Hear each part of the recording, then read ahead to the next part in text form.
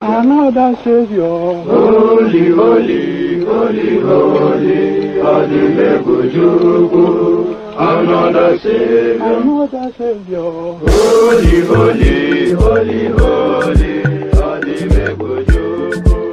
Another Savior. Well, this is Mobien. This is dedicated to the gallant heroes of the Nigerian Biafra War and IPOB families all over the world.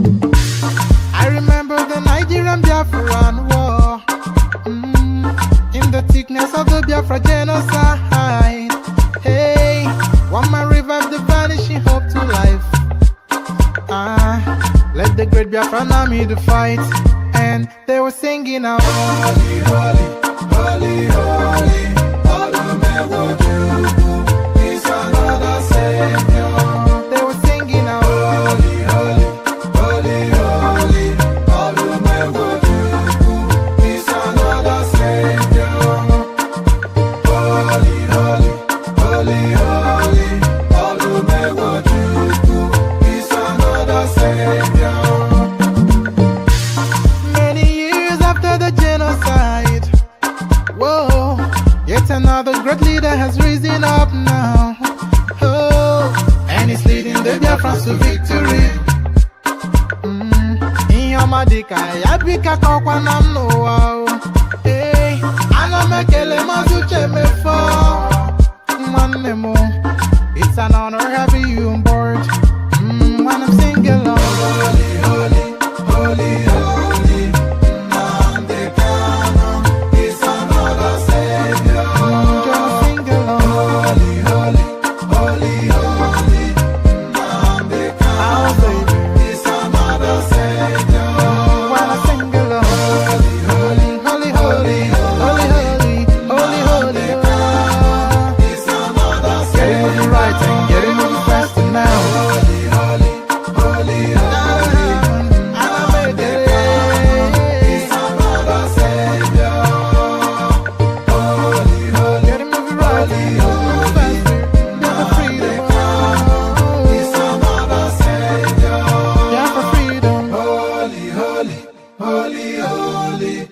Nnamdi Kanu is another savior.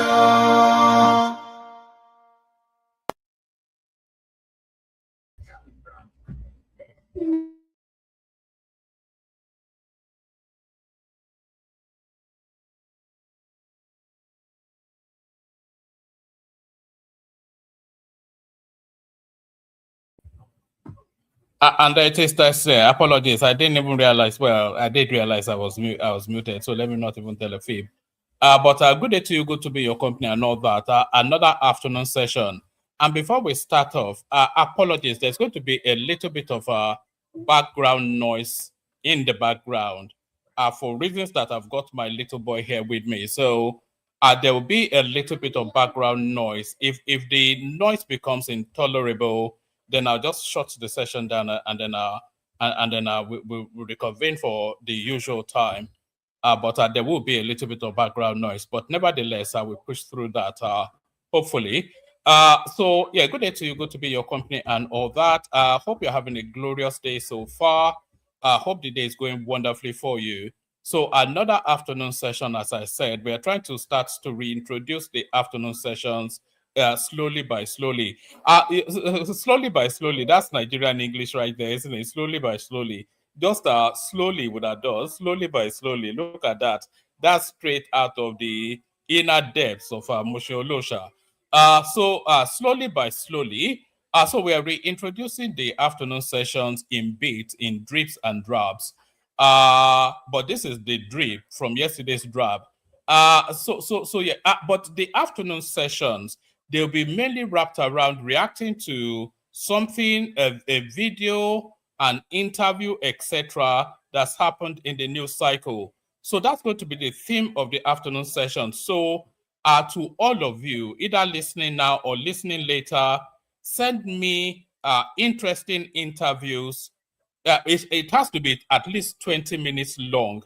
That's the only proviso, so that we are able to wrap a session around it. So the afternoon sessions will be reacting to especially interviews or videos or clips out in the media space. It has to be 20 minutes or 15 to 20 minutes, 15 minutes minimum long. So it gives us the window to react to it. So if you come across anything that strikes you as interesting and you think that will slot into the afternoon session, so just send it to me via my Instagram handle, which most of you should have by now. But good day to you, good to be in your company and all that. Hope you're having a great day. The protocol, click on like. Like now. If you've not clicked on like, please click on like. Actually, let me put my survey up. I usually put up a survey. You know, I put up this survey really just to encourage people to, they call it a call to action. It's really to encourage people to do a certain thing. So I put up the survey to say, have you liked and subscribed? It's only really to set the thought that if you haven't already, then please do that. So like and subscribe, and then say yes to the survey once you have done that. So like and subscribe. So I'm just doing a little bit.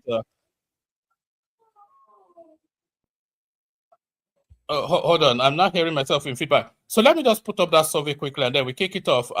We're going to be responding to Akin Osuntokun, who has come out in the media space to speak to the genesis of what's exactly led to this now fight that we're seeing between El Rufai and Nuhu Ribadu. So that's what we'll be speaking to. So we're going to be reacting to Osuntokun coming out in the media space to give us the genesis of what has now led to these wild accusations and allegations from El Rufai towards Nuhu Ribadu, and Nuhu Ribadu using his office to push against El Rufai's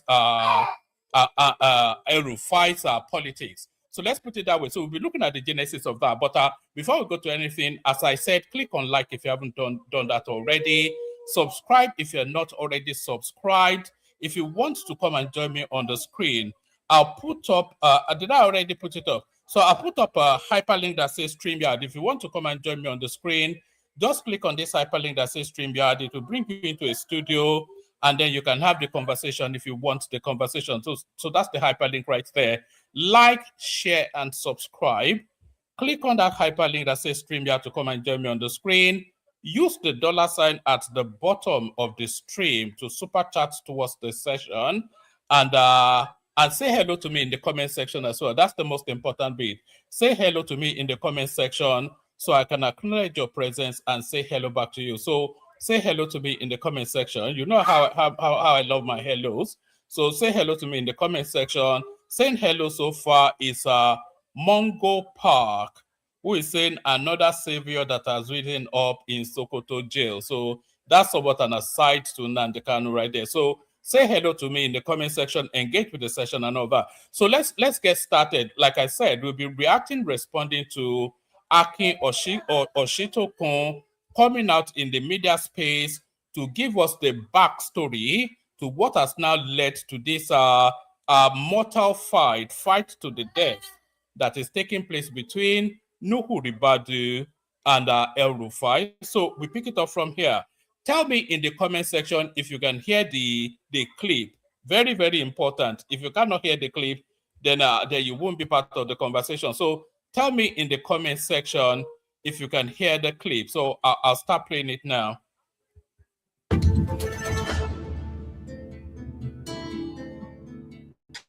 Tonight on Prime Time, we revisit a political backroom moment that may have shaped rivalry still reverberating through Nigeria's power corridors.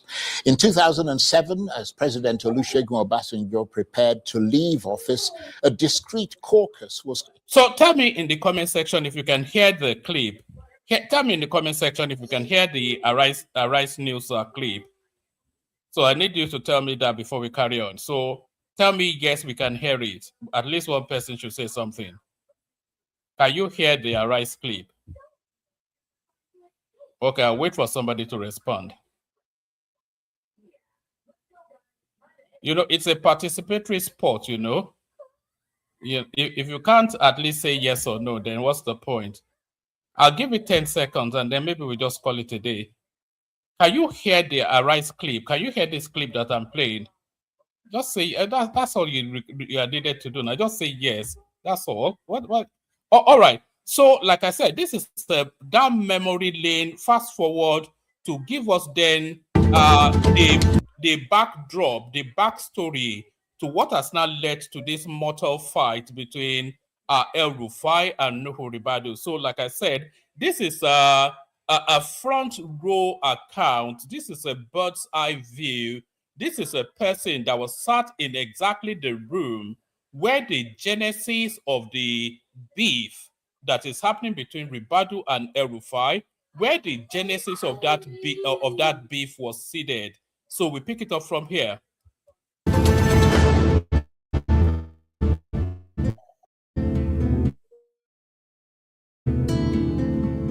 Tonight on Prime Time, we revisit a moment that may have shaped rivalries still reverberating through Nigeria's power corridors.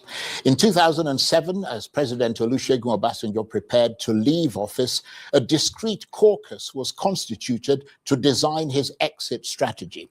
Around that table sat some of the most consequential figures of the era, including Nasir El Rufai, Nuhu Ribadu, and our guest tonight, Akin. So for the benefit, I'm sure you can hear what Chelsea is saying, but what Chelsea is saying is that when Obasanjo came to the end of his tenure, which will be around about 2007 thereabout, he assembled a team to design how he exits office and hands over to somebody else. So what does that tell us? That already tells us that the Nigerian presidency is nothing to do with the electorate, because whatever that committee that Obasanjo assembled at that time, whatever and whoever they come up with, ultimately will be your president.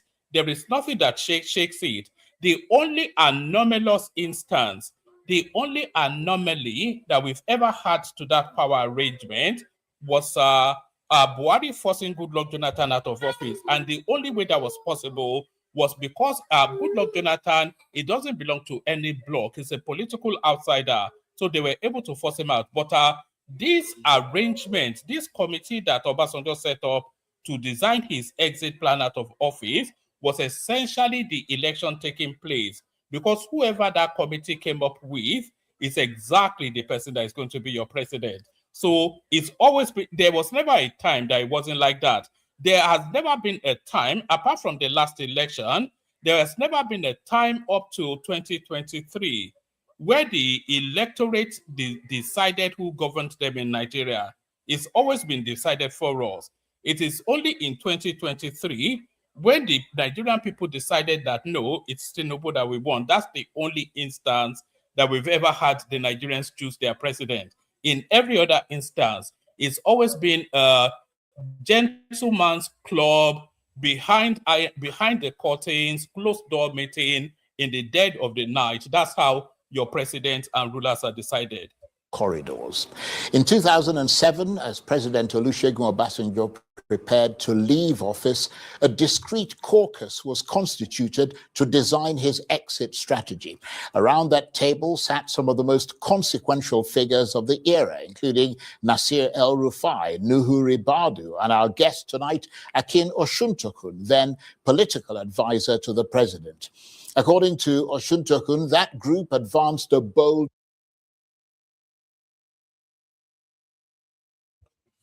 some of you may remember this Akin Osuntokun. Well, I can't even pronounce his name. Osuntokun. So some of you may remember this Akin Osuntokun. By the way, it was one of the champions of the Peter Obi narrative in the 2023 elections. So just 2 points. Akin Osuntokun, as you know, I think he actually replaced who was that guy that died? That Dr. Okupe. So it was Akin Osuntokun that replaced Okupe as the director of as the director general of the Peter Obi campaign movement back in 2023. So you all remember that. The other thing that you need to remember or know if you don't know is that Akin Osuntokun is an Obasanjo boy.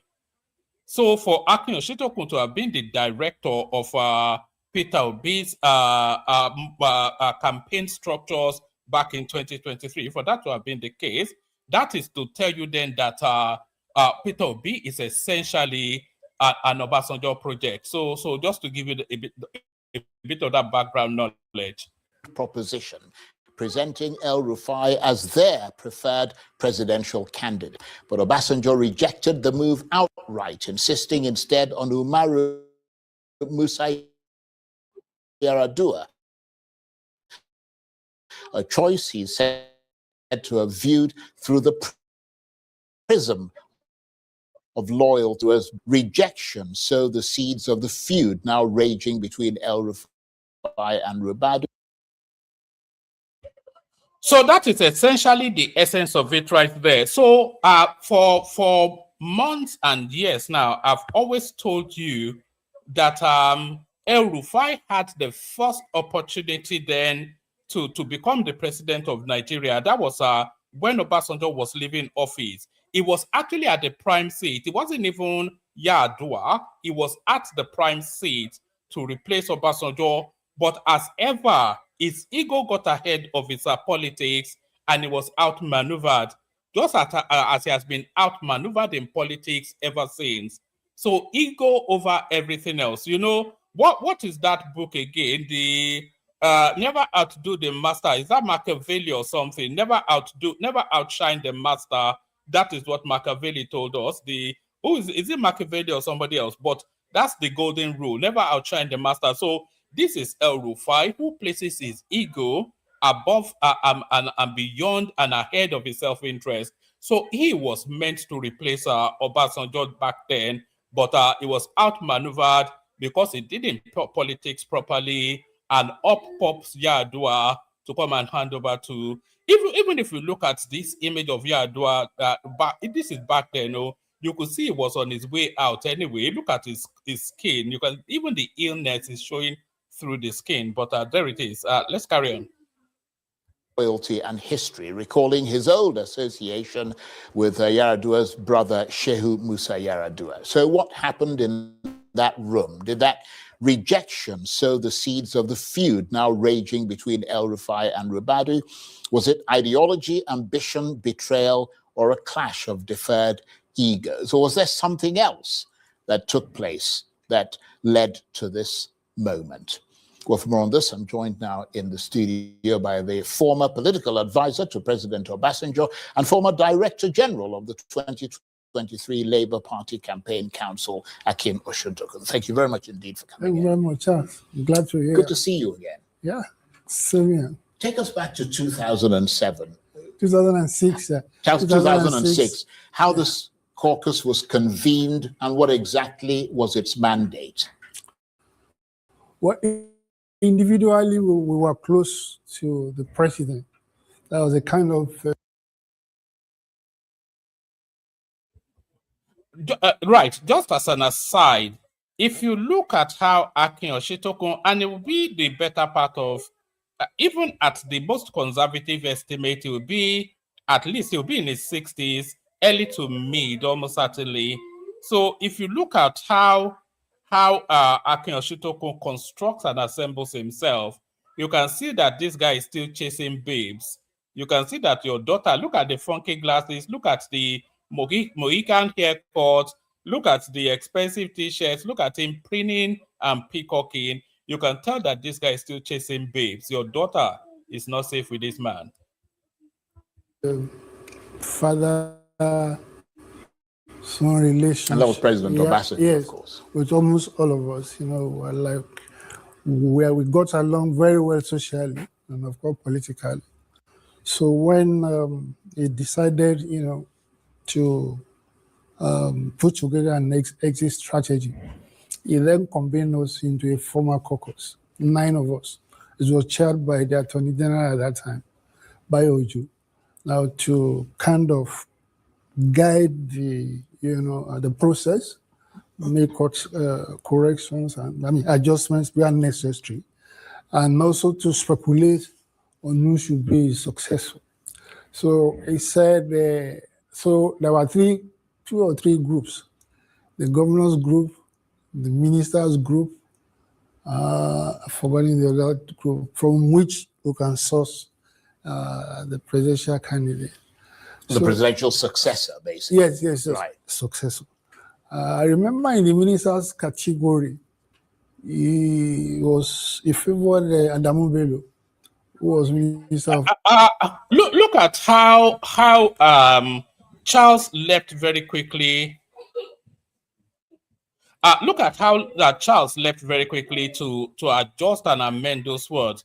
So Akin Osuntokun was telling us that they were looking for a presidential candidate, but Charles very quickly corrected him that you were looking for a presidential successor.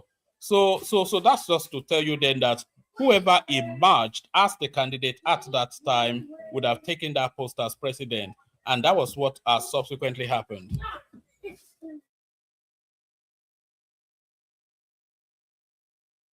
Agree. But later, you know, the governors were a very powerful caucus, so, and he worked quite closely with them. So the governors, you know, impressed on him that he should take one of them, you know, as a candidate. So he had no problem resolving on who that should be. All right. I just wanted to pause you there. You know, what Akin Osuntokun said there is exactly how politics works in Nigeria, where people narrow it, ultimately to narrow it to themselves. So Obasanjo assembled this caucus to go and search for his successor, and then the northern governors, they quickly piped up that no, Obasanjo is a southern candidate, it's a southern president. So for equibalance, power now has to come to the north. So the successor of Obasanjo now has to be a northerner. So now, just with that singular move, they have now isolated that price now, that position now. They've isolated it to themselves. And that is how the power dynamic works in Nigeria. So you isolate it, you narrow it until you narrow it to your individual self. So even within that northern space, there'll be a further sieving of geostructures. They will say, oh no, Abata was from here, Abdul Salam was from there, these people, blah, blah, blah, until they narrow it to that individuality. So I just wanted you to acknowledge that moment, what Osuntokun was saying there, that Obasanjo said, go and search for my successor, and they were they were searching the width of Nigeria. They narrowed it to the north, and then the governors, they insisted that it has to be a state governor that succeeds Obasanjo. So having then established those parameters, it's now narrowed the field to about 16 or so. I think we have 16 northern governors.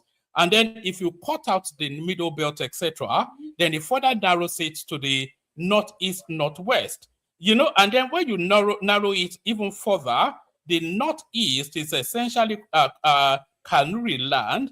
If you cut it even further, then it narrows it to the northwest, which then narrows it to just a handful of possibilities. And that is how the politics works. First, the North-South Rotation Convention had excluded the South, so it has to come from the South, from the North. And among the governors of the North, you know, Umaru Yar'Adua was relatively more credible. He has integrity, he hardly socializes.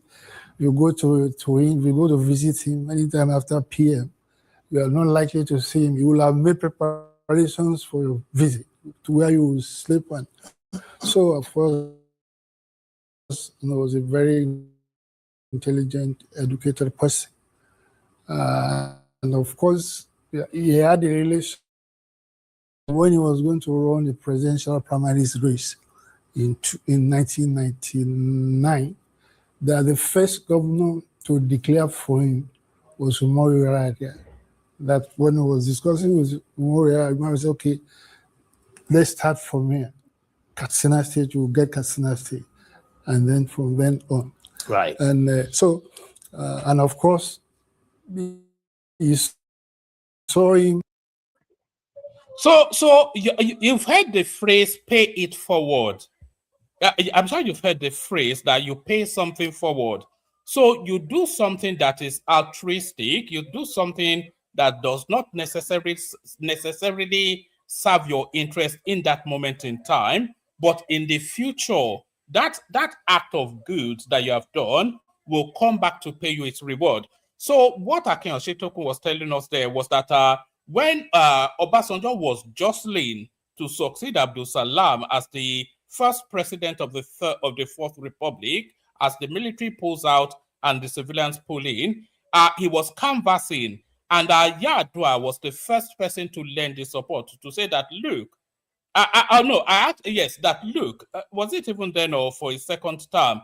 But essentially, Yar'Adua was one of the first governors, even if not the first governor, to show open backing for Obasanjo's presidency. So he showed that open backing, and then when Obasanjo is about to leave office, his memories harken back to that selfless act of support that Yar'Adua afforded him. And then so he then brings that in to then now repay that favor. Do you see? So that's what paying it forward is all about.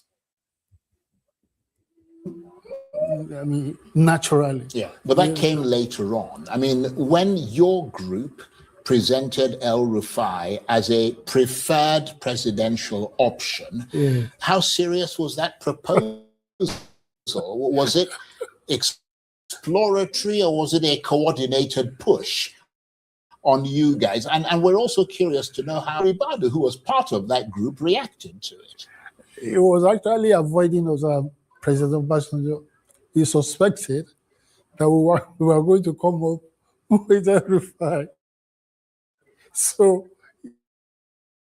he always tries to, So, but we had resolved that. I mean, it was a consensus, that, but we also suspected that we may have other, but nonetheless, we said we should push this on him.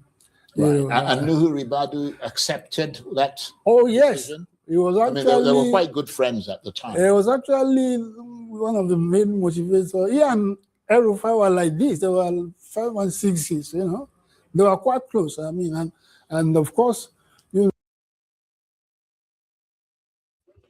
So the space that Akin Osuntokun is describing is as early as 2007, when the successor for Obasanjo, as we have said, was being determined, and they were championing, you know, because Obasanjo assembled a team to go and look for a successor, and they were championing El Rufai then to succeed Obasanjo. And one of the voices propelling El Rufai to that post was Ribadu. So that was how tight they were, just as early as 2007. Being from the north, they are very high profile, and both of them were very efficient and effective public officers. You know, Nasiru's record in the FCT and Nu as chairman of EFCC, they're quite close. You know, I mean, you know that. So it was easy for it was a done deal as far as we were concerned. But apparently, the president had his own agenda. And ultimately, he chose Umaru Musa Yar'Adua, as you said. And that decision, from your assessment, was driven more by loyalty or by calculation or by control, his capacity to control the person. No. I didn't figure that was a capacity to. Actually, if you were to pick from the pool of the governors from the north, you know, Umaru had almost the best credentials, and it was, but it was a highly disciplined person. As I said, you know, relative integrity, credibility.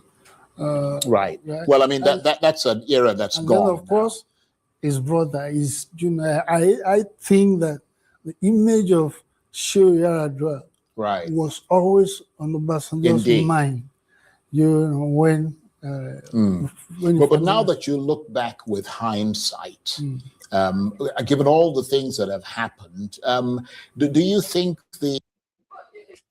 Right. For the benefit of our Gen Z followers, our latter day reign followers, the new entrants into the Nigerian political space, Yar'Adua, who was the president that succeeded Obasanjo, that was Umaru Yar'Adua. He's the younger brother of Shehu Musa Yar'Adua. So who was Shehu Musa Yar'Adua? Shehu Musa Yar'Adua was the deputy of Obasanjo when Obasanjo was the military head of state in Nigeria. So you see this cycle. So they're somewhat keeping it in house. So that was what Akin Osuntokun was hinting at there. Suggestion of your caucus of El Rufai was politically naive, or as Obasanjo reportedly said, because Obasanjo, I understand, said it was politically naive of you. Yeah. Or was it strategically bold on your part? I mean, like he told us, he said he knows El Rufai more than us. So we should, you know. I mean, we saw the way he referred to El Rufai later on in his book. So that was what he, which is not very complimentary. Exactly, you know, that he didn't want to be too harsh on him, on Nasir, on not considering. So he just kind of said, look, you guys, you don't know what I know about him. And that in any case, the governor's caucus was very powerful, you know, and needed them, you know, to mobilize support for more. So that again worked against El Rufai. That it was not a government. And what was El Rufai's reaction to all of that? Do you recall? We took it straight. I mean, himself. Yes, he didn't feel too. You know, that was the last and only window for El Rufai to be the president of Nigeria, because it was at that moment in time, it was all these characters like Osuntokun, Ribadu, etc., and a whole bunch of young Turks of that time. It was those spaces that seeded the idea that it could be president in the mind of El Rufai, and that idea has been germinating in his mind ever since. But the window has not opened for him ever since then to be the president of Nigeria. So Obasanjo chose Umaru Yar'Adua to succeed him. So that window does not open. Umaru Yar'Adua dies, but Umaru Yar'Adua had the deputy, so that window did not open. So now when they were looking to force Goodluck Jonathan out of office, Buhari still had presidential ambition. El Rufai was not a strong enough of a nationally known name to have been used as the bullhorn to force Goodluck Jonathan out of office. So that window did not still open. So when it was time for Buhari to leave office, it was then time for the South to come back in. So that window still did not open for El Rufai, but El Rufai was trying to open that window subsequently for himself. So when El Rufai was backing Tinubu all the way through in that election, saying that power should transit to the South, he was playing the game of succeeding Tinubu. So he'll help Tinubu to get into office. Tinubu serves his term, and then he succeeds Tinubu. That was the El Rufai plan, and it was a direct lift of the template of Tinubu. So he saw what Tinubu did to arrive himself at the presidential villa, and then he was trying to copy and paste that onto his ambition, but he has been outmaneuvered. Who outmaneuvered him? The person that was championing, this is Nuhu Ribadu, the person that was championing and seeding the idea that he could be president in his head as far back as 2007. So it was still this same Nuhu Ribadu that was pushing him towards the presidential villa in 2020, in 2007. This same Nuhu Ribadu now is now the one putting up guardrails to prevent him from accessing the presidential villa. And that is now how the mortal fight to finish started. So I was going to accept him. I think he had that. Yeah, he felt he wasn't going to be. Yeah. But I mean, that 2006 episode, because you said that he and Nuhu Ribadu at the time were very close, and Nuhu Ribadu was actually pushing his candidacy, El Rufai's candidacy. So there was no sense at all in your assessment that might have marked the beginning of the personal and political rupture between El Rufai and Ribadu. No, not at all. So when did that rupture occur? What happened was that the group felt that Umaru as president was going to adopt us, the same, right, that we were going to be with him as president. So it was easy to, it was somebody who could work with, and so that sense of, is moral, a sense of part of the family and so on. It wasn't difficult. It wasn't a difficult outcome.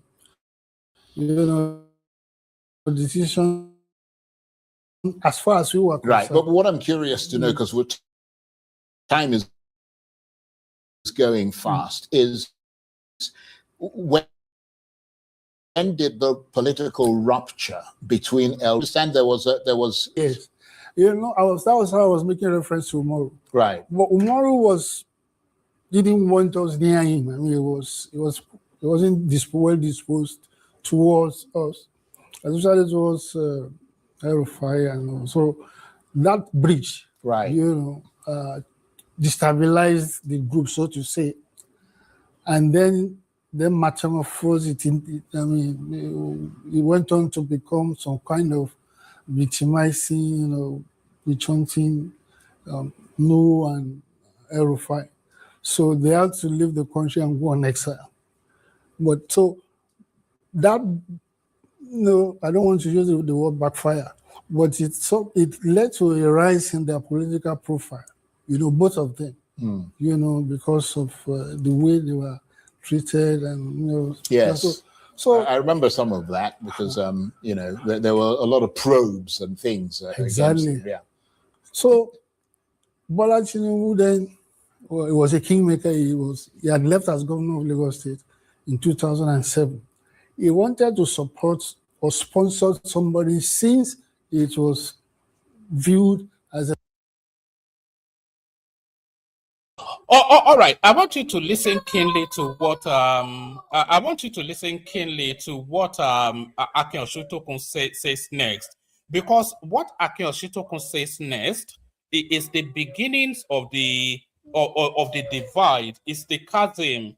It is what led to this friction and tension between Ribadu and El Rufai. So what Obasanjo, Tinubu did at that moment in time is what led to the chasm that has now merged into a mortal battle, a battle to the death between Nuhu Ribadu and El Rufai. So listen very keenly to what Akin Osuntokun says next. the turn of the North. He wanted, Yeah. so Bola Tinubu then, well, he was a kingmaker. He had left as governor of Lagos State in 2007. He wanted to support or sponsor somebody since it was viewed as a turn of the North. He wanted to support a member of the younger generation from the North, whom he could support, put his own Southwest support behind. Right. And then so he did a public opinion survey. Nobody knew, I'm sure everybody didn't know. So the results of the opinion clearly favors Nuhu Ribadu. The opinion poll, Nuhu got 45%, Rufai 7%, and so on and so forth. So it was on that basis that Tinubu. So that also introduces us to the inner working. So what he was saying essentially was that Tinubu was a kingmaker even as far back as 2007, and then he was trying to pick the champion within the North. And in trying to pick the champion within the North, he did a survey of all of the major actors within that North. And that survey returned Nuhu Ribadu overwhelmingly as the new age champion of the North. That's essentially what I'll scroll it back so you hear it again. So that was what it was entirely about science. So about sampling, about data, about statistics, about the temperature of the people at that time. But that was the seeding then of what has now transmerged into this mortal battle between El Rufai and Nuhu Ribadu.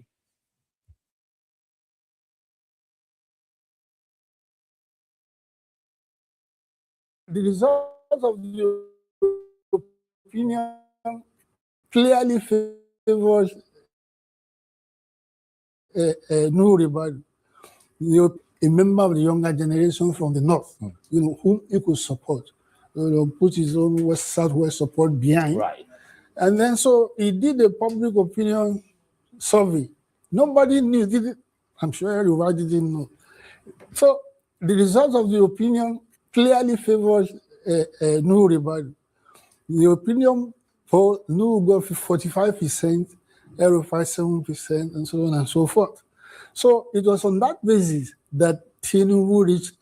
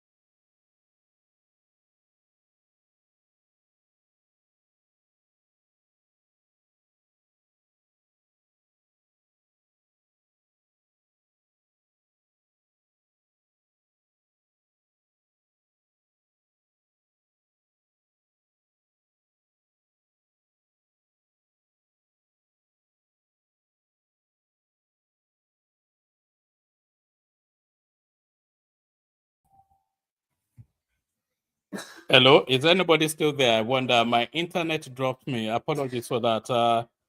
Sorry, Dami. My internet dropped me. So, where were we? Let me bring up. Let me bring up back up. Where was I?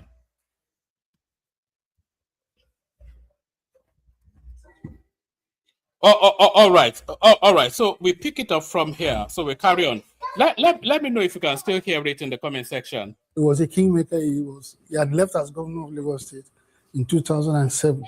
He wanted to support or sponsor somebody since it was viewed as a turn of the North. He wanted to support a member of the younger generation from the North, whom he could support. Put his own Southwest support behind. Right. And then so he did a public opinion survey. Nobody knew, did it? I'm sure everybody didn't know. So the result of the opinion clearly favored Ribadu. The opinion poll, got 45%, Rufai 7%, and so on and so forth. So it was on that basis that Tinubu reached out for Nu and adopted him as a candidate. Yes, he became the presidential candidate. Was that the ACN? Exactly, but I think that was when the bad blood set in, with Nasiru, that the rating kind of elevating Nu above him. And I think he never really got out of that disappointment. Right, but then he subsequently became governor of Kaduna State and all the rest of it. I mean, two-term governor. I mean, surely that would have sated whatever, it didn't get over ego there was, their bruised ego. No, it didn't get over it. And of course, if you compare the two of them, he had an upper hand by becoming the governor of Kaduna State for 8 years. If we're going by, and you have to tell me in the comment section if you can still hear Akin Oshitoko, by the way. But if we were going by what Akin Oshitoko is saying, then what we're seeing playing out now in contemporaneous politics, what we're seeing playing out in the politics of the here and now, is ambitions long-standing unfulfilled, that is concerned that it might never ever get fulfilled. So let me break that down. I'm talking about ambitions that has been long there, not yet fulfilled, but that ambition is coming to the alarming realization that it might never be fulfilled. So Akin Oshitokun is telling us right here that when Obasanjo was leaving office, it was El Rufai that was the front runner to replace him. They pushed El Rufai quite aggressively, but the politics played out. No sound. This is what I keep saying to you guys. You have to tell me now. If you don't tell me, then I don't know. I've been playing it and responding to it, but you're not telling me if you can hear it or not. Let me play you a little bit of music, and then I'll refresh it so you can come back up. But you guys have to participate as well. That's just the thing. If you're giving me feedback, then I can know what your experiences are as you're watching and listening.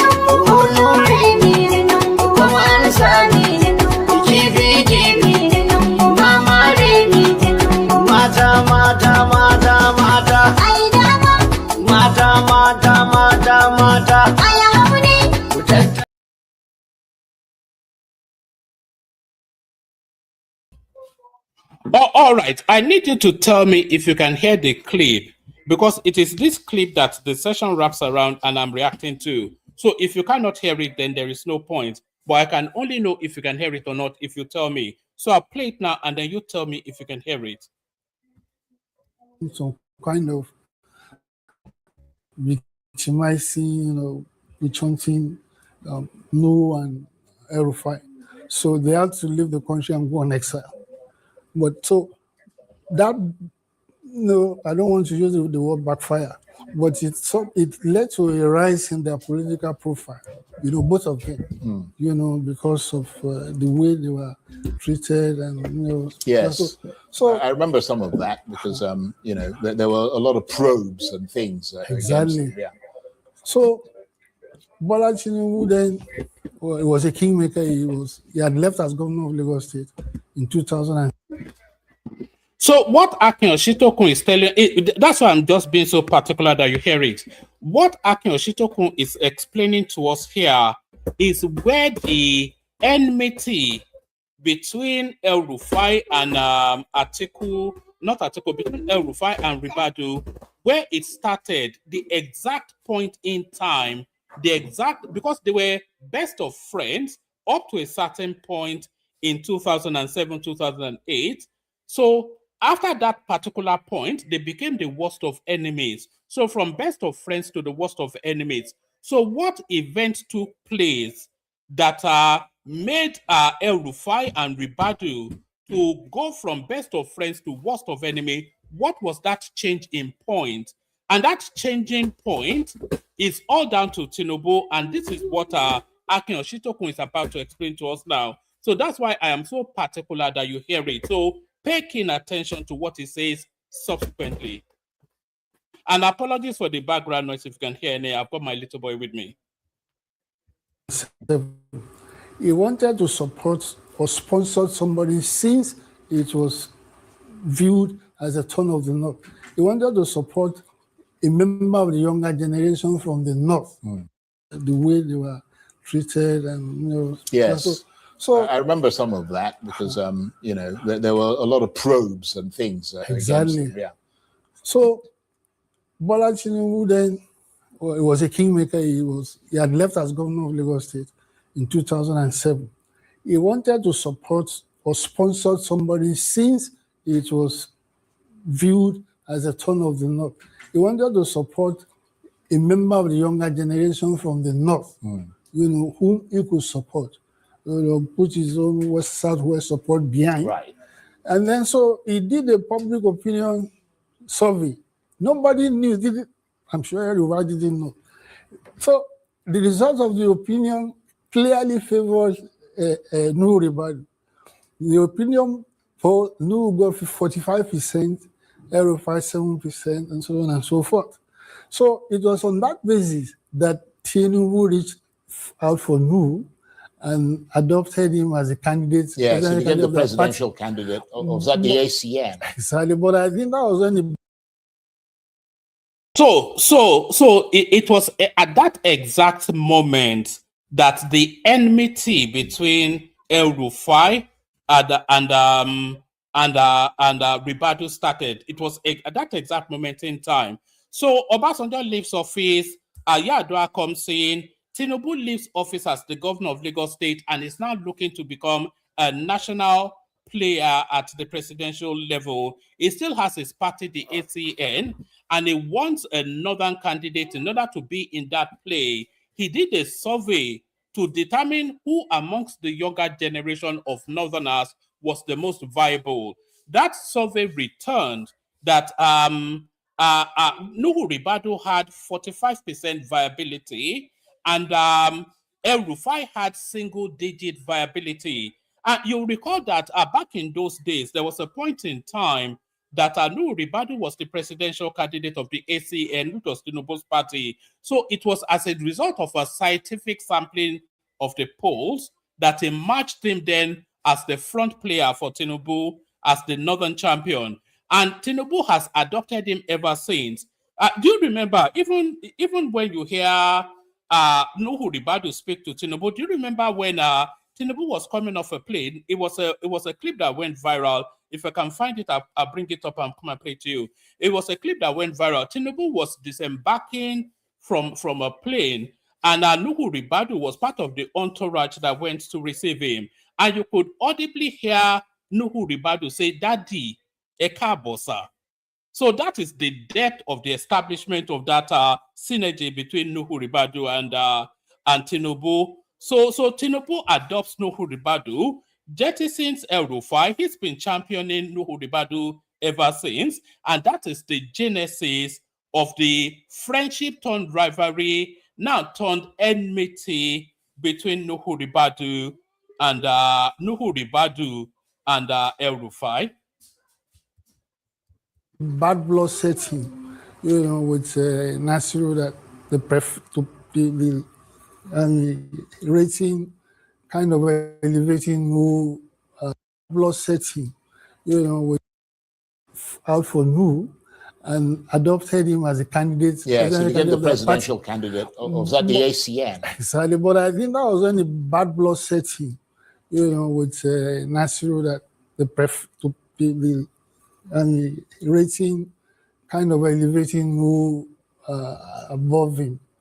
And I think he never really got out of that disappointment. Right, but then he subsequently became governor of Kaduna State and all the rest of it. I mean, two-term governor. I mean, surely that would have sated whatever, it didn't get right. Ego there was, their bruised ego.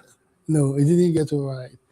And of course, if you compare the two of them, he had an upper hand by becoming the governor of Kaduna State for 8 years, while Nu was languishing in political awareness. So, and then Nu solidified his relationship with Tinubu. He had become his confidant, all through that period. Of course, when Nasiru was governor. You remember the minister nomination. Yes. And Tinubu had already appointed Nu as NSC, which was a very powerful position, and well.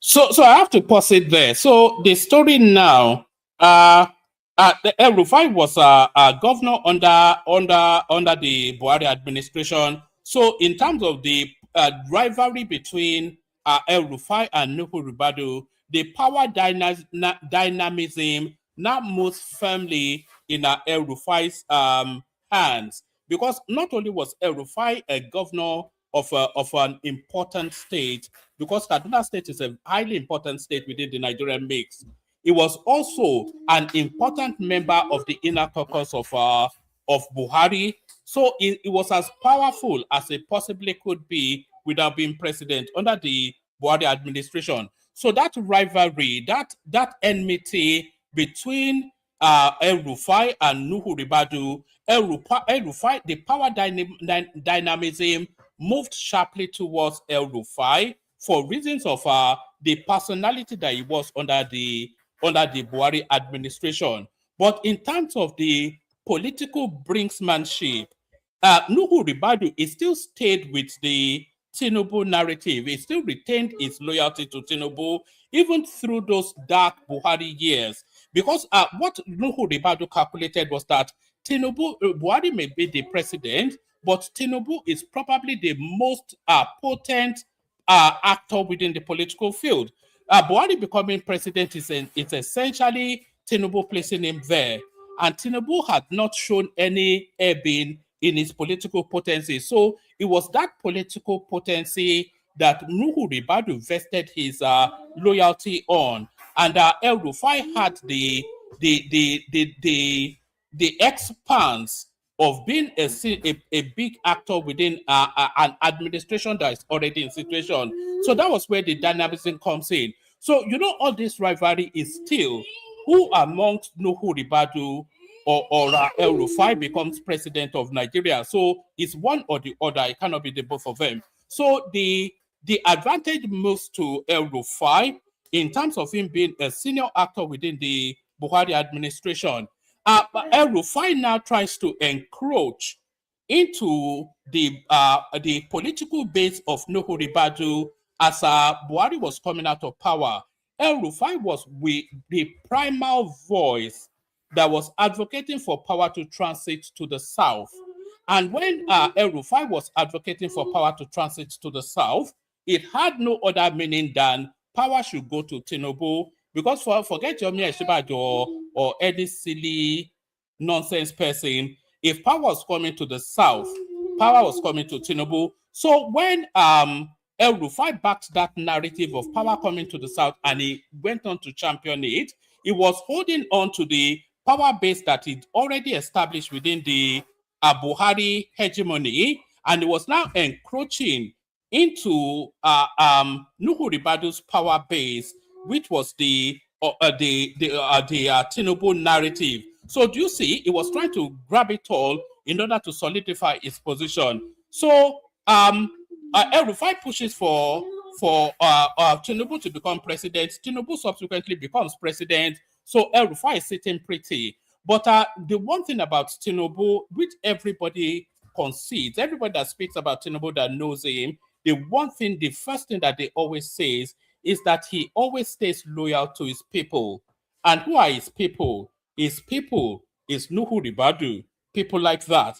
So when Tinubu became president, he, because we're in the final lap now, so it's a 400-mile race, and we're in the last 100 meters towards the finishing line. So we're now in terms of the race for the presidency between Ribadu and El Rufai. So this is the dash to the finishing line now. So now when Tinubu rather became president, the loyalty to his own people, one of the first appointments he made was to appoint Nuhu Ribadu as the national security advisor. So that was one of the first appointments he made. But what Tinubu always also does is it rewards people that help him.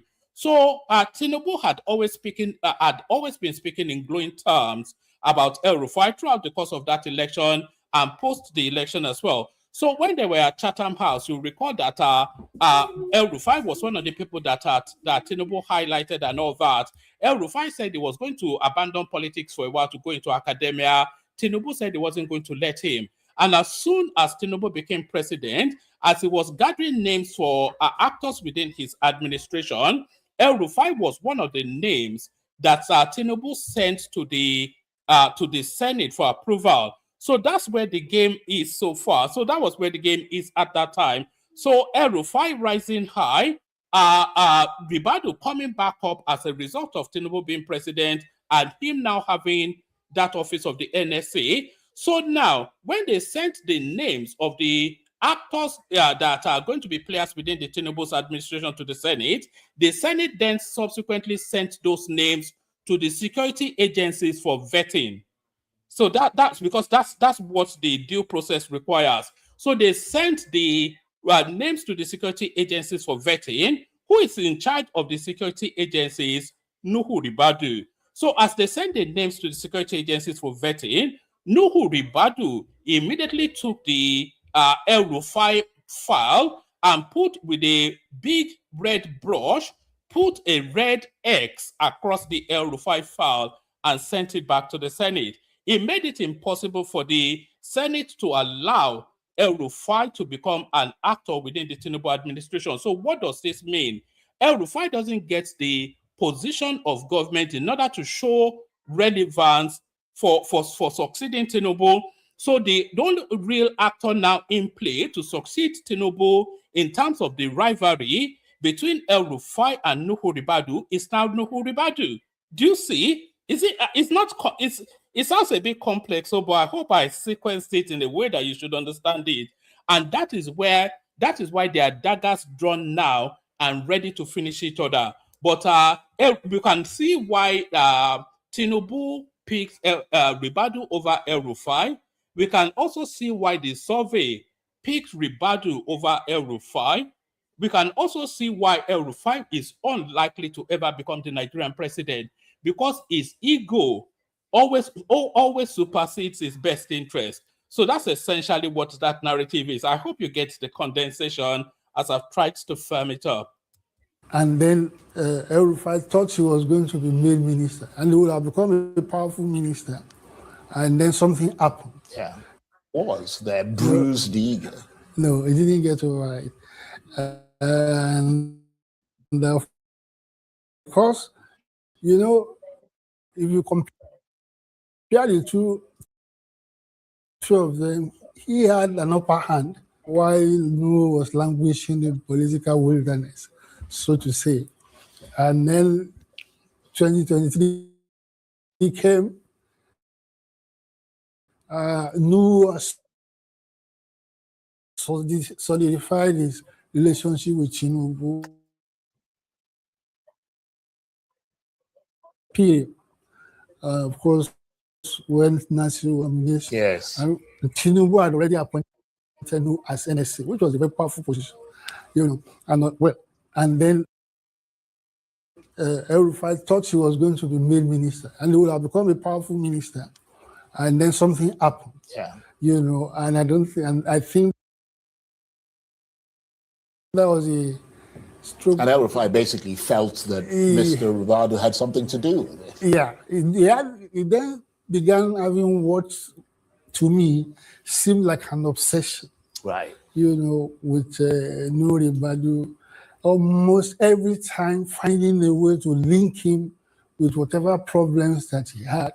You know, I thought, as a matter of fact, that was why I don't like talking about some of these things that we have done together. Right. But I think that things have gone too far. And that's why it was important for you to come out and speak. Yeah, I think I want to thank you very much indeed for that. Akin Osuntokun. All right, so that was that. That was a Game of Thrones played out in real time within the Nigerian dynamism. I wish Charles had a lot more time for Akin Osuntokun, because I thought there was a lot still to give from that particular narrative. So that was that, and that is the genesis then of the rivalry between Nuhu Ribadu and El Rufai. So we move on swiftly from there to a totally different narrative. We're responding to two clips in this instance. We are talking still about treachery, treason, and hijinks in high politics. So we're reacting now to Pat Utomi's outing with regards to this e-transmission or no e-transmission. Politicians, INEC officials committing treason against citizens should face international trial. This is the headline, committing treason against the citizens. So this is what Pat Utomi has to say. I'll play you Pat Utomi momentarily, but as with the narrative of El Rufai and Nuhu Ribadu, similarly the narrative of Pat Utomi and Bola Tinubu. Let me show you Pat Utomi and Bola Tinubu as early as 2010. This was them once upon a time, and this is them now. So I want you to look very keenly at this clip that I'm about to play you now. You will see quite visibly Pat Utomi carrying the bag of Tinubu behind him, doing yes sir, and acting like the boy. Watch this clip that I'm about to play you very carefully. You will see Pat Utomi carrying Tinubu's bag behind him and doing yes sir, like a boy. Watch this.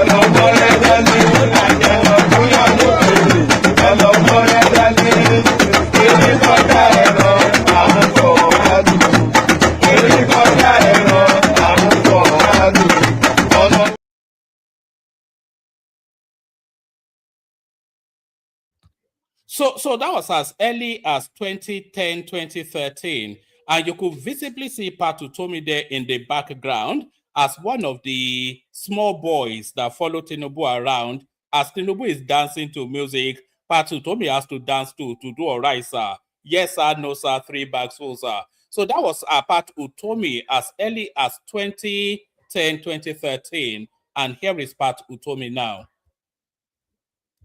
All of this as it's playing out now, Well, this is simply a collapse of a sense of shame in the political class in Nigeria. I mean, any idiot can tell what game is being played. We know it's not about sensitivity to availability of network. If that were the case, as diligent legislators, they should have had laws that say that fintech cannot operate in Nigeria because it is possible that the network can fail and a decent, honest citizen will lose their money. But they didn't do that. So clearly, look, just listen to the lack of logic in that statement. That if the argument that the network does not support transmission in real time is the argument that is preventing that to be embedded in the legislation, then that legislation should also preclude mobile companies from operating in Nigeria because their network can fail. There's no, where's the logical? And you know what really irritates me about this sort of people is the righteous indignation that embeds in their voice as they talk arrant nonsense, incoherent gibberish with righteous indignation. Listen to just the brainless statement being made by this person that portends to be a professor. Sensitivity to availability of class in Nigeria. I mean, any idiot can tell what game is being played. We know it's not about sensitivity to availability of network. If that were the case, as diligent legislators, they should have had laws that say that fintech cannot operate in Nigeria because it is possible that the network can fail and a decent, honest citizen will lose their money. But they didn't do that. Where is the logical consistency between what is being argued and the example that is citing? Where is the logical consistency? Where does it cohere? Where's the coherence? Where does it tie together? What's the link? Just arrant nonsense. So clearly, there is a motive, and the motive is a motive of stealing, of cheating, of treason. Because to take what does not belong to you and usurp the governing. You know what impresses me, what tickles me about these characters, the gatherings of, is the highfalutin of the invectives that they try to use against the governor of the government. Is the highfalutin invectives. You know, they are trying to outword each other in righteous words of indignation. It's now treason. It's treason. Is it even worth the effort to participate in this guy's it's going to turn into an annoyance. But what really rankles me more than anything else is this contrived indignation that they embed in their tonality. Of the country is treason. And so my personal recommendation is several. The Attorney General fails in his duty if he doesn't begin to prosecute those people in the Senate who are committing treason against the Nigerian people by refusing to do. Do you remember that thing from back in the day? Come and see American Wonder. In wonderment, we're listening to this film professor. The Attorney General fails in his duty if he doesn't prosecute parliamentarians for not opening the window for the Nigerian elections to be bastardized, hijacked, and ridiculed by the obedient space. That is an argument being presented by a professor. What is right? Two, the people are the ultimate authority. The people should begin to picket all members of the National Assembly who have not done the right thing in front of their homes, constituency offices, and begin a process of recalling all of them from National Assembly. And the people should be the... You know, this call to anarchy is something that's been going on for quite a long time now, and it's about time that the security agencies addressed it. So if things don't go your way, you start to ask people to take to the streets and go and physically confront the people in charge of governance. So can you hear what this guy is saying? That the citizens should go and barricade the homes and offices of parliamentarians for reasons that they are not passing legislation that will destroy the Nigerian electoral system. This is what he's advocating.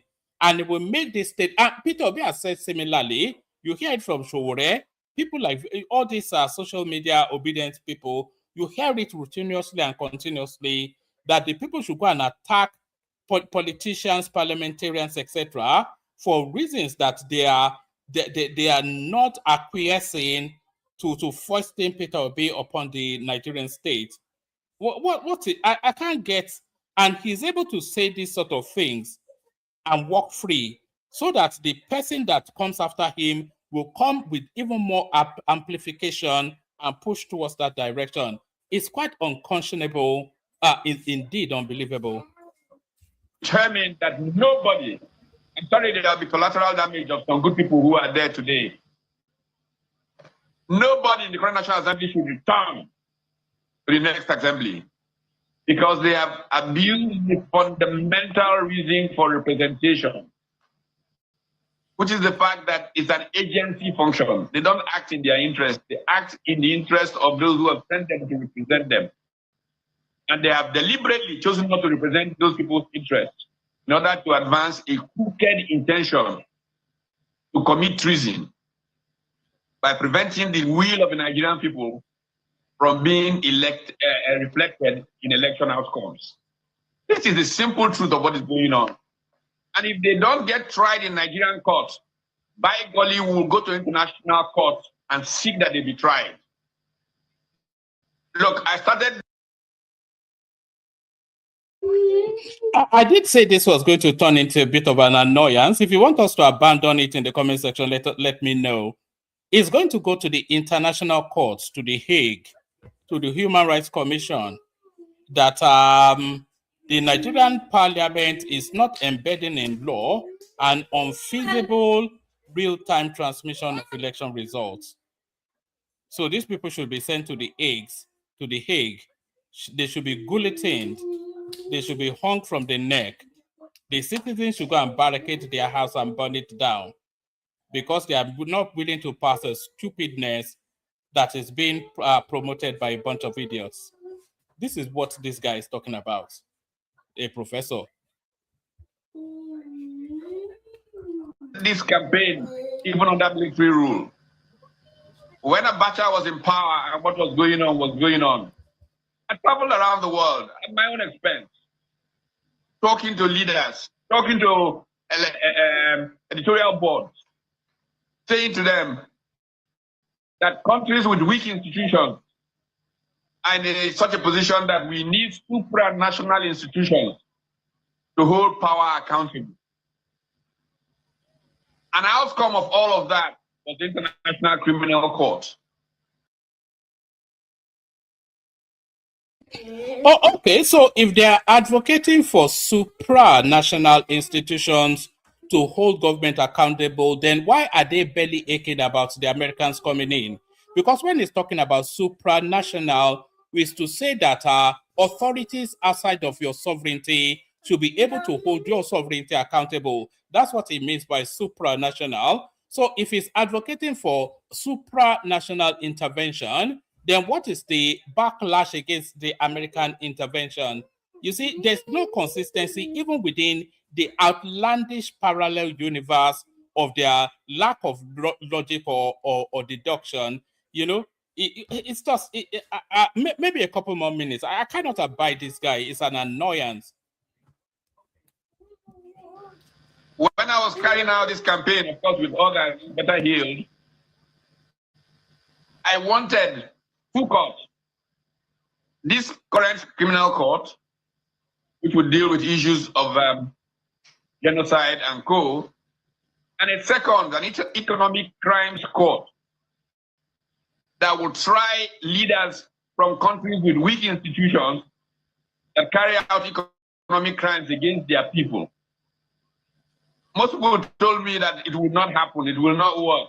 Oh, people go back to the Peace of Westphalia, 1648, when these notions of sovereignty were established, and you couldn't. All right. I think I've heard just about as much as I can stomach from the so-called professor. Sorry, I'm going to play the Kegite music. If anybody wants to come in and have a conversation, come in and have a conversation. It'll be an open floor sort of conversation, so we can speak to anything that engage that is uppermost, foremost in your mind, so long as it wraps around Nigerian politics. So I'll send the. Somebody was saying that Tinubu has signed the new electoral act into law. I wonder what amendments, because I heard they were still doing some amendments still to that e-voting that the Obedience are say they want to hijack. Do you remember when Obi went to Toronto in 2002, and a bunch of Obedience were promising him that they will hijack the elections electronically? I have the clip. I can play to you if you want to see it. Please make sure you are subscribed. Like if you are not already liking. Every single person now that is listening to the sound of my voice should be subscribed. So check your device to see if it's saying subscribed or not. If it's not subscribed, if your device, if you look at your screen, your device, and it's not saying that you're subscribed, then you have not yet fulfilled all righteousness. So fulfill all righteousness by subscribing, and like as you're subscribing as well. So like and subscribe. Please do that to push our numbers up. So I'm going to play a little bit of music. I've sent the link to the studio to the comment section. If anybody wants to come in and have a conversation around Nigerian politics, then the platform is open, accommodating towards that. So I'll play a little bit of music, and then we'll see who turns up. Just a little bit of Kegite music. Only water, where they see ma. Water, only water, where they see ma.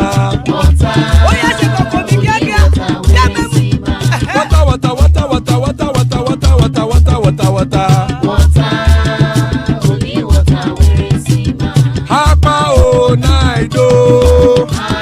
Hapa o naido. Hapa you don't come o. Hapa o naido. Hapa o naido.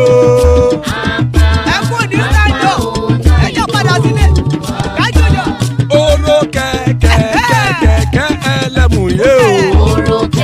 Ilé sọ́dí kẹ̀kẹ́ ẹlẹ́mù ré o. Bobby master kẹ̀kẹ́ ẹlẹ́mù ré o.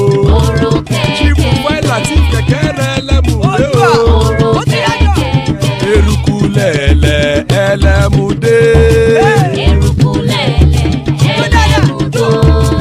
Eruku lẹ̀lẹ̀ ẹgbẹ́ ẹlẹ́mù dòde ojàre o. Eruku lẹ̀lẹ̀ Ghana ti dé ẹgbẹ́ bọ́ọ̀dì o. Ọmọ ẹlẹ́yẹ ẹyẹ o ó dìlé o. Odúyẹ̀lá ẹyẹ o ó dìlé o. Petrosonama ẹyẹ o ó dìlé o. Petrosodunke ẹyẹ rẹ ó dìlé o. Ẹlẹ́kọ̀ọ́ ọ̀run mú ìní o.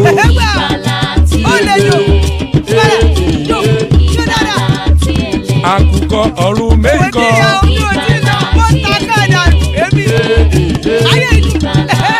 Ikú kò ní ríwà gbéṣe o.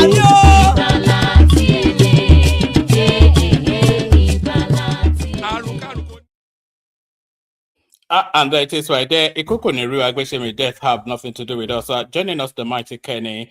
You know, Kenny, I'll tell you about Kenny in a moment. Joining us also equally mighty Ola.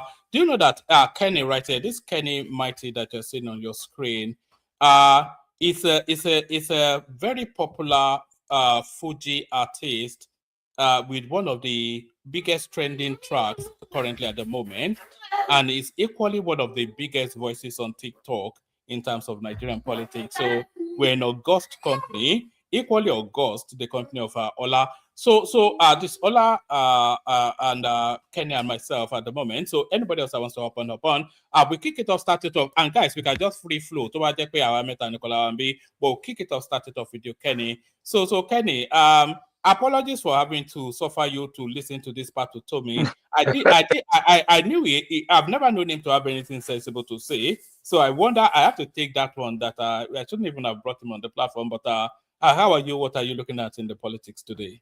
Thank you, my brother. One man went to more. My good brother. You know I love you so much. Mr. Ola, thank you for coming as well. Please, guys. I agree, sir. Thank you, sir. But I don't know that you've changed to Fuji because I know that's what I want to correct. I want to correct one man. I'm not a Fuji musician. I'm a Juju musician. Juju, I beg your pardon, Juju. Yeah, Juju. And one of these days, you have to play my song. And he has a very track. Give us the song now. Something. You know, I tried to play it once, and your people copyright struck me, so I had to go and delete it. I was playing it, but it's copyright protected. Your music. It's on YouTube, Abby. Yes. You know, I got it was red flagged for copyright when I played it. Wow. All right. No problem. So guys, go and download Mayo Mikun. That's the title of my songs, written and sung by Kenny Mighty Olatunji. Thank you. One man, see, this is one of the reasons why I love to be coming to this platform. Actually, it's not yours, it's mine. So the platform is ours, you know what I mean? And I bless God for you to create this something amazing for us to be partaker of it. So I'm glad to be part of this amazing platform.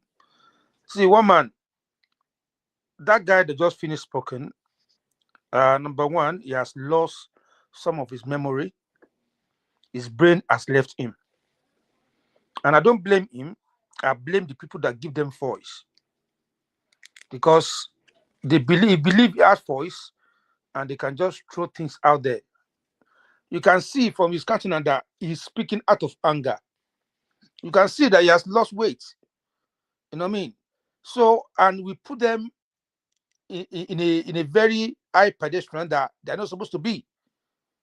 You get my point? So, listen to him. I see someone that is a bit biased in his own opinion, and he doesn't even know what he's talking about. He has no clue. You know? And a woman, I blame APC and the government because they've allowed the voice of opposition to be louder than the voice of the people. When they go online and they go on TV, they say Nigerian people. No, those people that we have at Senate and House of Rep, they represent each and every one of us. So their own voice, they cannot say their own voice supersede our voice.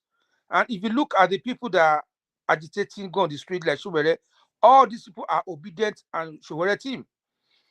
And one man, I sent you a video of that your guy, Adebayo. I'm very, very disappointed in him. I don't know that he's a clown like them. You know, I thought it's someone that respects himself, that he has a bit of brain in himself as well. I don't know that he has no brain. I've been watching him keenly. I'm following him every single time when he's online. He's been talking rubbish. Probably already he started drinking kind or smoking Igbo because he cannot see clearly anymore. You get me, my brother? See, we have separation of power. And see, all those protesters as well, they are very, very selfish. It's not as if they don't know what they're talking about. Everybody think they don't know what they're talking about, including this part of Tommy that is looking like a look at me. They know what they're doing. They want to set the country on fire. And you are telling people to go to people's houses and do what? You know, bro, you cannot send your son or your family to go, to go and do it. It's a pity. They are not people that we're supposed to listen to because they know they've lost and nothing they can do about it. The parliamentary people, they are doing the best job they can ever do. What is hard in this environment to understand that all of them are crying, and that woman too, that is mouth wide like a basket mouth, a pastor wife, former minister of education, what you call herself, she's part of them as well. You can see they are, all of them are headless mob. Okay, there's something hard in what the parliament are doing. You said, okay, even Showere and the rest of them, they were saying that we have 98% of coverage. Well, let's assume for this conversation sake that we have 98% of coverage in Nigeria to do direct this thing they're asking for. So what happened to the 2%? Are they telling us that the 2% that they don't have the coverage, they don't matter? Because that's what the people that was on the street yesterday are saying. Oh, we have 7 to 8%. Even Rufai was saying it on TV today. He was saying the same thing that they say we have 90% coverage for internet. But what they forget to say is what happened to the 2%? Are they saying 2% does not matter? Are they saying their fault is not going to count? Are they saying we should just throw their fault it to be because they won every time of election for 98%? So that 2% can come from any area in Nigeria. It can come from Lagos, Oyo State, Ogun, Ondo, Akure, anywhere, Anambra, even the corners. That 2%, you cannot tell me that you know exactly where the 2% will come from. So what happened to the fault of those 2%? We just trash it in the bin. But they know what they are looking for. They are looking for anarchy. One man, what they're trying to do is, if they go with this and they put that into law, they will not go to see that it was not done in real life, in real time. They cancel election, they put interim government in place. Right? That is their plan. The interim government cannot do whatever they want to do. They now go back to square one. That is their plan, because they know, number one, they don't have the money to prosecute the election. They don't have the policy. You understand? They are clueless. They don't have the policy to tell Nigeria that this is what we're going to do. That's nothing they can tell us, because they're going to start repeating the same thing. But Ashwaja has got something to preach. He has got something to talk about. That's why they're on the street, agitating, campaigning, and preaching doom for Nigerian people. They are no more Nigerian more than me. You are saying your voice should be heard. What happened to my voice? What's the position of the law at the moment with regards to this e-voting? Is this still a recommendation or is INEC mandated or no? INEC has passed the law, so the House of Rep and the Senate, so they've united the law now.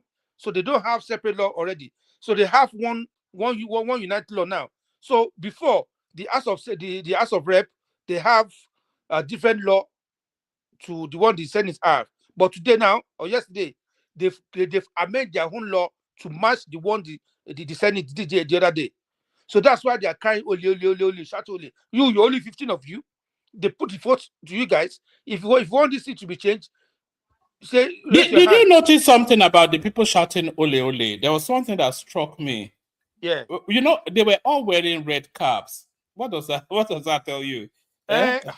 Yeah, the people, these people that were the ones shouting.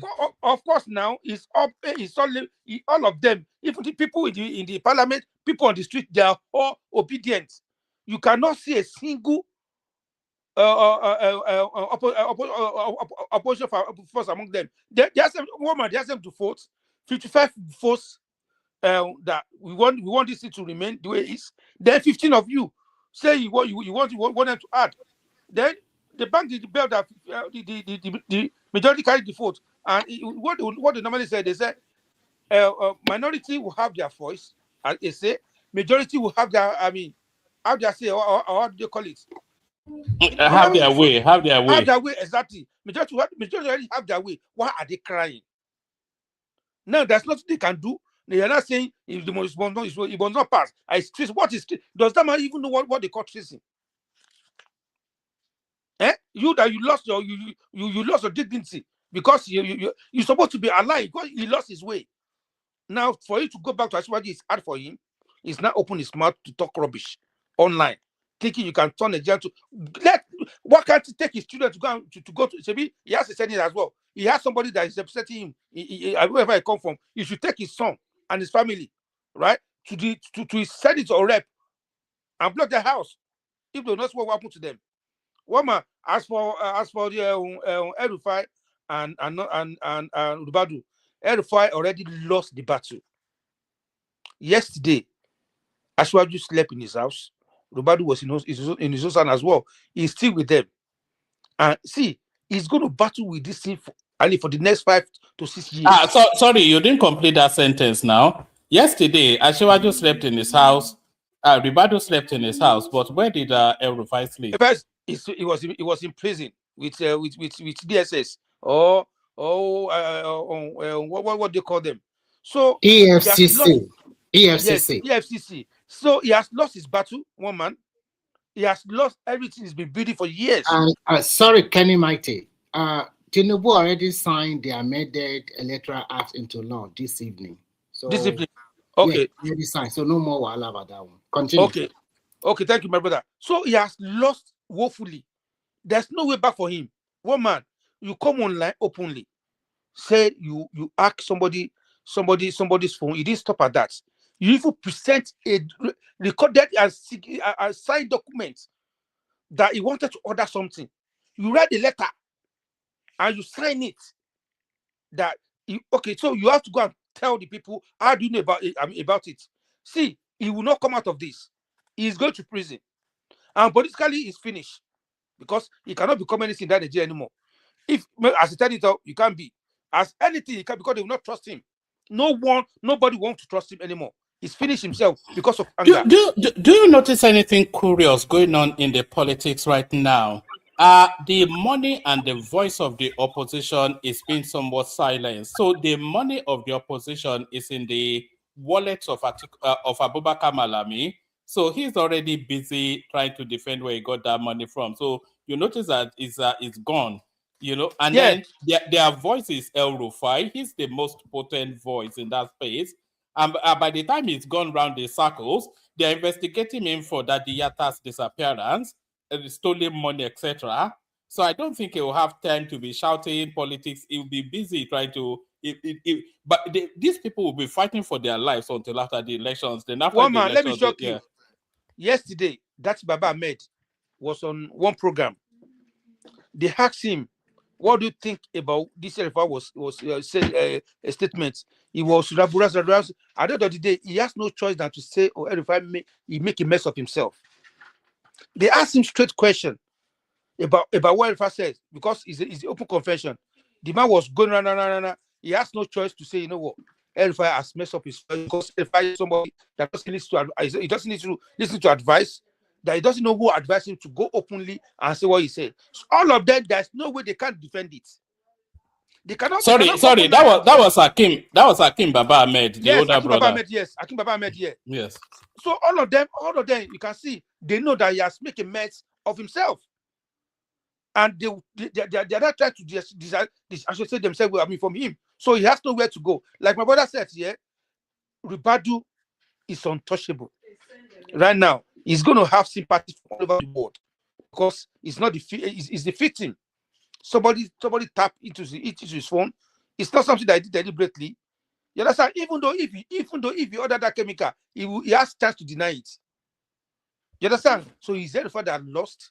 All right, let me ask you one quick question. Give a quick answer, and then we move it around. We go Ola, Remy, Enigmatic Johnson.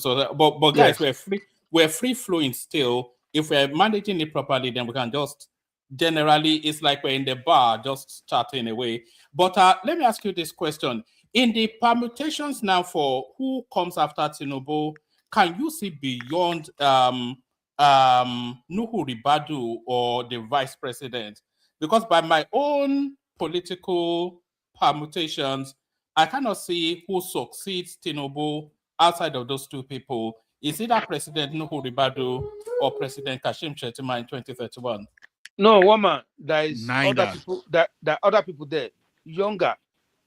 You know what I mean? They have energy. You understand? Like this Borno governor. You know what I mean? No. Baba Gana Zulum? Yes. No. But it's Shettima's boy now.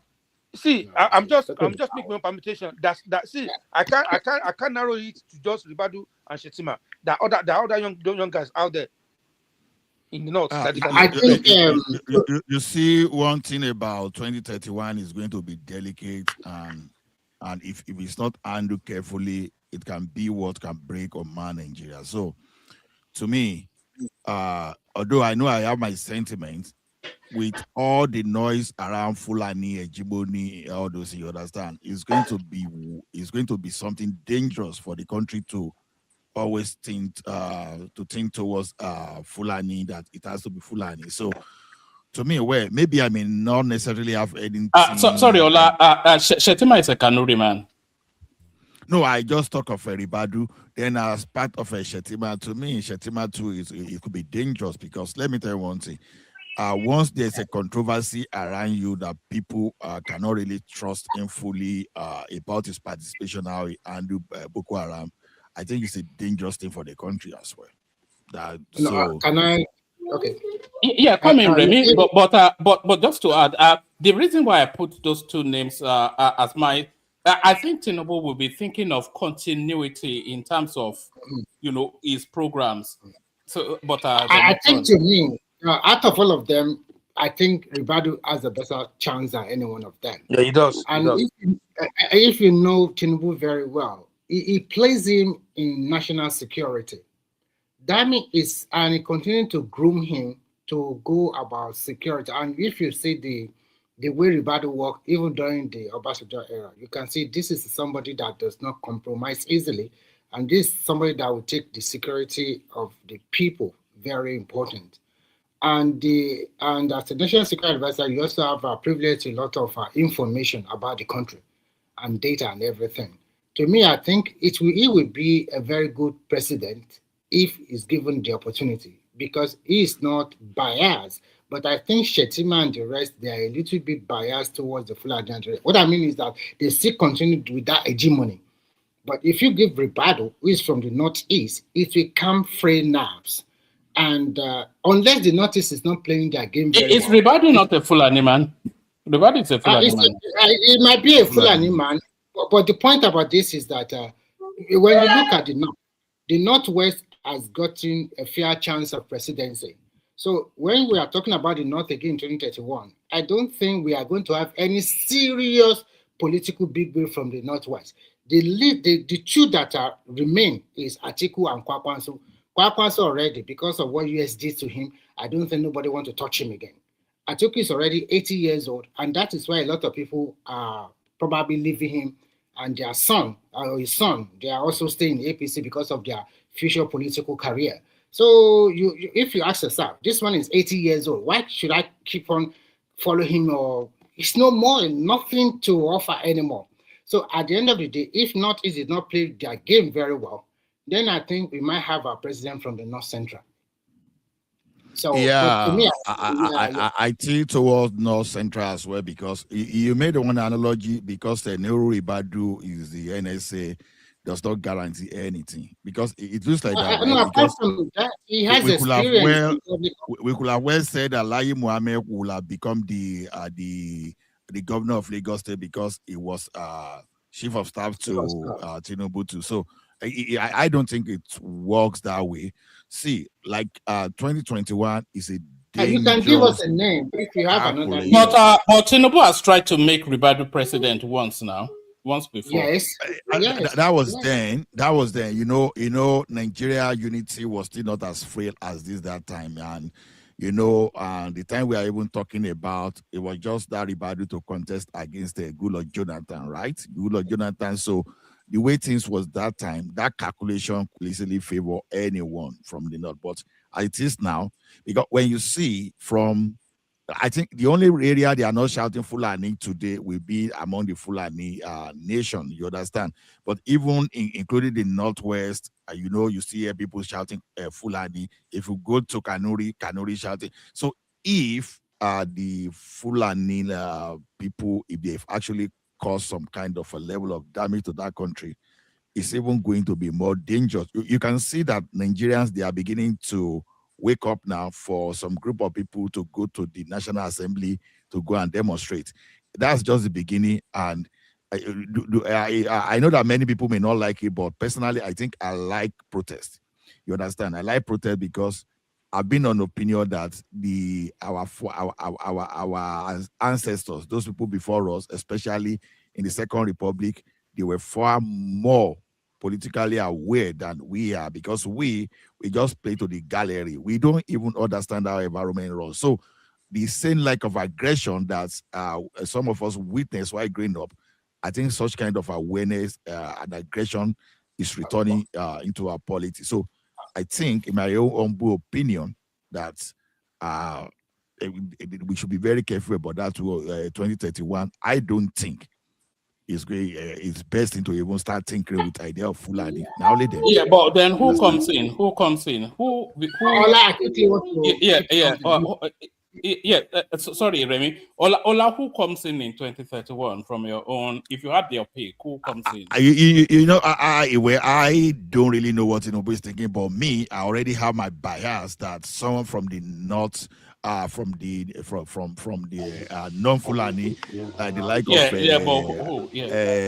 General Musa retired. Even Akumen, I don't even mind Akumen. You understand? Even one of the governors, either from whether former one or the current one from Benue or Jos, we should be thinking along that line, not another Fulani person. All right. Okay. So Ola, you talk about protesters now, but you can see that protesters recently, it's just an opposition protesting. Okay. This is not it's good for our democracy, yeah. It's good. But what they are protesting for, everybody knows that what they are protesting is just for protest sake, just to have a number, just to have a name in social media. It's still good. To me, I think that is exercise in futility, because wherever you like, whether you like it or not, they are still going to vote at the National Assembly. Sorry, Remy. That lady, Remy. That lady that wears the red scarf, what's she protesting for? Or that boy that does that here, that is always at every. What are they protesting for? No. One man, irrespective of how they quote it, or what is not that what matters. But what are they we start protesting building for now?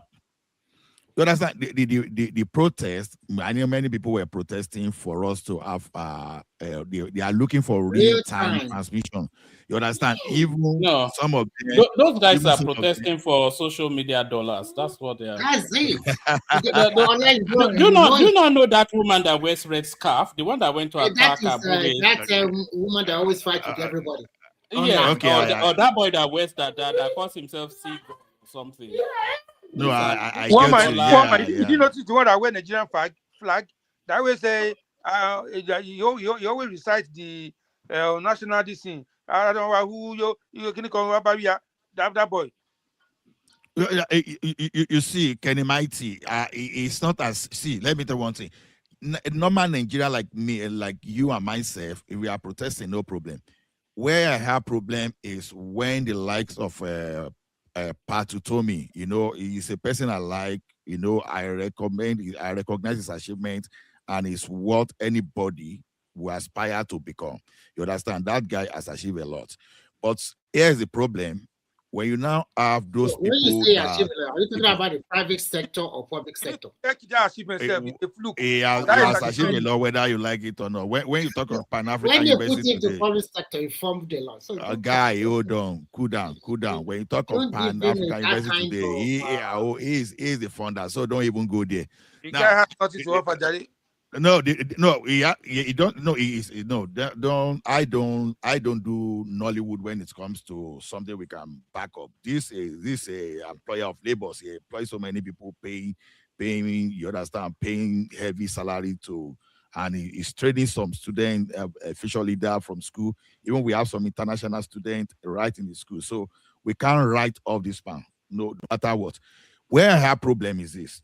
When big man like that start misleading people, because there's this concept how to lie with data. The same way too, how can a successful man mislead you? You understand, from being successful. That one too is possible. Now, look at during that election, a professor of law, I won't mention his name, but I think those people that know him, they know him. It was even quoting that you need 1/3 of Abuja to become the president. SAN, S-A-N, former minister of lecturing university student law, teaching in the Nigerian law school. You understand? Quoting that. That is where the danger lies in. You understand? the problem is that this professor, there's no way under the heaven that he will not be aware of the Supreme Court position on that. But it was misleading intentionally.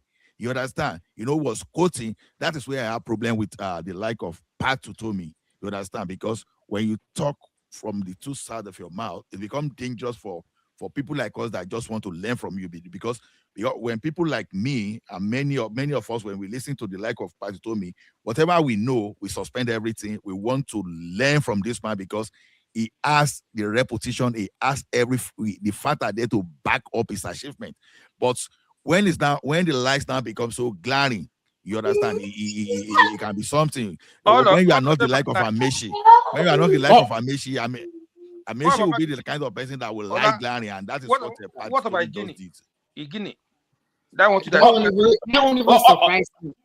All right, let's bring Prestige into the conversation. So, comparable facts. We're just chatting, so you don't necessarily wait to be called. Just come into the conversation. Let's hear from you. Okay. It's not there.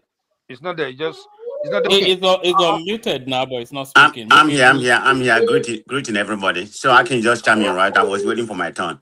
No, chime in.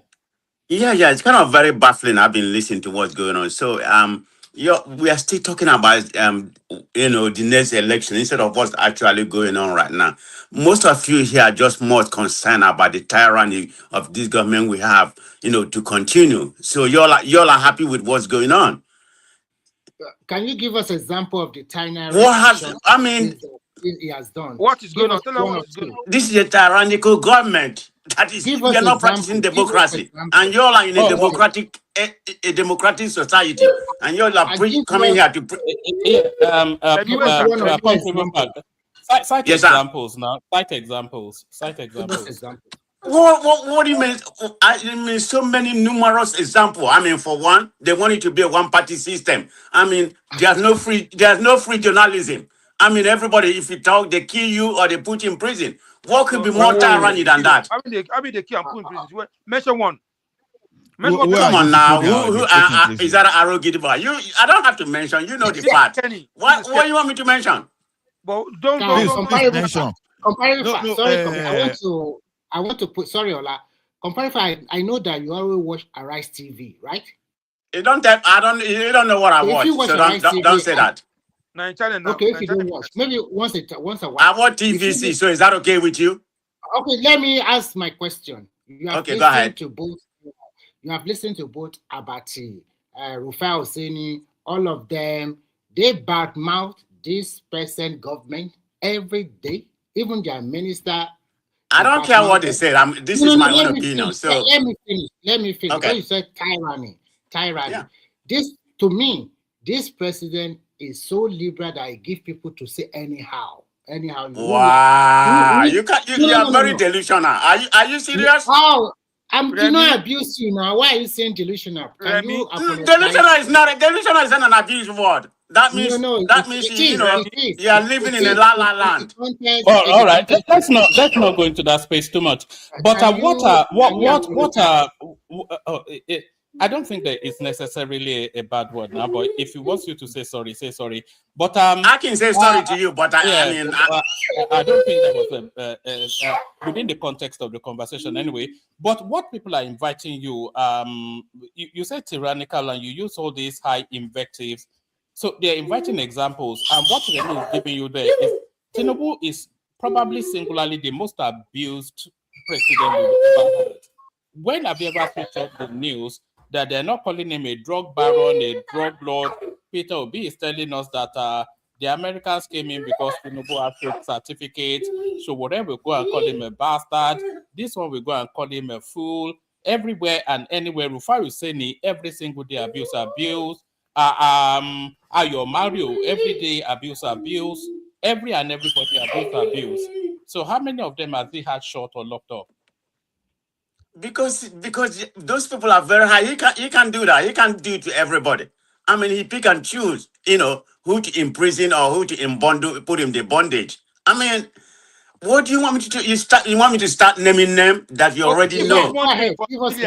Give us one name from civilian, unpopular person that he put in prison or or your arrest. Look at the whole journalist, David Houdini has been exiled. Not in Nigeria now. He has been exiled by this government.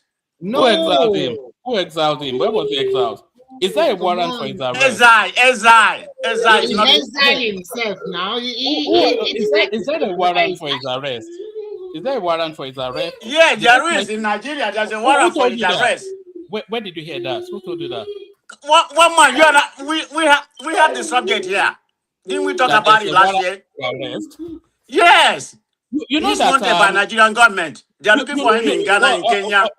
You know that British he tried to apply for British residency. But one man, did you forget that we talk about it here last year? Hold on. You say a lot of things. Do you know that David O'Day he tried to apply to the British government for amnesty, and they said there was no reason for them to grant him anything. He claimed he was being persecuted. They said there's no evidence of that. He tried to apply for Ghanaian citizenship with the same narrative. They said no. So forget David O'Day now. Nobody cares about him. He makes this noise for social media traction. I think you are just denying the fact. You just want me to start naming them. I'm just comfortable facts, my brother. Yes. There's no shame in you being truthful. I know that you want to lean with your people, obedience, and all sort of stuff like that. Yeah, but that's not. Don't use the word my people. Don't be tribalistic. Just say the people that I like. I said your obedience. That's saying you. Okay. Go ahead. I said you want to lean with your obedient people. Right. That are making us all over the place. But there's no shame in you say, you know what, in this one we get it wrong. Ask me why I said that. Yeah. Why do you say that? You guys are asking for real time of election results on IRA, right? Yes. And some of you that are making us on internet, online, everywhere say, okay, 98%, we have 98% coverage of internet. I want to ask you this question. If you guys are saying you have 98% coverage of internet in Nigeria, my brother, what happened to the 2%? Tell us, please. I mean, 98% is big enough to, for you to have the real-time transmission. The IRA. We don't even have 98% now. We don't even have 90. When did we get 98%? The question is as comparable fact is that are we voting electronically? No. I know. I just want to. If you can answer that one, then my brother, you get why? You get why I asked that question? Because they ask for real time of election. I don't. Okay, 98 and 97, they are pretty much the same thing. Nigeria has about 97 to 98% of 3G network. So, my brother, what happened to the 3% or 2%? Why is that important? Make it a real time. So, comparable fact. Please. Comparable fact. Let me tell you something. Okay, I'm ready to listen. Okay. Now, I vary a little bit. Your major candidate, Obedient, lied a lot. He tried to tell us about... Tell me any politician who doesn't lie. I'm sorry to interrupt. No. See, you can lie dangerously. Yes. Look at what Rufai is doing. You understand? You can politician lies. That's a trait. But then you can lie dangerously. You understand? Now, the thing is this. Obedient Obi told us that India does everything online. You understand? You see, one thing is this: in the age we are, when the person that aspire to become your president is either is ignorance, is misleading, or intentionally misleading you. Why not use the word? Why not use the word one man use myopic? That's what you prefer to use. No, I am not a British person, and so I have limited understanding of English. So let me stop playing. We understand. So now the thing is this: he said India. Listen to Olao. Three masters. He's telling us he has limited knowledge. I know. Come here. They gaslight us. Ola don't gaslight us. Okay, we're not stupid. I don't hear you. I hear you, but I'm a negative man. So whether you accept or not, I can't do anything about it. So now, India uses something they call, I think, EVM, electronic voting machine. You understand? That one is a little bit different from that of Canada. you know what they do? Whenever they are voting, it's similar to what they're doing in Canada here. Whenever they are voting, this thing is always offline. Now, they do combination of paper and EVM. You understand? When you turn it on EVM and print paper for you to confirm that, okay, shade is not the thing you voted for. Then at the end of the day, they take everything to collation center. You understand? That one you have in EVM is just for a record. They still do this thing. So they don't transmission like real time online that will be. See, that's the problem I have with the elites. They lie a lot. Yeah. Just because the purpose is not because they want that. The purpose, they are looking for lacuna. Anything that can, it's either I become the president or we dabaru everything. Yes, You we call understand? the election fraud in future. So, and if be shouting for okay, in addition to beavers, let us have electronic voting machine, because I look at the cost of the one they are using in India. Oh my goodness, I was surprised that it's far cheaper than what they are using in Nigeria, in Canada. Because that of Canada costs about 7,000, but this one they are using in India costs about $500. If it's the like of those one we are canvassing for, we know. But then there is no country that is doing real-time online the way we want in Nigeria. And we don't even have the technology. India has the technology, but they are not doing it. Ola, you are being naive. They are not looking for electronic voting. They are looking for excuse. So that exactly, that's what I say. Exactly. Okay, Remy, hold on. Let's have a very interesting conversation. So my question to you: does Nigeria have the capacity, technical capacity to have electronic transmission? I think no. It means Simba. He always confuses the two. Oh, I'm sorry, Simba. Sorry for that, Simba. Okay, yeah. Okay. Can you answer that? What is your question? I said, does Nigeria have the capacity to have electronic technical capacity to have electronic transmission? Hold on.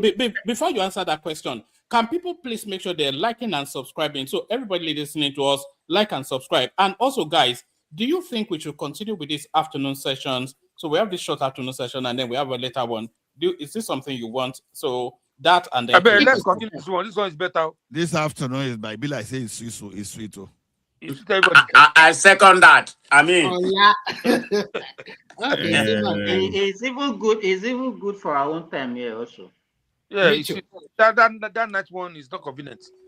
All right. To prestigious question, we still have the night one, but we have to do so this afternoon short. And sorry, carry on. Let me answer your question. What is Ola Simba cookie? I will answer practically. I have two of my brothers that work with the network providers in Nigeria, and I will tell you how people vandalize the equipment of all these network providers. They will steal their battery. In fact, in the north, where all these bandits are, you cannot even do electronic transfer of money. Talk less of say you are doing electronic transmission of election.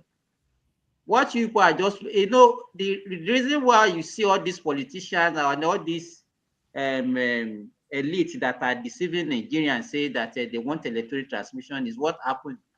They want a repeat of what happened in 2023, whereby they are saying because they didn't transmit in real time on IRF, that was why they rigged the election. That was the same thing that they are looking for. If, let's say, 1%, even that 2% that you are giving, say, okay, 90% coverage. If that 2% is not transmitted, they can take it to court and say because the 2% are not transmitted, so that election is not and void. So don't let us deceive ourselves. Don't disenfranchise Nigerians. A lot of, if you go to the northern part of Nigeria, even not only in the northern part, could you believe that in Ife, Ilesha, one man, during the last governorship election, there are some areas that they could not even transmit. In Ife and Ilesha, compare that one to what you can experience in the northern part of the country. Timber, in my village, in Ilesha, I can mention there is no network in the area, Jesha, very close to the Jesha there. No network. In addition to what you guys have said, I think any serious political party should have their polling agent in all the 774 local government. This is a physical copy of the election result. Remy, let us even look at the IREF is not even a collation center. Thank you. Do you understand? What is actually valid is that EC81A or whatever form that EC8A talking about, which your political party, whatever polling agent can have and submit to your what the situation house or what they call it. Remy, is it not what we can use in River State? The ECHA form. Is it not what we use to change it and manipulate the election? You know, comparative fact. I want to tell you something. Wait. Comparative fact. What I've told you now, you know what you are trying to do is that there'll be a lot. Let me tell you, where each election that I've been having since 1999. There have been gradual reduction in the voters' participations in that election. Though what I believe that it's not as if we are having apathy. I think it's because of technology that is reducing rigging. That's why we're having reduction. Because if Shagari can win the election in 1983 by 12 million, and 2023 we're having somebody winning by 8 million or 9 million votes. It gives us, because look at our population in 1983 compared to 2023, that would be like 30 years after, I mean 40 years after. Simba, let me just answer comparable fact just within a minute. You see, one thing I'm still telling you, comparable fact. Yeah, you ask whether Nigeria has the capacity. Yes, we have capacity. But the question you ask yourself is this: what percentage, to what extent? Because you don't expect everything to be 100%. Yes, we have capacity, but the question is this: the backup is critical, because your capacity, someone want to frustrate it. So in case your main strategy is attacked, you understand? Do you have a fallback? Yes, that's manual. Now, okay, Ola, hold on. Let's have a conversation. No, I just wanted to interject before you proceed. I think you are wrong, because we know the Nigerian government. We are very corrupt. You know what's going to happen? The APC has so much money. They're going to go bribe the tech, to switch off the light. Then they're going to want to do it manually. This is exactly what's going to happen. That's where the loophole come, because we are very corrupt. Okay, hold on, hold it there. Now, the question is this: we are talking of loopholes, but I'm talking from technology and strategy of it now. The question now is this: do you believe when it comes to telecommunication infrastructure and political stability, do you think India is ahead of Nigeria? Do you? Comparable facts. I believe so. I've not been to India, but knowing by their technical know-how, we think they are. Okay. Now, why do you think India will still will still do everything offline and only take the thing to collation center? Because part of the strategy is not to open their electronic voting machine, EVMs. Part of the strategy is not to open, because they are transparent. They are not as bastardized as our country. This is the difference. Comparable fact. I will tell you the reason is just because of security, because of hackers. See, hold me to, you understand? I'm starting to be corrected. Your principal is a liar. I'm telling you now. I stand to be corrected. Wow. No. Okay. No, like it's democratized now. Nobody is, or you say it was before. You will say you bring someone from Harvard that's been a professor for the past 50 years. But today, you understand, the same information that a professor with that kind of knowledge base can give you, you can find it with the same thing within 5 minutes. So as I speak to you today, your principal lied, thinking that Nigeria will not cross-check, we not verify. You understand? Yes. India, I start to be corrected, despite their technological know-how and their capacity, their competence, They don't transfer because they know as long as you are doing things online can be hijacked. So they just do that thing for keep and still go to collation center to go and get it done. But so can you compare India with Nigeria in terms of transparency? Hold on. I think sorry, this idea of transparency we are talking about, if this risk is not so high for India, they be doing everything online. Okay, we in Nigeria we still okay. We understand what we want, what we are saying. We are going to transmit online. In case something fails, we are going to back it up with manual process. But you are saying online or nothing. Have you not gone to automated teller machine to withdraw money and you could not withdraw that money and it took like several weeks, if not months, before you get your money back? No, I have not. I don't know what you're talking about. I don't know I don't know what country you're living at. Sorry, comparative fact. I want to come in another way. I want to come in another way. The last 2023 election is one of the best elections in Nigeria, and I'll give you the reason. For the first time in the history of that country, we have a BVM machine, which is a biometric machine that will take your fingerprint and tie it with your voter's card. And then you go ahead and vote. Do you know that in terms of taking people to court because of the election, it reduced drastically? Because a lot of people, they were unable to prove their cases that they were rigged out of that election. If truly Obi won that election, then Atiku should come second or third. Why can't Obi go with all his, is it that after the election that we knew that he does not have a polling agent in 44,000 polling units? So sometimes don't let us deceive ourselves. Truth must be told. And in this particular amendment that Tinubu signed today, everybody knows the truth. There is no way any country that you do electronic voting. Give me a country that is doing electronic voting. If you want real-time transmission of results, that means you are telling us it must be real-time voting. As you vote, everybody already know all over the country. But that is, even in so-called America, you are not doing electronic voting.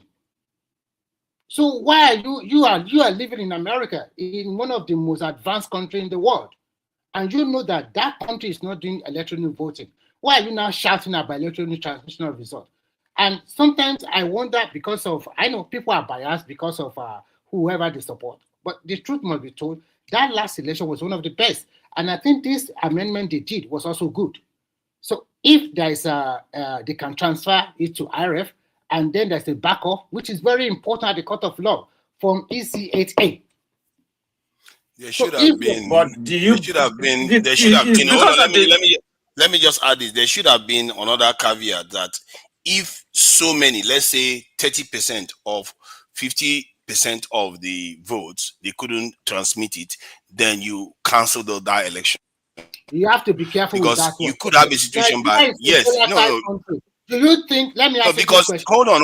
It's like me saying that BVN doesn't work for 50% of people. You have to cancel the election. Let me ask you a very important question. You are from the south of Nigeria. Let's say the 30% you are talking about now is now that 30% come from your region. That means they are differentiating 30% of some of the population in South. How do you think South people will take it? Do you think they will be happy? So you have to be very careful when you cancel the election in that place. Hold on. That place where the vote is taken. If a state is experiencing that also, you cancel the election in that state until it is done properly. Can people hear me? Can people hear me?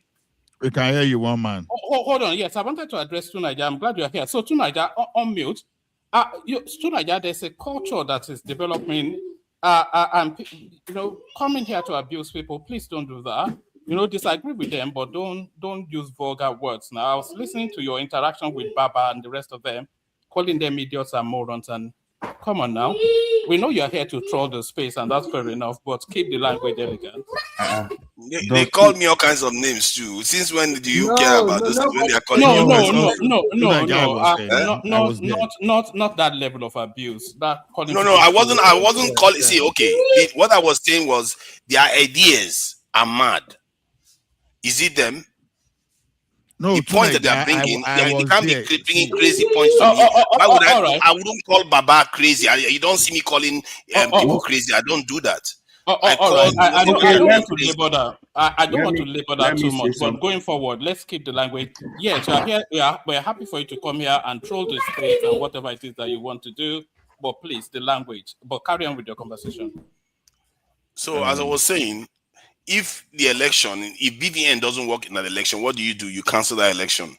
And if part of the IRF transmission doesn't work, what do? You cancel it. If let's say you are doing how many wards in a state, depending on how the voting centers in the state, and you find that more than 50% of them, they didn't fulfill part of the requirements for the election, you have to either one way or the other annul the election for that state and what you are do it calling properly. for is anarchy. So Remi does that. It's not anarchy. It's not anarchy. Yeah, it is.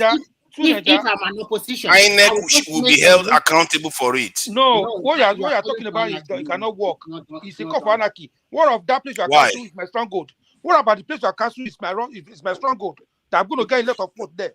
What if you then when you cancel it, it's the INEC that will be held accountable for not transmitting it. You want because if you don't hold INEC responsible, it will cause war. Okay, to Niger. Let me tell you INEC is supposed to be able to transmit results.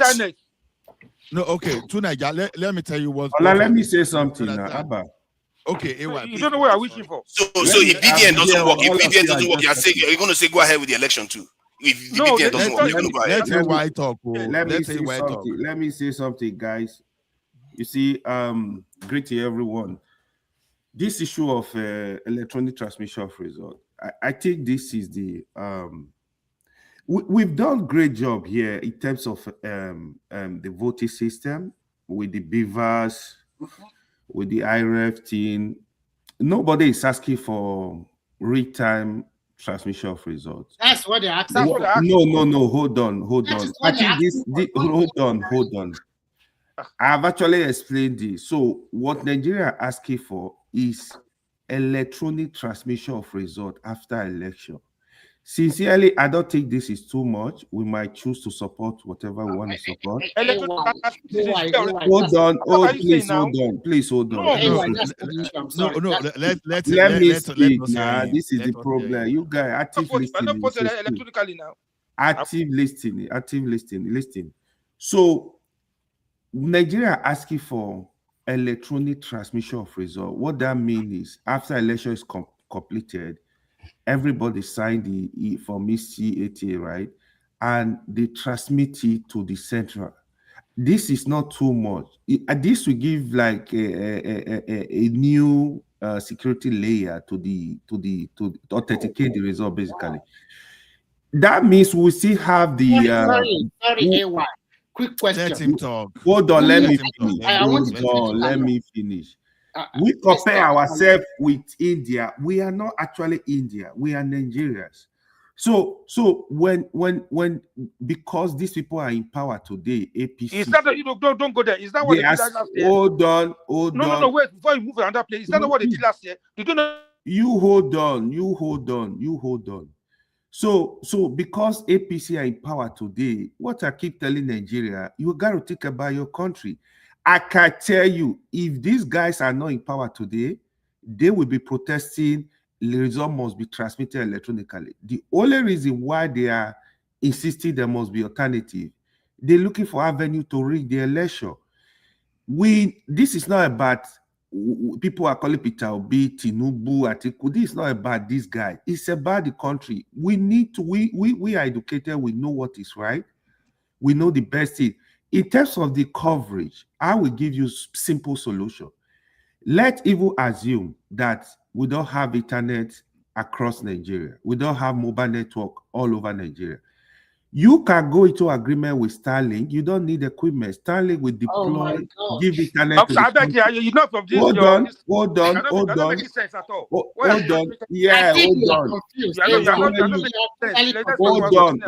Hold on. Our argument, hold on. I don't think there is any space right now in Nigeria where we don't have mobile network. We will be able to transmit this result. I want to ask you now. You guys will not let somebody to speak. Let me just finish. You are repeating yourself. Yeah, man, guy, come on. Can we talk one by one because Remy or somebody that's why when they say their ideas are mad, can you control it so that everybody can contribute, please? Hold on. Let Before me one speak. man comes back, hold on, guy. Let's AY speak because I know he doesn't have that power to push through. Oh yeah, go ahead. 1 minute. Let us hear you. So I think every Nigerian needs to support this electronic transmission of results. It will give authentication to our electoral system. Again, the only reason APC senator and rep members are supporting this madness is because they're looking for avenue to rig election. This is the truth. Let Nigeria even for once believe in our electoral system. Nigeria will be able to go to the police station knowing that, yes, my vote will count. In this instance, we have the electronic transmission. We also have the original paper, right? In such a way that if anybody is going to court, you can even compare. You can compare the polling unit agent. We have the original result. Their same result will be transmitted. So that will give that's like a double layer authentication. So let's not Hold on. Let people interrogate. Let me wait. Please wait. From the time of Jega till now, we've actually been improving the system. I have a question for you. 1 minute. No, I have a question for you, please. Don't go to Jaga. Leave Jaga alone. His time is past. Please, I ask my question in 1 minute. Because I want to ask you, in your submission, you said they should pass electronic transmission. Okay, please, I beg, if anybody have the law they pass, can someone read it to us? And second question is, what kind of law or what kind of election did we do last time? Last time, did they not pass? Did they not transmit electronically last year? Okay, I will help you with the question. So there is no difference between 2023 mode of transmission and 2027 from what the members of parliament are passing. Here is the loophole. They are still saying in 2023, it was not mandatory to transmit results electronically. Manual transmission was an alternative. In 2027, it remained the same thing. No, they need. Hold on. Let him learn. I know too much. Now they worry us. So in 2027, the electronic transmission of result is not compulsory. The manual transmission is also an alternative. It's the same. They are just playing games. Okay, hold on. Let me finish. Sorry. Don't give me headache. What Nigeria asking? Let me just watch this. Remy, let AY land now. What Nigeria asking? Just let him land the point. And AY, land it quickly too. You see, people want to engage with the conversation. So nobody hold on to the mic for too long. Just make short points and then move it round. Yeah. Okay, the last one. What Nigerians are asking for, make electronic transmission of result mandatory and get rid of manual transmission. Period. Thank you. One man, please. Can you read? Just give me 1 minute to respond to AY. AY, do you understand what Beaver is? And the next question is this: how do you upload to IREV from that center? Do you understand? Do you use your phone or you use Beavers to upload? Beavers is biometric verification. What Beaver does is verify. And you use Beavers to upload. That's the question. Can he perform that duty? So what are they supposed to use to upload? Yes, can they use Beavers to upload? That's the question. What are they supposed to use to upload? That's the question. Yeah, what are they supposed to use to upload? That's the question. Yes. Can I answer that? Okay, what's the comparison? Can I answer that? INEC should be responsible for. Can I answer that? The difference between the Beaver and the IREV. Please answer. What are they doing with our money? They collect billions of please answer. Can I answer? Yes, go ahead. My understanding about the beaver, is for which is the bimodal, which is the voter accredited system. Then the IREP is used for the uploading at the various units at the polling result. That's the difference. Okay, let me come in now. I'm sorry. Okay, go ahead, Remy. Okay, first and foremost, I think, I'm sorry, you model everything up and you do not understand the new law they have just passed. There is a big difference of what they passed now compared to the one that we have in 2022. The one they have now, they now agree that the first set of transmitting results should be electronic transmission. The real thing that is not there is that real time was removed. And when we are talking, let me finish because tell us the 2023 too. What is the difference? Relax. That was the major. In 2023, it is the form EC8A that supersedes. It's number one. But now they now said the result should be transmitted, the electronic transmission to IREF. What do you transmit? No. Hold on. What do you transmit? You cannot say hold on. Now, when you are talking, you kept quiet for you. So now you should keep quiet again. Remy, what do you transmit to IREF? Let me finish because we also allow you to finish. The major difference between this amendment is that in 2022, this is the form EC8A. But now, they now said you must transmit the result to INEC IREF, which is the viewing portal. But where there is no network, the form EC8A should be a backup. So that means both of them are very. It's not even no one is backing up for one. That is not true. It's not a backup. Form EC8 is not a backup. Okay, either of the two now is okay. That's what I said. Remy, let me respond to misconception. I know because I intentionally asked that question. Before we argue something, sometimes we need to know exactly what we're arguing.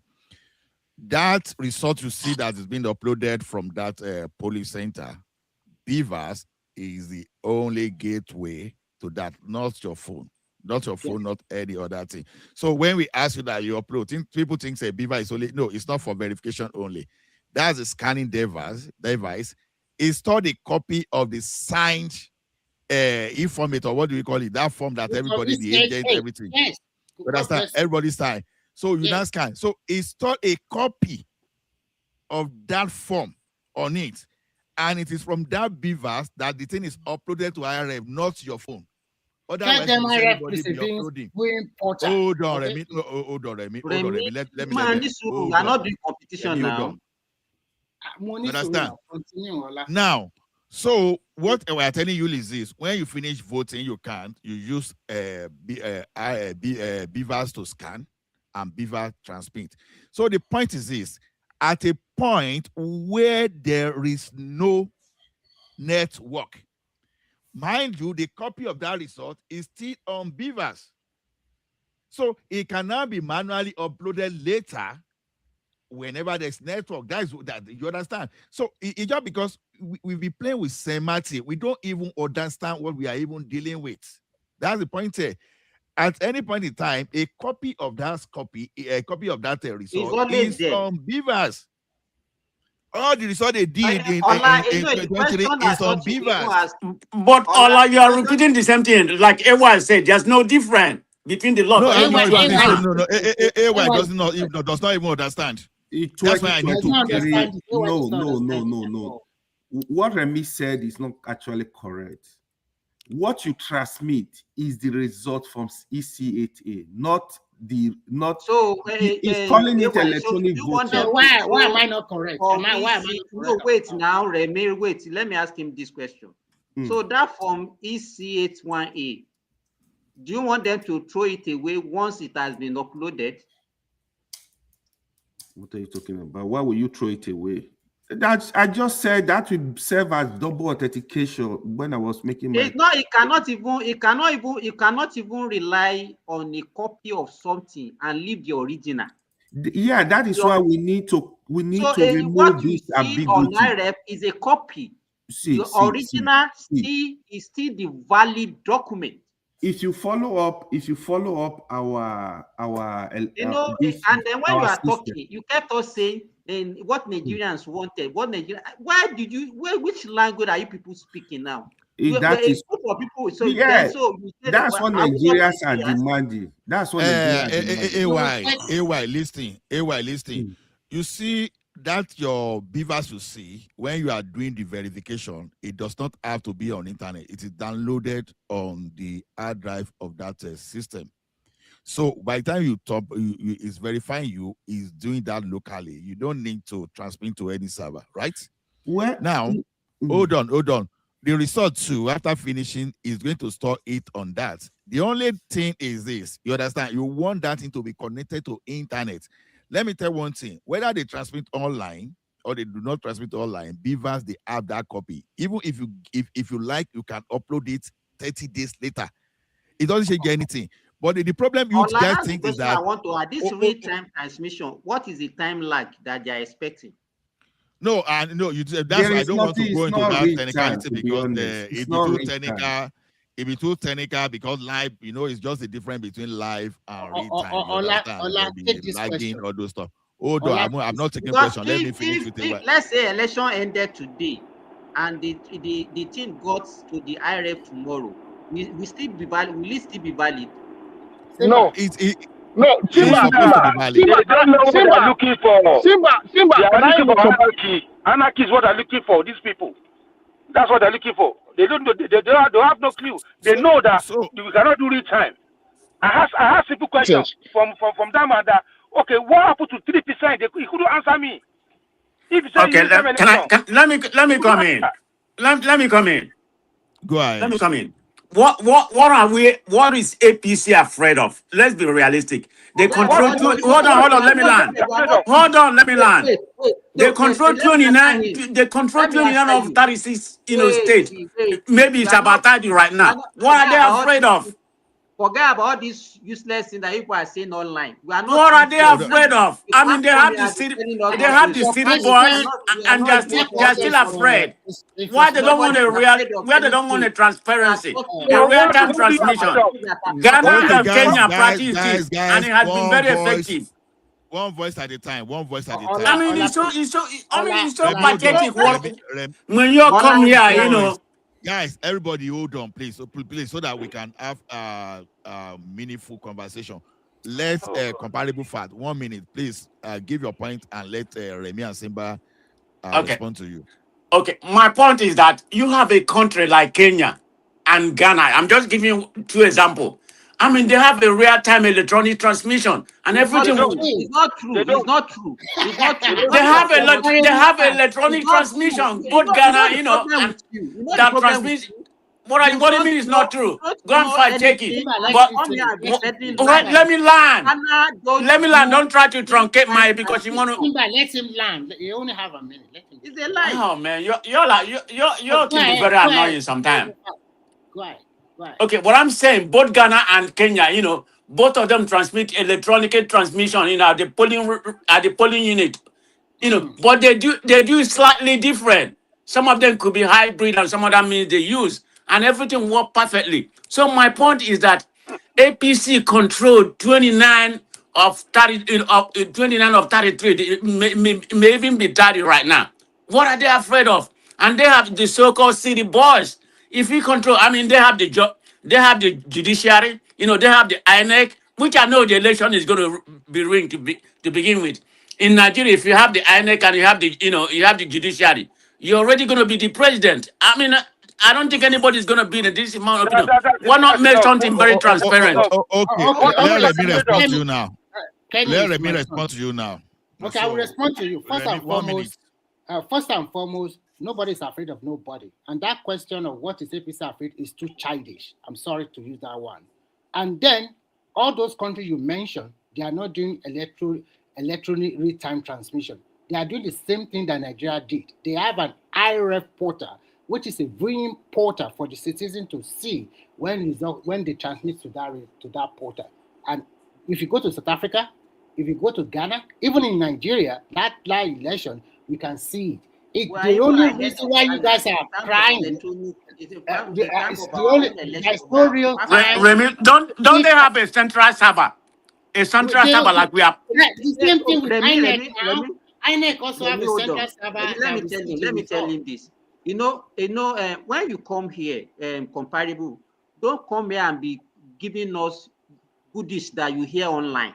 We are here. Anybody that are speaking with. Wait a minute. What make you knowledgeable than me? What make you that I got it online? Because you don't have the knowledge to do my own research. Lie now that Ghana and Kenya did real-time transmission, and we are telling you that what you are saying is a lie. Why are you telling me you don't know? You don't know everything. You need to learn from some people. You act like you are the most informed person. When you hear something, try and verify before you come and be telling us. I don't come here and spoon. I don't come here and spoon nonsense. I did my verification. Hold on. Sorry, Kenny. You continue. Let me just give it. So you come in. Sorry. No. I think comparable fact is not lying about that of Kenya. To be honest, it's not lying. Kenya and it's not true. Kenya don't do real-time transmission. They don't do. No. See, that's why I say we should be very careful about semantic. I think comparable fact is not lying. It's true. Ola is lying. Google it yourself. Google yourself is lying. No. I verify. I fact check comparable fact. It's true. What did they do? Read it. What did they do? Read it to us. What did they do in Kenya? Okay, this is what they do in Kenya. Now, the presiding officer entered the result from the signed official results sheet. That they call me Form 34A. Yes. For the presidential election into a tablet or mobile devices called KIMS kit. That's Kenya Integrated Election Management System. Right. Then the kit electronically transmits these provisional results and scan image of the form simultaneously to constituency, county, and national tallying center. Then the public portal, the transmitted images are uploaded in real time to a public online portal, allowing the media, candidates, and general public to track the results as they come in. Is that what we are doing? Is that what we are doing? No. That's what I'm saying. You understand?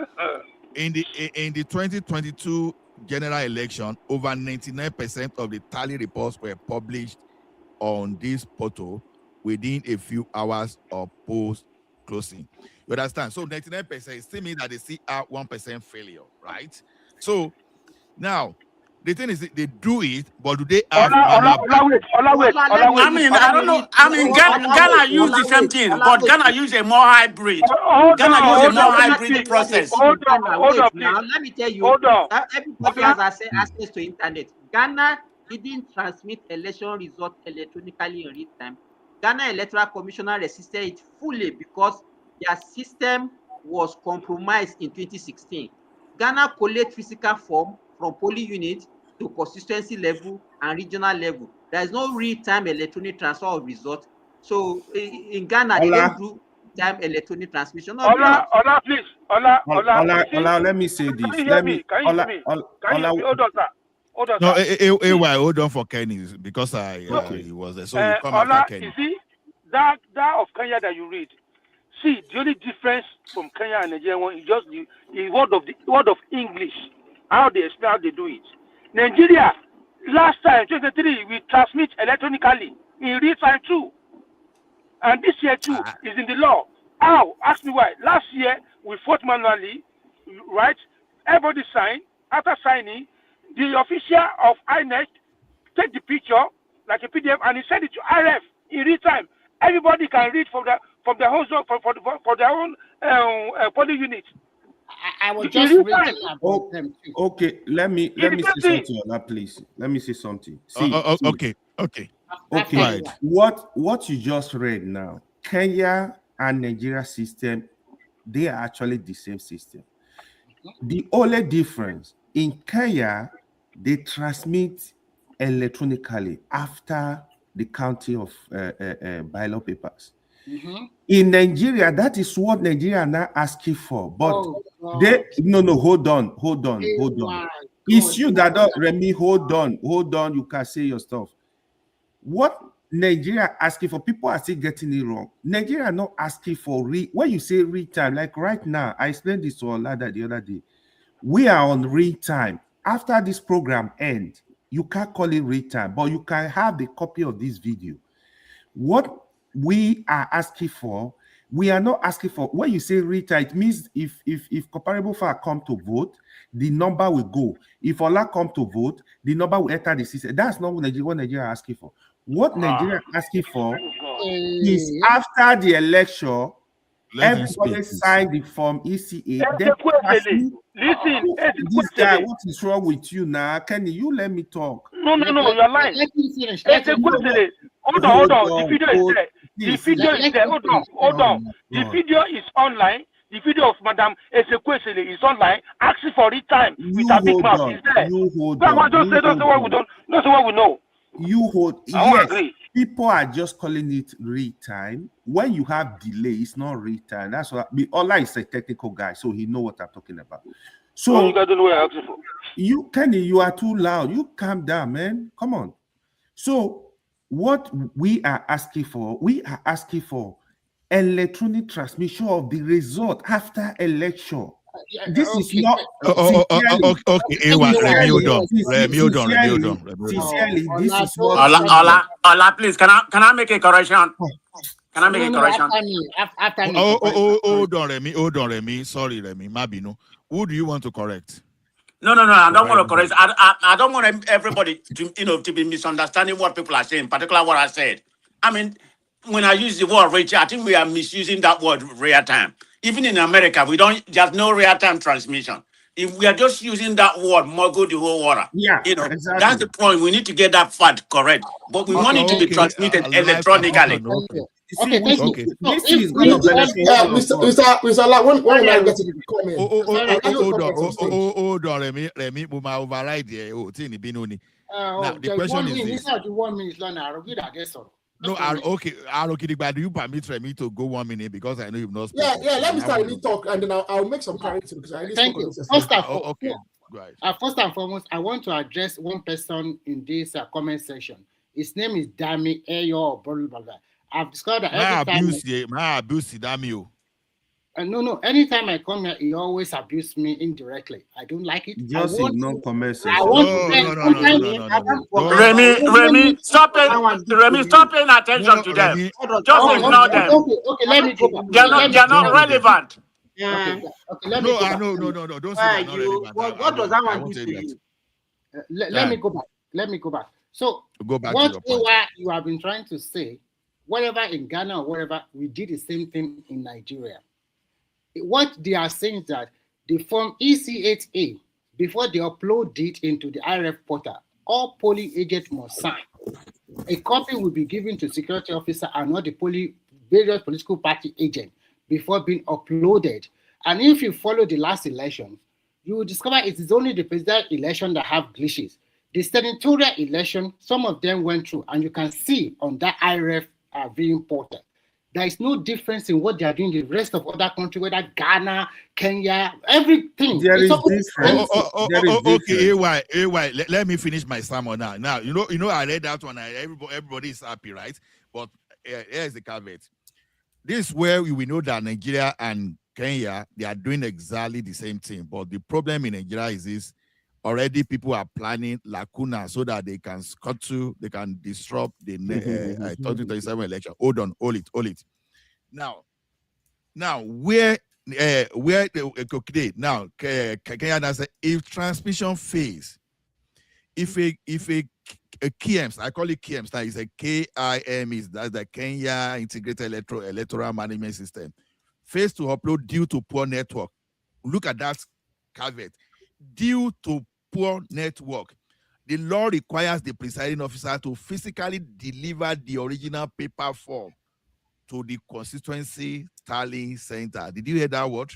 So it's coded in their law. It's only in Nigeria that you don't want a business continuity plan. You don't want a backup at all. It's either this, if it fails, it's not going to happen. Hold on now. Physically deliver the original paper form to the constituency tally center. The upload is then performed at the tally center using a functional kit or secure photo, but only after the physical form is verified against the digital entry. Even there was even a supreme Court ruling on it. That they call it Kenya 2022 Supreme Court ruling. So basically, Nigeria is replicating what is happening in Kenya. So guys, why are we replicating them? we need to know Kenya how has to been using this system for a long time. We are following That's what I'm telling you. We are doing comment? exactly. Hold on. We are doing exactly what Kenya is doing. Guys, let us know when You know, we have this habit of always condemning our country. Whatever we do, we always look at it as based This is not about complaining about our country. But Remy, your antecedent exemplify who you are. We are very corrupt bastard Have nation. you been to India? That you said that Indians are not. Okay. Let's either to Nigeria or speak. Sorry, Ola, let me ask them this question. Our last election, what percentage of our result was actually uploaded to the IRF? Did anybody know? Have we bothered to even check? Almost 98%. See, the INEC, they have a lot of budget. The money they are. Forget about that. The question I asked. They does not know. Do you know percentage of our result that was uploaded in 2023? If you're talking about before declaration of the results, it wasn't as much, especially in the critical state. When was the result? Wait now, when was the result declared? A few days after the election, if I'm not mistaken. Give us the date now, because if you don't know it, then you can't say. Why do I have to know the precise date? The point is that you ask an initial question. You ask an initial question. Yeah, you ask an initial question about percentage. Can I give you the result? Hold on. In perfect fact, see, my issue with this one is that it's like what I say in Nigeria all the time. If you want to get power supply in Nigeria, you get a generator, you get solar, you get power from the mains. Even if you put Babalawo in between, but sooner or later Nigerians will blow past all of them. That's how all the systems that were put in place for the election, in the general election, Nigerians find a way to blow past all of them. My concern with this one, again, is that they're going to find a way to blow past it. This is why I said, if a significant amount of polling stations are not able to transmit their results, should there be a consequence to INEC to redo that election? Because INEC is meant to provide means of transmission, not to find ways to ensure that there's no transmission, especially in those rural areas where the real rigging actually occurs. If you follow the election results, it's in the rural areas on the outskirts of town. That's where the real damage is done. If this issue is something we have to be careful about. The problem that we have is that we always believe that everybody suspects one another. You are a thief, but you that you are talking, you are not a thief. So that is our mentality. Let me now tell you, the election result was declared on the 1st of March. Do you understand? And by 28th of March, 98% of that result has been uploaded on the IRF. So how many days is that? But the result is what matters. How many days is that? 3 days after the election. 3 days after the result is what matters. The result came out on the 1st. 5 days after, almost 6 days after. No. When was the election? What date was the election? February 25 was the day of election. So by 98, by 28 I thought they declared the president winner the next day morning, no? It's not the next day. How can it be? Okay, maybe I'm wrong. Okay. I thought okay, so but let's ask him, since he seems to know the details. By the time the president was declared this a winner, what percentage had been uploaded to I just told you now. I said by 28th of February, which is the 3rd day of election, 98% of the results were on the RF. So you mean the president, when he was declared the winner, I doubt 98% had been uploaded? Is that what you're saying? Okay, that is not accurate. I can sit here and tell you that that's not accurate. It's not accurate. Somebody is who saying he said to date we don't have 55% of the result. That's a lie. That's a lie. I just checked. I didn't make it up. I just checked. It can't be accurate. It cannot be accurate. It's not accurate. 98%. No. For a very long time, many of the states didn't even upload their results. Yeah, that was actually the confusion about the election results, right? Yeah. Can you hear me now? Yeah, I just want the system to work for everybody. Okay. I know when APC leave power, they will start crying tomorrow. So I'm just in support of Nigeria. I want Nigeria to have at least, let's elect credible people by ourselves. Not all these that's what it should be now. But all these people that Can support you Jagaban, they allow are her always to warming speak, up. please? Can you allow her to speak, guys? Let her speak, please, guys. Mr. Can you hear me, Kenny? But you are sounding very far, though. I don't know what is happening to your device. How am I sounding for? I shouldn't. Oh, you know what? I know why. Give me just 1 second. I'll fix that now. What about now? Better. Right now, this is much better. Okay, thank you very much. So, where do I start? Can we dismiss this idea of electronic transmission? We cannot transmit electronically. Yes, we can transmit electronically, but I think people don't even know what is being transmitted electronically. The form EC8A would not be an. The form EC8A is in fact the only thing that is used for electronic collation. What you will see on IREV is a selfie. It's like from EC8A taking a selfie. That is all you will see on IREV. It is not going to be a tabulated data. God bless you. That's what I will be telling Remy. Wait, said no. Mr. AY, you are the one that's confused, not Remy. Mr. Remy is on point. I made the clarity yesterday. Nigeria does not have electronic voting. So therefore, in the background, electronic transmission. All we are doing is, of course, it's Simba now. Let me mute him.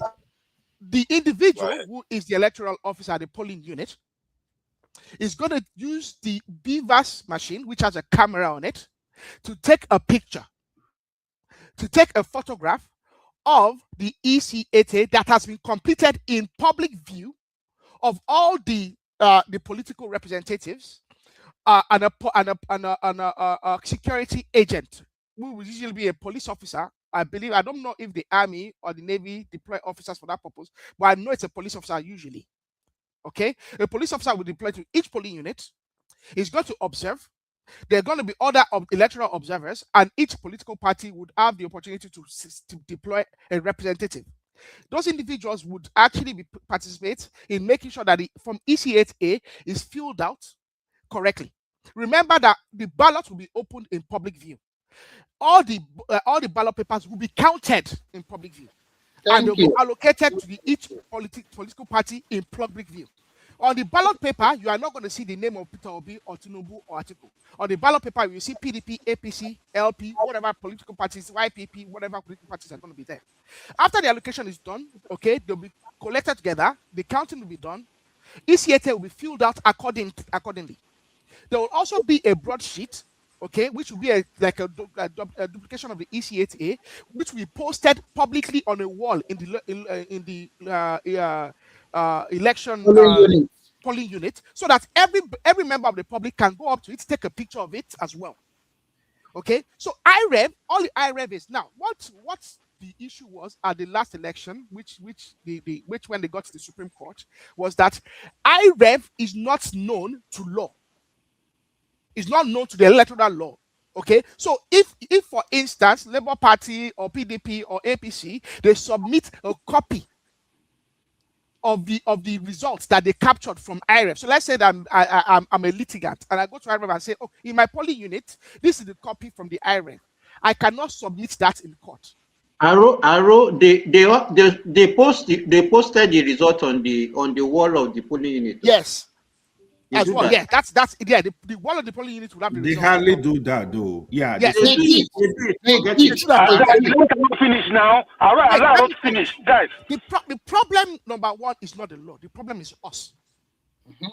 All of us are cheats and all of us are liars. And we are all trying to cheat ourselves. Now, let me make it very clear. We do not have electronic voting. We have manual voting. We have manual collation. And what you see on the IREV is just all it is just a picture. A digital copy of the EC. The EC8A is the original. Remy, did you get that now? I explain even more better than no, you were saying different things. You model it up. Wait, can I complete? What the new law allows you to do is to go to the IREV, if you're a litigant in court, take a copy of what is on IREV, believing that what is on IREV is an original copy of what of the ECAT and it is correct, like for like. Now, you can then use that copy in court. Previously, you couldn't. Like someone said earlier on, the original is the primary copy. Okay, what this new law is it recognizes that there's actually a digital copy of the original, which you can also submit in court. Is that not the major difference? That is the only thing the new law allows. So this idea that the law is allowing them to use the back door and also use an alternative is incorrect, because the ECAT and what's on IREV are the same thing. God bless you. It is not an alternative, it's not a duplication of it. Now, what used to happen in the past is this, and where the argument is this, and this is where there's suspicion. What used to happen is, because the ECAT is filled manually, and because the individuals filling out the ECAT are usually ad hoc staff, usually NYSC guys. Think about it: a 20-year-old who probably has never even participated in an election themselves. Because think about the age of the average person undergoing NYSC is about 20, 21, 22. At most, maybe if you're an adult student, maybe in your late 20s. Some of these individuals have never participated in elections, so they don't even know how to vote. Not to talk about how to be a polling unit electoral officer. When they are filling out the IREV, they are under pressure. They might be in a remote, rural area where you might have hostile people as well. And sometimes they might be forced and they are under duress. They might make, and then sometimes there's poor lighting, because sometimes by the time they come to count the votes, it's getting late. So sometimes they are filling out the ECAT in poor lighting conditions. They are under duress. They themselves are inexperienced and they are immature as well. I agree that. Do they force the polling agent to also sign it? So that's the thing. So let me land. So the problem is, we need to make sure, that, and it is the duty of each and every Nigerian. It is nothing. It's not a function of law. No amount of laws we try and pass would correct that. It's the function of every Nigerian, because you will have several observers, public individuals, observing the conduct of the election. It is the job of every Nigerian to make sure that the ECAT is filled out correctly, and the ECAT is filled out with that nobody is oppressed, that nobody is manipulated at the polling unit, and that the ECAT is correctly filled out without error. That is where the main issue is. No matter, you can transmit, you can take a picture and send it to the IREV. If the ECAT is filled out incorrectly, it doesn't matter. You will have the original will be fraudulent. The one in IREV will be fraudulent. But I wrote it, there is one thing you left out.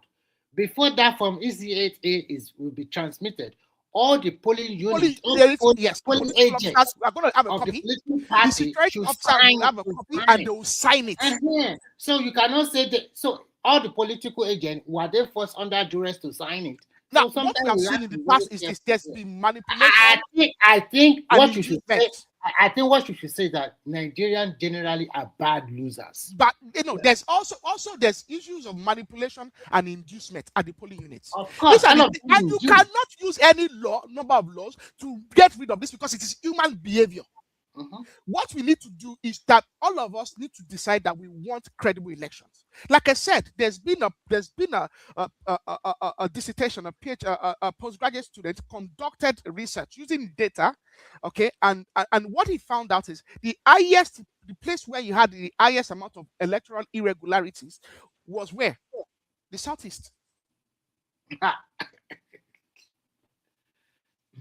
So the place where you had electoral irregularities, where the I think you are here you are speaking well, but you are here misguided on with your speech. So don't be spooning that nonsense. But no, this is not my. I understand what Aro is trying to say. It's one man propaganda you are leaning on. You are so wrong. Comparable fact: in that last presidential election, it is only in the Southeast that we have a candidate that scored 94. Let's not go there, okay? Let's not go there. Don't change the topic. Igbo people He's right, man. Okay, you want to go there? Let's go there then. Let's go there. Mr. Remy and Kenny, please don't distract please. Man of prestige, I also want you to understand, okay? Please. There's no perfect Nigerian somewhere, and there's no absolutely corrupt Nigerian somewhere. So don't make it like Then why are you picking on the southeast? Are you so perfect on the southwest? Hold on, comparable fact. Arogidegba, a question for you.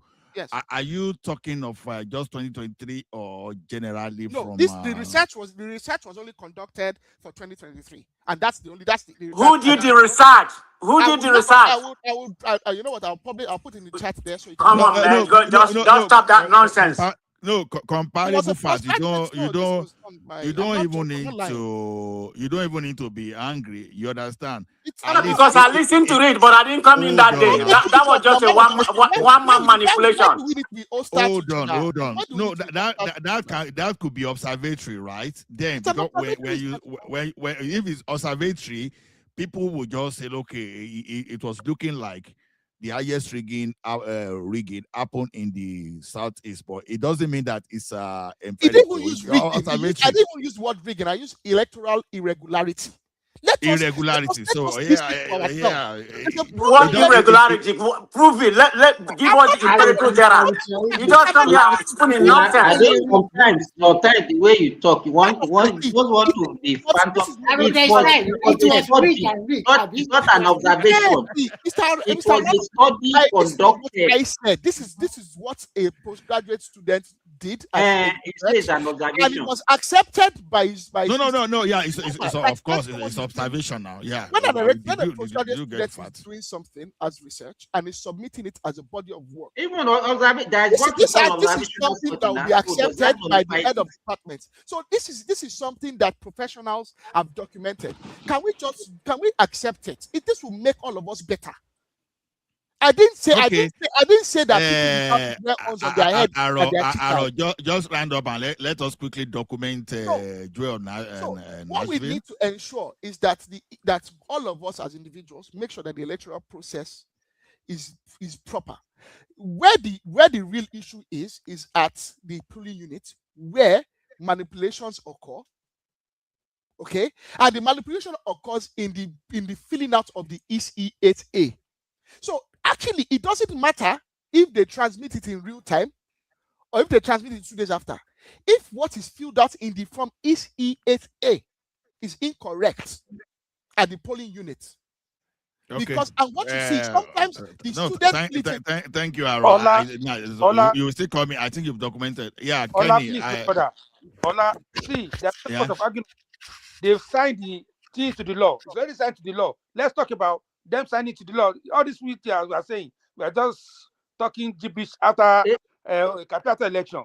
President already signed. Don't mind them. Instead of them to even focus on what they are going to offer. So let's move forward, man. Doing useless protest and what they want to offer us.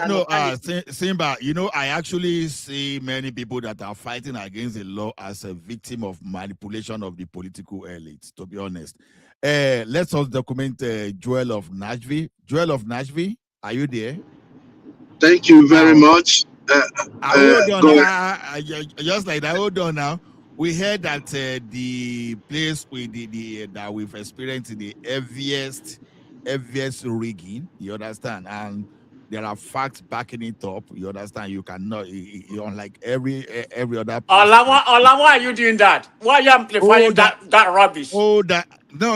Joel is scientific now. We'll be able to defend. Unlike you were unable to defend it. That's why I'm pushing it to Joel. You didn't ask me to defend it. Southeast is known for heavy rigging, and the facts are there glaring at everybody. So then the new electoral law is going to make sure that such kind of rigging is not going to happen in the Southeast. So what says you? Thank you very much. Like, share, and subscribe. Joel of Nashville on the One Man Show. So why are you telling him thank you when he's here? Lying. Courtesy demands that you do that. And it's not just him. I'm thanking everyone for giving me the opportunity to talk. Having said that, it's an unfortunate situation that a fraudulent government would make such callous statements about the Southeast. Like I said, hold on, please. Can I just you see, it is nothing that you can trust from a president that have a drug criminal history, and that's the administration. That's the man sitting as the number one. So what do you expect?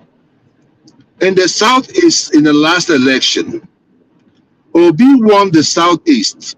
Plain and simple. There was no way Tinubu could have won anything. You all forget where we are coming from. We just finished APC with APC government, who had referred to us as a dot. So sometimes you guys just make statements without looking at, what really made things to happen. The foundation of that is that APC had not treated the Southeast like their own. And we have every right. We have every right to react whichever way we want to react. 2023 wasn't the only election. Hold on, please. Arogidiba, you started this nonsense, Arogidiba. No, please. Can I say something, please? Can I say something, please? Let me finish up, please. 2023 wasn't the only election we had. In 1999, it was OBJ. We voted a Yoruba man. In 2007, it was Yaradua. We voted an Hausa man. And we voted Goodluck Jonathan. So what is the problem? Why is it that wherever we vote, it's not good for you guys?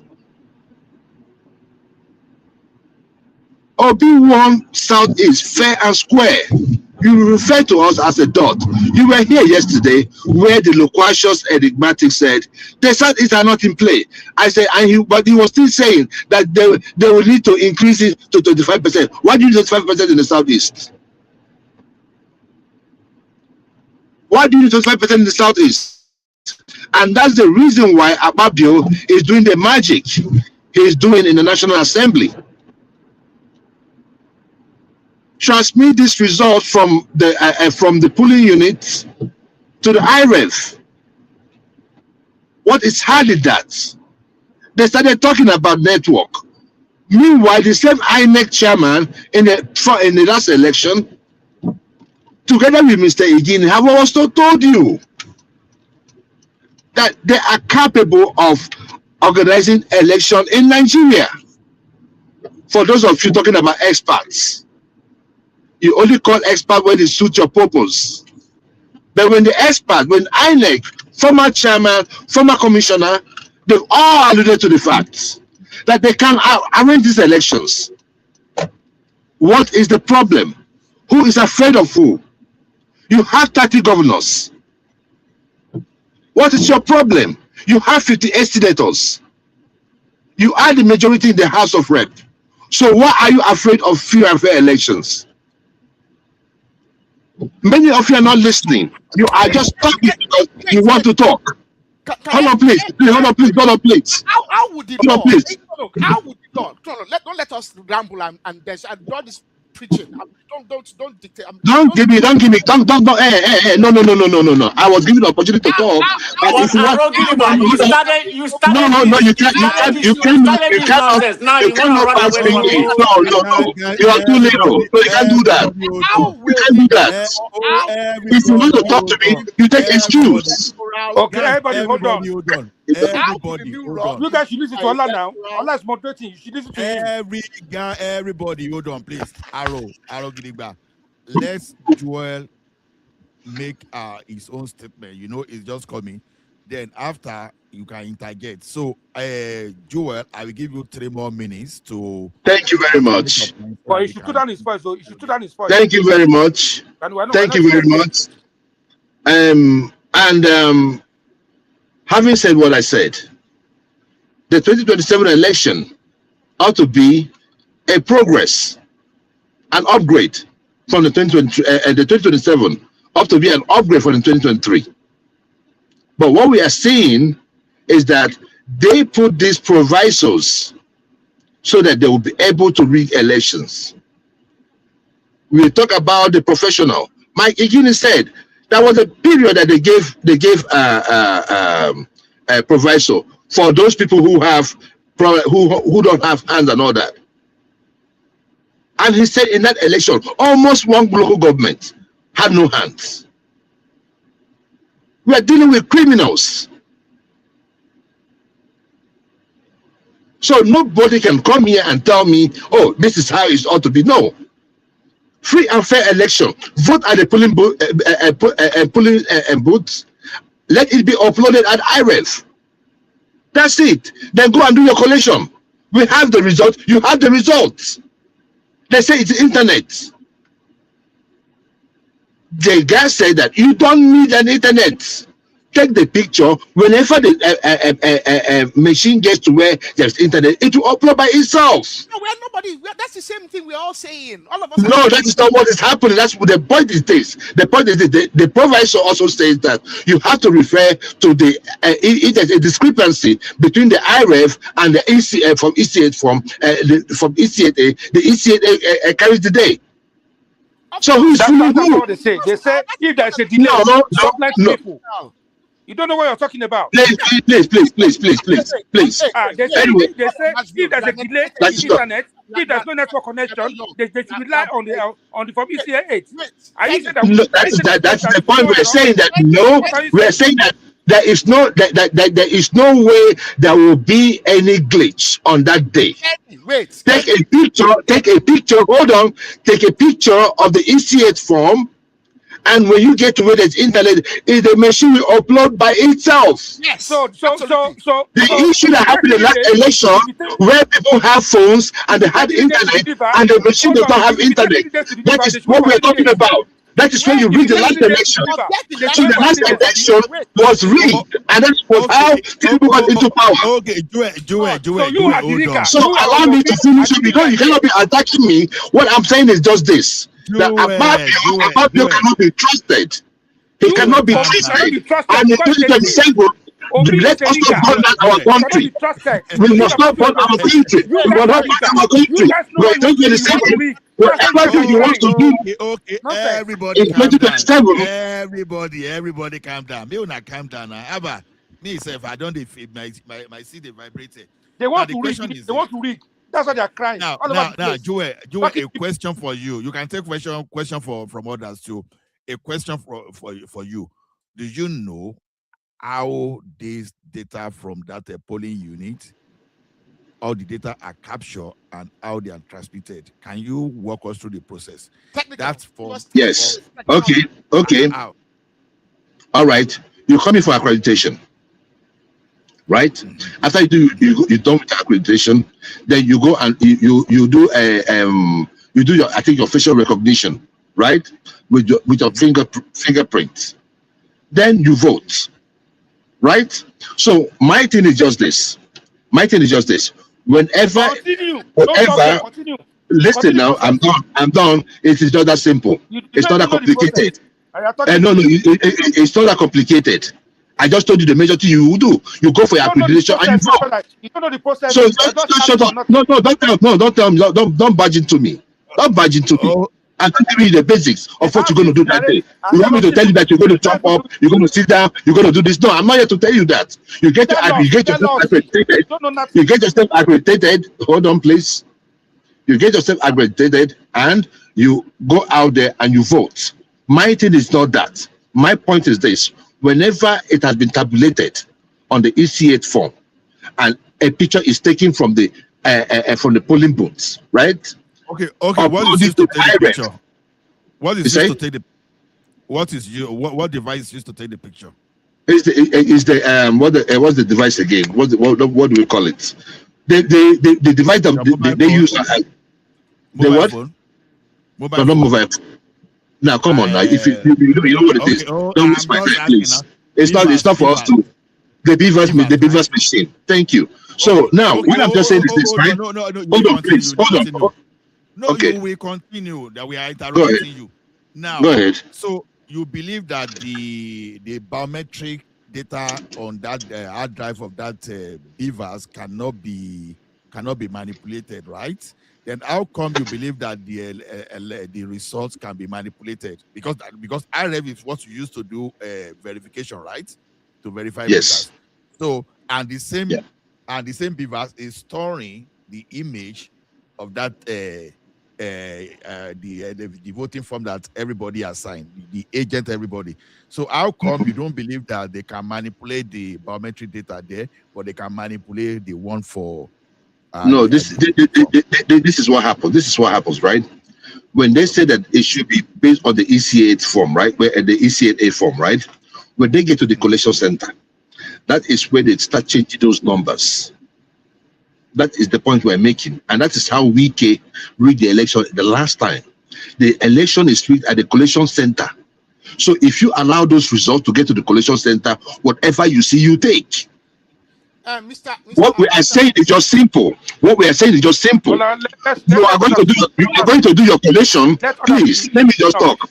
You are going to do your collation, but let the result come from the IREV portal, where every one of us sees what is going on. In Makoko, we know the police booth there. We know what's coming up from there. We are seeing it. If you're tabulating at the collation center, you will not come and give us bogus numbers. That's the point. Okay, Joel. Okay, hold on. Everybody, hold on. No. Now, I know that Simba has been interjecting, but he has not spoken fully. Then maybe let us now move to Simba. Then after Simba, we come. After Simba, we come to Tunaija. So, Simba, are you there? Let me represent Simba. See, what I have news here, breaking news from INEC chairman. So this thing is not complicated. We are making it complicated. Listen, he said exactly no real-time transmission. INEC clarify result protocol for FCT council poll. INEC clarify its result transmission protocol for the FCT council poll. Stating results are uploaded after counting and signing, not in real time. This is what I'll be explaining. This is not after counting and signing. Where? A man of prestige and Jewel, people should be talking that. No. After counting where? After where the counting going on? So after counting and signing, you upload it to IREV. This is the transmission Nigeria asking for. When people say real time, it's not real time. Prestige is asking for. No, man of president and Jewel, that's we want something different. That is what we're asking for. Hold on. I've already clarified myself. What we're asking for is there's nothing like a real-time transmission.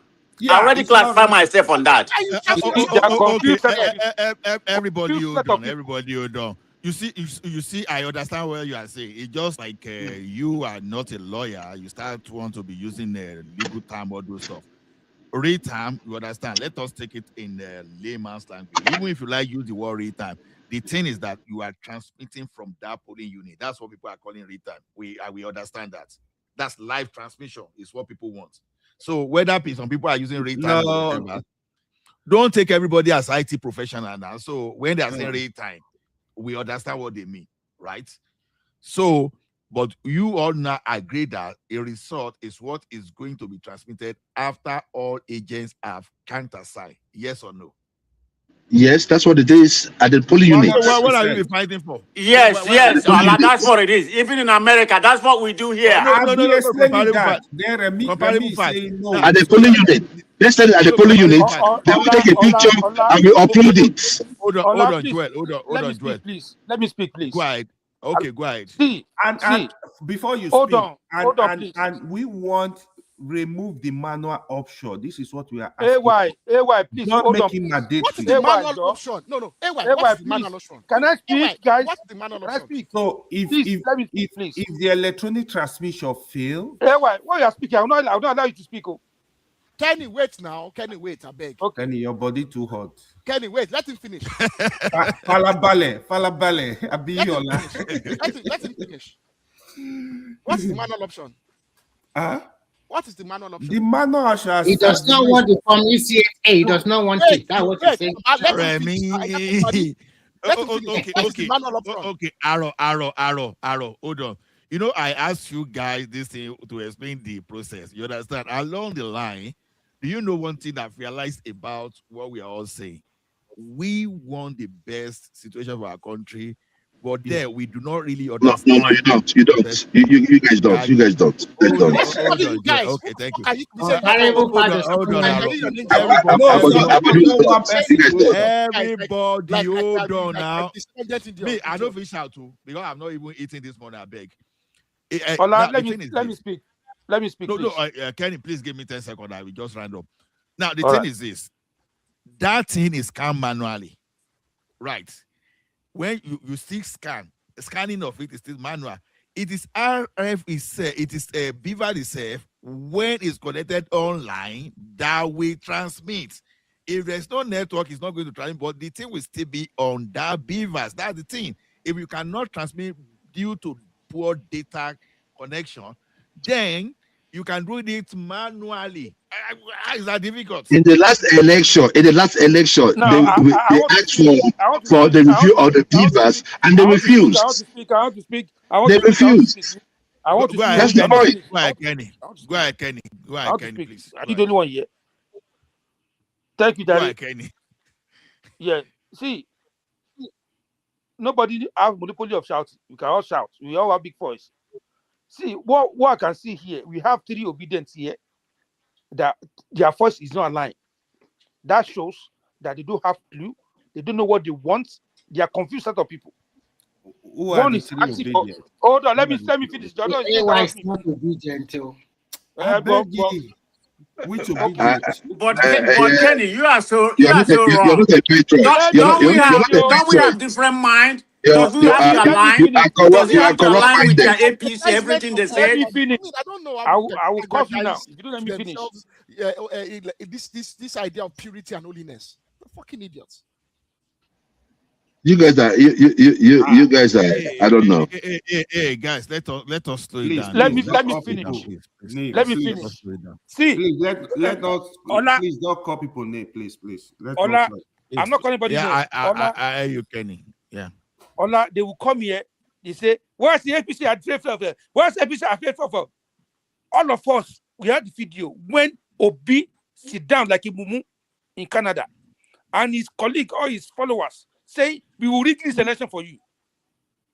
They're not talking about that. That's correct. That's correct. That's a lie. That's not a lie. Nobody said. Nobody said they're going to rig the election. Nobody said they're going to rig the election for Obi. What do you mean? So you've not seen the camera? No, nobody said they're going to rig it. Obi cannot be. Oh no, that was AI. Okay, let me finish. AI generated by your Tinubu, I don't care. by your druggy president. That's the person that. Okay, let Kenny make a statement. Fucking Obi. A gay man that you're following. Tinubu don't like you. Tinubu don't like you. Yes, Kenny is so ignorant. Kenny is so ignorant, probably illiterate too. Hold on. I want to ask a question. Is anybody drawing monthly stipend from all these politicians? Yeah, is anybody? Kenny does. 20K. Yes, I don't. They pay me. Yes. Attaching 20K. Attaching 20K. You know why I asked that question? You understand? We are just wasting our energy on people that want to realize their ambitions. What we need is this. What is good for common people? I know you want president to come from your area. Yeah, I know we want it to come from my area. But that should not even be what to discuss here because we are degenerating to personal attack based on people that want to realize their ambitions. And to me, I don't think we should discuss that way because it's really it's becoming too. Ola, I just want to say this. Ola, thank you for that. Let me finish. Let me finish my rubbish. Please, I beg you. Allow me to finish my rubbish. Allow me to finish my rubbish. Allow him because he needs 20K. He needs to be paid 20K. Allow me to talk to him because they monitor your time. So I will use that to monitor your time. I will use it to feed your mama in your village. Okay? No problem. Come now. No, don't let us go personally. Please. No problem. Let's continue. I If you guys want to start insulting yourself, I'm out of here, man. I can't be. Please. No, don't go AY. Don't go. Tell him now. Tell him not to put mouth and insult. Please. Guys, don't let us. Just like what Ola said now, they are not paying any of us, so let's respect you. You can't. No, calling my mom. Calling my mom. No. You're gonna call my mom? No, Joel and Kelly, you're gonna please let us talk. You're gonna call my mom for real? I'll call your father if you don't care. No, guys, don't let us involve our family. It's all right. No, see. If you have one, you won't be talking like that, but it's okay. Hold on, guys. We are all educated here. You understand? I think the least person here, depends that they didn't attend school at all on a first degree. That you didn't go to school at all on a bachelor degree. You understand? And we should be role models to people. So we are discussing issues. You understand? Some people finished themselves for Buhari yesterday. Today they are cursing Buhari. Even we have some people that placed their life, almost laid their life down for Buhari to become the president, and they eventually became a victim of the insecurity of that country. You understand? So why should I be disturbing myself on politicians that don't care about? All I care about is this: when this politician is there going to be a benefit for me? That's the only thing I want. To be frank, I don't see any reason why we should be fighting over this electoral amendment they just did. They're giving people a lot of opportunity as a political party. You have your polling agent. Election is manual. For counting, it's also manual. And after that, every polling agent and presiding officer, they will sign on the form EC 8A before uploading to the BVS machine onward to IRF. So why are we unnecessarily fighting over it? So we're fighting because internet, they'll bring up internet that day and they say internet's not working. Like we had glitches in the last election. And that's what we're trying to prevent. Hold on, Joel. Let me ask you a question, Joel. If you nominated Pat Utomi as your polling agent and is there to countersign and hold a copy of that, are you saying you cannot trust what Pat Utomi will give you as the result of that election? No, you see, you don't get it. You don't get it.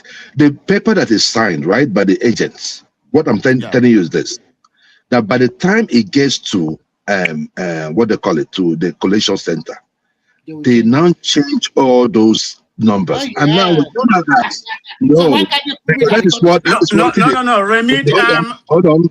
That is what right. That's exactly what Wike did in Rivers State. That is what we prevented in Rivers State. I brought in with Okorocha. So I know these things. I know the game they play. The election are rigged at the collation center. Let me put this straight to you. So what we're just saying is just simple. What we're saying is just simple. Let me put it to you this way. You said at the collation center, they will now double the figure, right? They will change all the That's figure. what they've always done. Okay, relax. Relax. It's easy. I'm going somewhere. So all the votes that Obi got in all the Obi won national state, the South 5 states, one Lagos, one some 12 states, and including FCT. So do you mean all those votes Obi got in all those places, are they his real vote, or they also change them, especially from the Southeast? No. Like a month. So that we can move ahead quickly. So that it cannot be a yes or no. It cannot be a yes or no answer because there were different regions. There were different regions. So no. What we saw in the last election.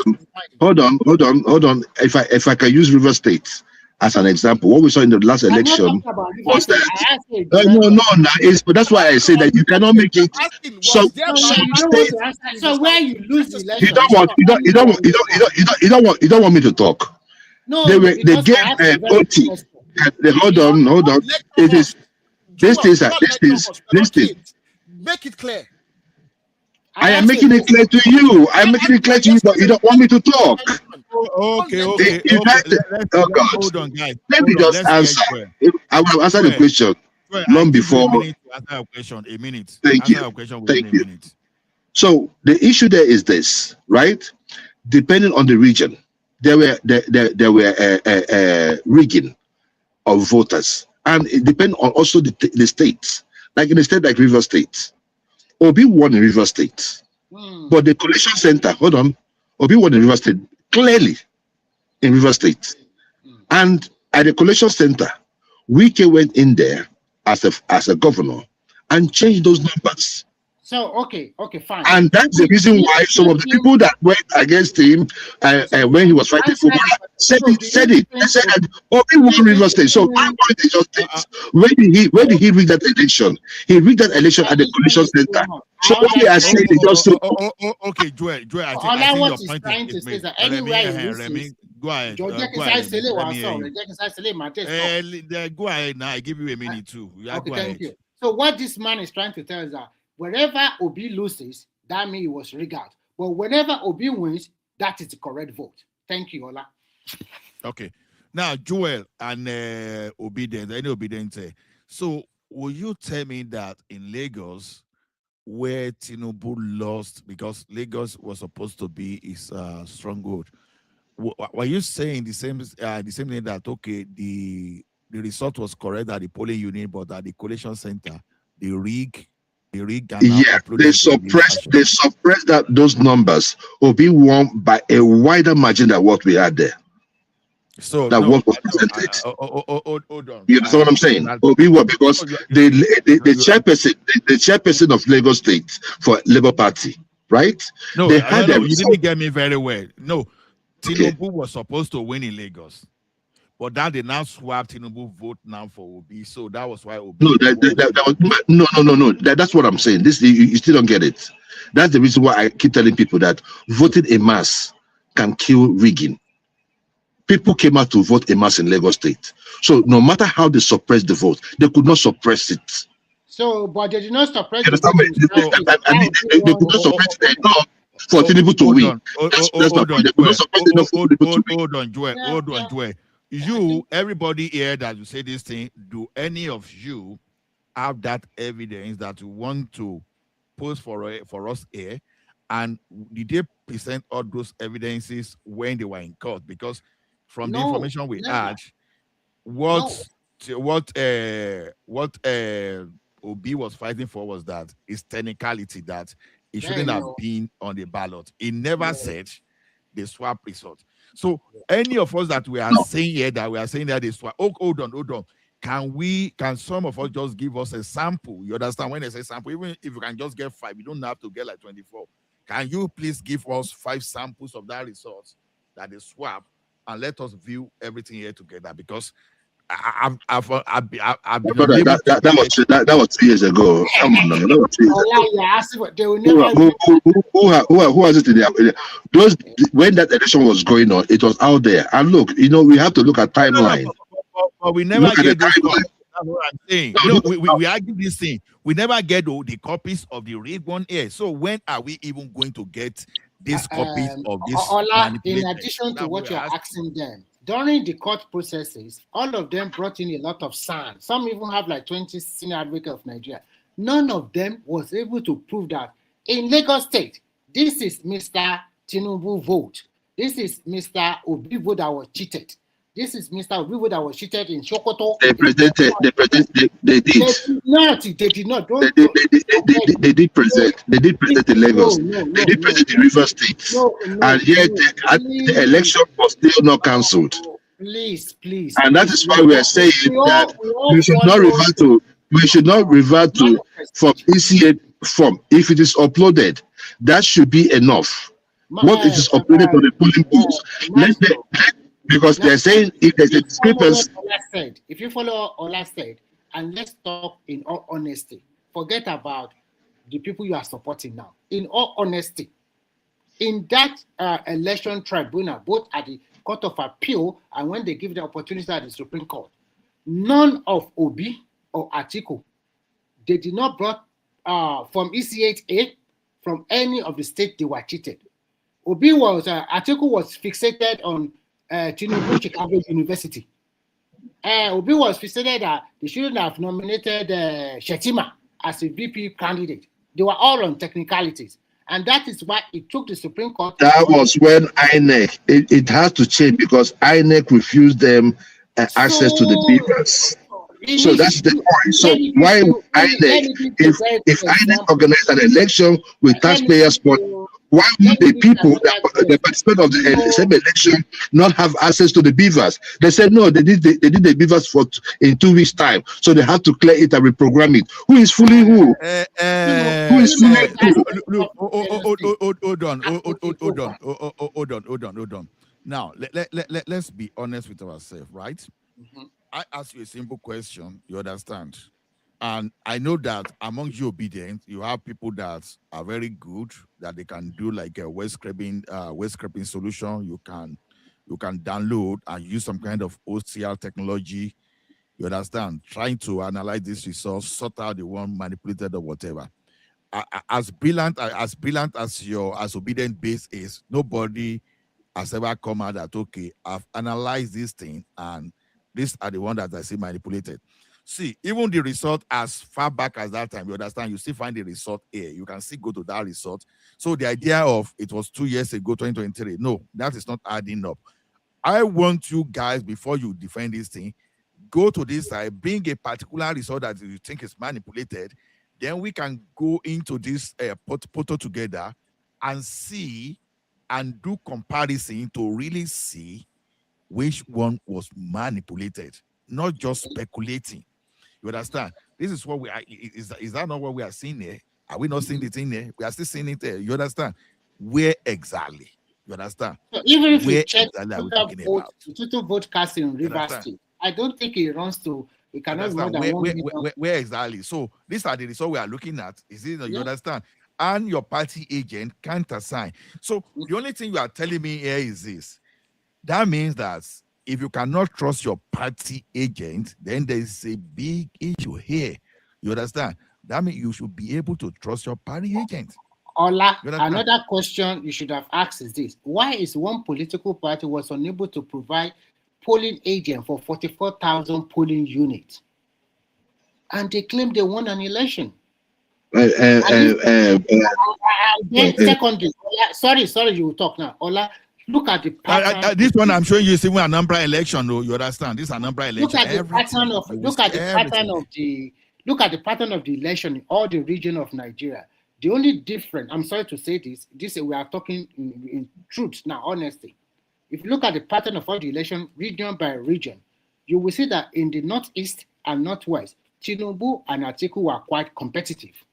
But when you go to the north central, you will see that Tinubu and Obi were quite competitive. And when you go to the south-south, you see that Obi and Atiku were quite competitive. And when you go to the southwest, you will see that Tinubu, Obi, and Atiku were competitive. But when you go to the southeast, none of these other two candidates are competitive. Hold on. Remy, you are modeling the water. You are speaking half of the truth. Because the only place that will be one is Lagos, because there are more refined Southwesterners in Lagos. Atiku won Osun State. Atiku also won Osun State. Right. I'm talking about Obi. They are more refined. Tell me which state any one of these guys won in Southeast. There's no place in Southwest that Obi won. Only in Lagos, because we won Lagos State, for God's sake. What are you saying? Yeah, because there's more refined people in Lagos. No, Lagos is a different. What we are asking is very simple. How come you can't use Lagos as an example of Southwest? Are you wait, man of Prestige, I will not allow you to continue with that nonsense. Are you suggesting that other people in Southwest that are not from Lagos are not refined, that we are illiterates? Do you know what I mean by refined? Take that shit back. Are you stupid? No, I'm not taking that shit back. I mean they are more enlightened. It doesn't have to be education. What they have in Lagos, they don't have in your state. But they are more enlightened. What are you talking about? Why you I didn't say anything about education. What are you talking about? Guys. Do you know what an enlightenment is? Everything doesn't talk like dog. Why education they have in Lagos, they don't have in other parts? Everybody, hold on. Let us have some. Lagos is more enlightened. What are you talking about? They're not more enlightened. Stop getting nonsense. Far more enlightened than you from Oyo. So that means people in the southeast are illiterate. So they only vote for one don't let us start using my button, please. Don't let us. Please don't. We are not fighting. The thing is this: I want you guys. Don't let us go personally. Let us be modest. You understand? But they're not modest, Mr. Allah. They're not No. Arrow. Arrow. You are the one that you are the one that is burning your belly. I'm being more semantic with my word. I'm not trying to be bigotry or whatever. I'm not trying to downgrade any. The Southwesterners are well-educated people, but I use the word enlightenment, more refined. And it's driving you crazy. I will start muting people.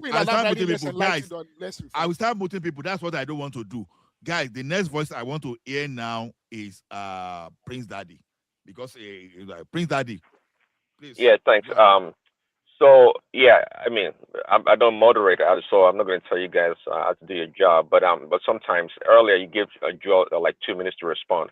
It's always an opportunity for us to learn on this platform. I mean, for those of us that want to learn, that is. So when you give people like 2 minutes to respond, don't allow anybody to interject. If they do, just mute them or put it in the background, for example. Let's hear what they have to say. If we agree with the position or not, at least we learn something or we know how to refute the argument. Too much talking, when people are trying to respond. And I know sometimes, for sure, a lot of people on this platform, on this panel, they talk too much. Simple question, they will take 5 minutes to answer the damn question. So use your discretion and cut them off too. They're talking too much, but let's all hear their response and what they have to offer. So thanks for giving the time. Just quickly to address Joel, what he was talking about earlier. Joel, you always try to be crafty when you're trying to respond to stuff. You mentioned earlier that, Obasanjo, Yadua, and Jonathan, that the Southeastern have a diverse electioneering position in Nigeria, and that is not true. You know that you guys are quite silo rather, and you are quite regional and linear in your approach to politics in Nigeria. The common denominator among these three candidates is that they belong to the PDP, and we know that the Southeasterners are strong in the PDP party. That's the only reason why you vote for Yoruba person or Hausa person for that matter. So you don't have a good diversity when it comes to. Is that not voting? Is that not voting? No. Vote for people? What I'm saying. You see, you will never, unlike the Yoruba, for example, that jump ship and go vote for LP or Peter B in LP. You guys don't readily do that. You will never jump in that and go vote in APC or any other party. Or you will do so in a party that suits your preference, which is great. There's nothing wrong with that. But stop pretending like you're so diverse in your opinion when it comes to election. That is not true. Don't bamboozle. No, we don't have to be. We don't have to be. We might have a political culture. My own political culture might not be the same as yours. But the issue there is that if there's a Yoruba man on the ballot, we vote. But the idea that we are voting based on tribe should not be sold. Because I remember in one of the elections, Ojukwu was in the election. We did not vote Ojukwu. You understand what I'm saying? So you guys should take it easy. The issue there is, hold on now. Let me talk now. I was just talking. The same thing they just corrected us about now. You just flouted it. 30 seconds. 30 seconds. I will be done. Okay, go ahead. My thing is just this. My thing is just this. Do not make it that we are voting against tribe because we decided to vote to be. No, we have voted other tribes, but we are saying this time around that this guy is the guy we wanted. We have tested all of you. You guys failed. You guys, all of you, Olule, even Olule. You have two ways to go. You guys vote for your party or you vote for your tribe or you vote for your man. Which no. Individual. Hold on. A lot of regions do that. It's not unique to you guys. It's not unique to the Southeasterners. But you like to pretend as if you have diversity in your electioneering, and you don't really. You really don't in the Southeast. You guys say. And by the way, just like Prestige rather, I question that survey or what that statistics about. There was so much fraud in the Southeast in the past election. I remember when they brought it up, I was like, where did it come from? How about it? How did it come up to that conclusion?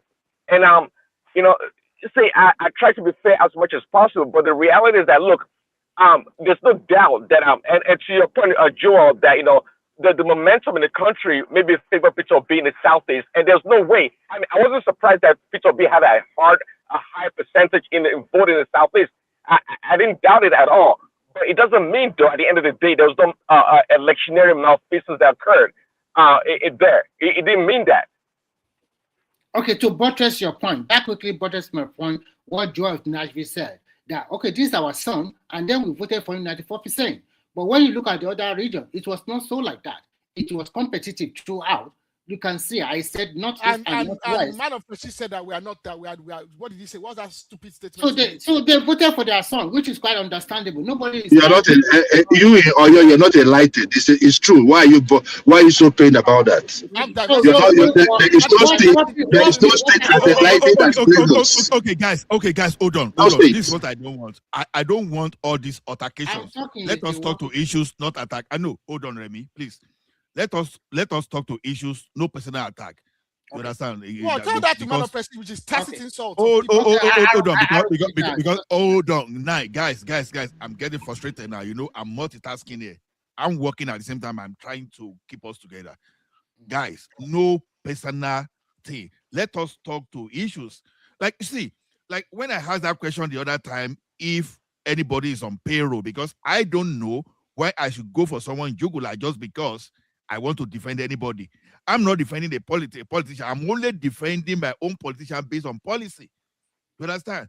How will Tinubu policy on petroleum industry, how will it affect me? How will it hurt me more? You understand? Who is that politician that will do something that I will say, okay, I want to leave Canada and go back to Nigeria? That's all I'm particular about.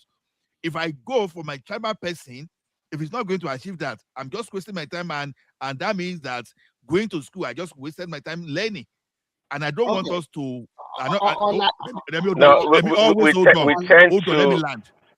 Let me land, please. Let me please. Now the thing is this: let us be moderate. Don't let us attack.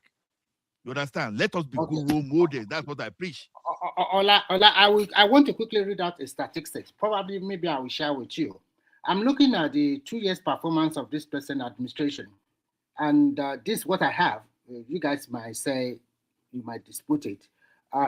Before 2020, quarter one of 2023, our trade balance was 20 billion. But as of today, of quarter one of 2025, our trade balance is 5.7 trillion naira. And our oil production in 2023, before this president, it was 1 million barrels per day. As we are talking now, we have about 1.6 million barrels per day. And when we talk about airline block fund, that means the airline that the government of Buhari was unable to pay was stand at 1.3 billion US dollars. As of today, we are not owing any airline their money, it's zero. The minimum wage that time was 30,000, but as of today is 70,000. I'm trying to talk about the result of the reforms and things that are taking place. And what was gas price? What was gas price then and now? Let me finish. Our net reserve was 4 billion on quarter one of 2023, and as of quarter one of 2025, our net reserve stands at 23 billion US dollars, and our average foreign inflow it was 654 million dollars in quarter one of 2023. Okay, Remy. I think people are saying we should go back to electoral. Mr. Remy, yeah, don't let us do that. Hold on, guys. Hold on. Now, let me lead the way. You understand? You see, when I asked my question the other time, we have to be sincere about how we do this thing. Now, I know that obedience are the one fomenting trouble around this electronic voting. You understand? I intentionally went to Yobe. Look at this result, and I want anybody that want to be sincere with me with what we are seeing here. If you can all see that result. Now look at this Yobe. This is a Yobe. This is a what? What Yobe? Whatever. Look at the party present there. Can you see? Can you see LP here? You can see now. I will just take about 3-4 samples, then we go from there. Now, this is another word, polling unit. You understand? This is another polling unit. Then, okay, let's see this quick view of this one and to see the result. Let us see the results. I hope they've not, okay. I don't know the format for that one. Let me just go for another one. You will see why I'm picking this thing. You will see that you will never see the agent there. So when you are not sending agent to a polling unit, then why are you fighting? Oh, Jesus Christ. Hope Obedient have not sent some kind of thing to my system now. And this is one of those things we are saying.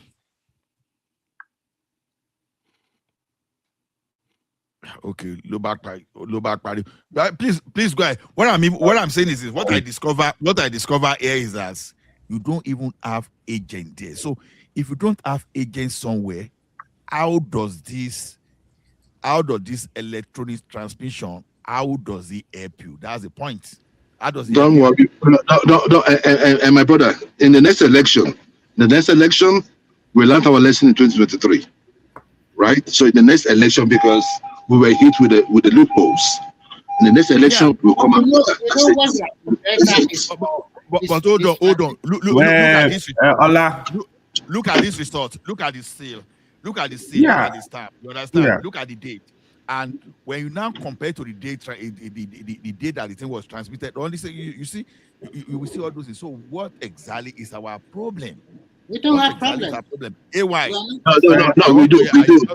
Let me AY. Some results. Guys, hold on. AY hasn't spoken for a while. Let us you see, this result you are sharing now, it's just how Nigeria have this blind argument. Even on Dr. Damage, I remember telling people Peter Obi does not have the structure, but people said, "Oh, what is structure? What is structure?" You actually need a structure, but thankfully, Peter Obi has realized that. So it's in ADC. ADC, I strongly believe they will have the structure.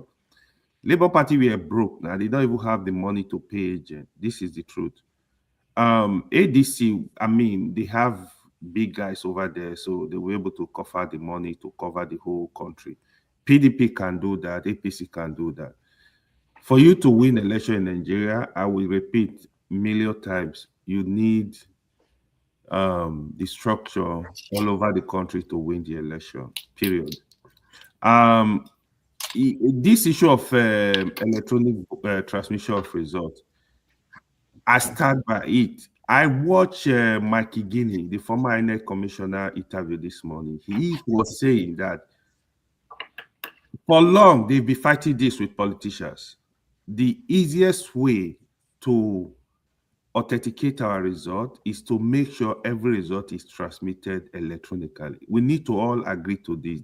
For me, this is not about party. I don't know where anybody belongs, but this is where me I stand. AY, can you please explain what is electronic transmission? We'll be explaining. Let's have clarity. No, I'm not explaining it because evidently it's arrow. Okay, the way when you say electronic, do you mean the same way that Ola has it on screen right now, which is yes. Yes. So we are not agreeing. We are not in contention now. No. Here is the problem. We are in contention. Where we are in contention is they need to make it mandatory. And but it is mandatory already now. Is it not mandatory? How is it not mandatory? It's not mandatory. It's not mandatory. It's not mandatory. One. Okay, secondly, how is it not mandatory? No. Don't let us move on from this. How is it not mandatory? Because we have alternative. We don't have an alternative. What? No, we don't have an alternative, and I will not allow the Senate to pass the law. Please. We do have alternative. That's what we're talking about. Go and read the law. Go and read the law. We have an alternative. The proviso.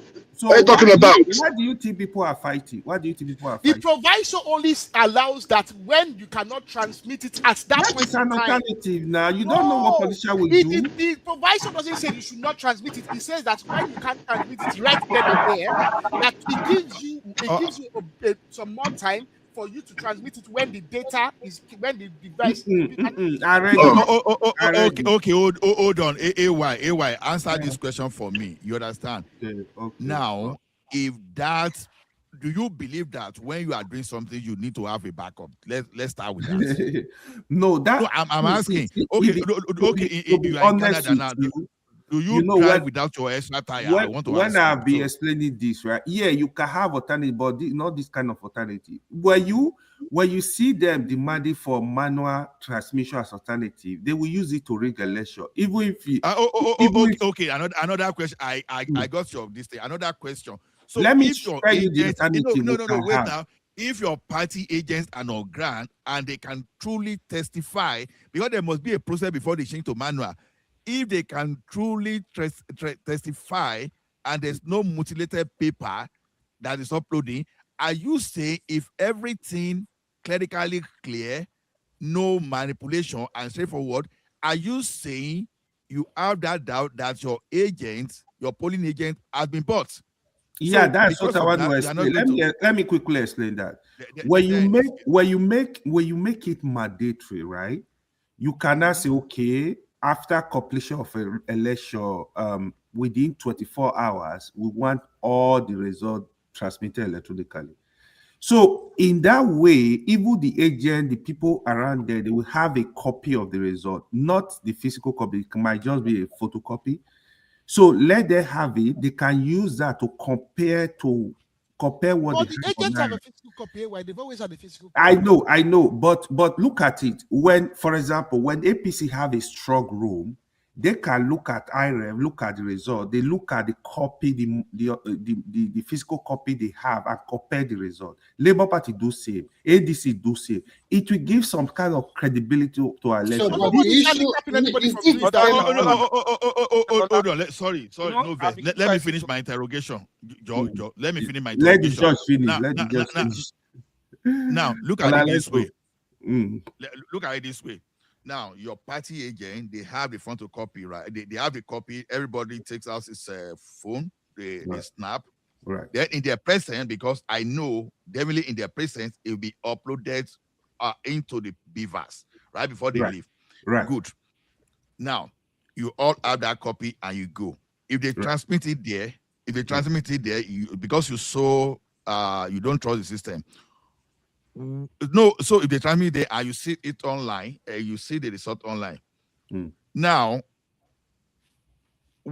how does that solve your problem? Because if it is problem of trust issue, why don't you think, hold on, why don't you think after uploading your presence that the same people can go and upload another one again and transmit and now delete the one that is on IRE? Why are you not worried about that? How come you are worried about that online transmission? Because that's very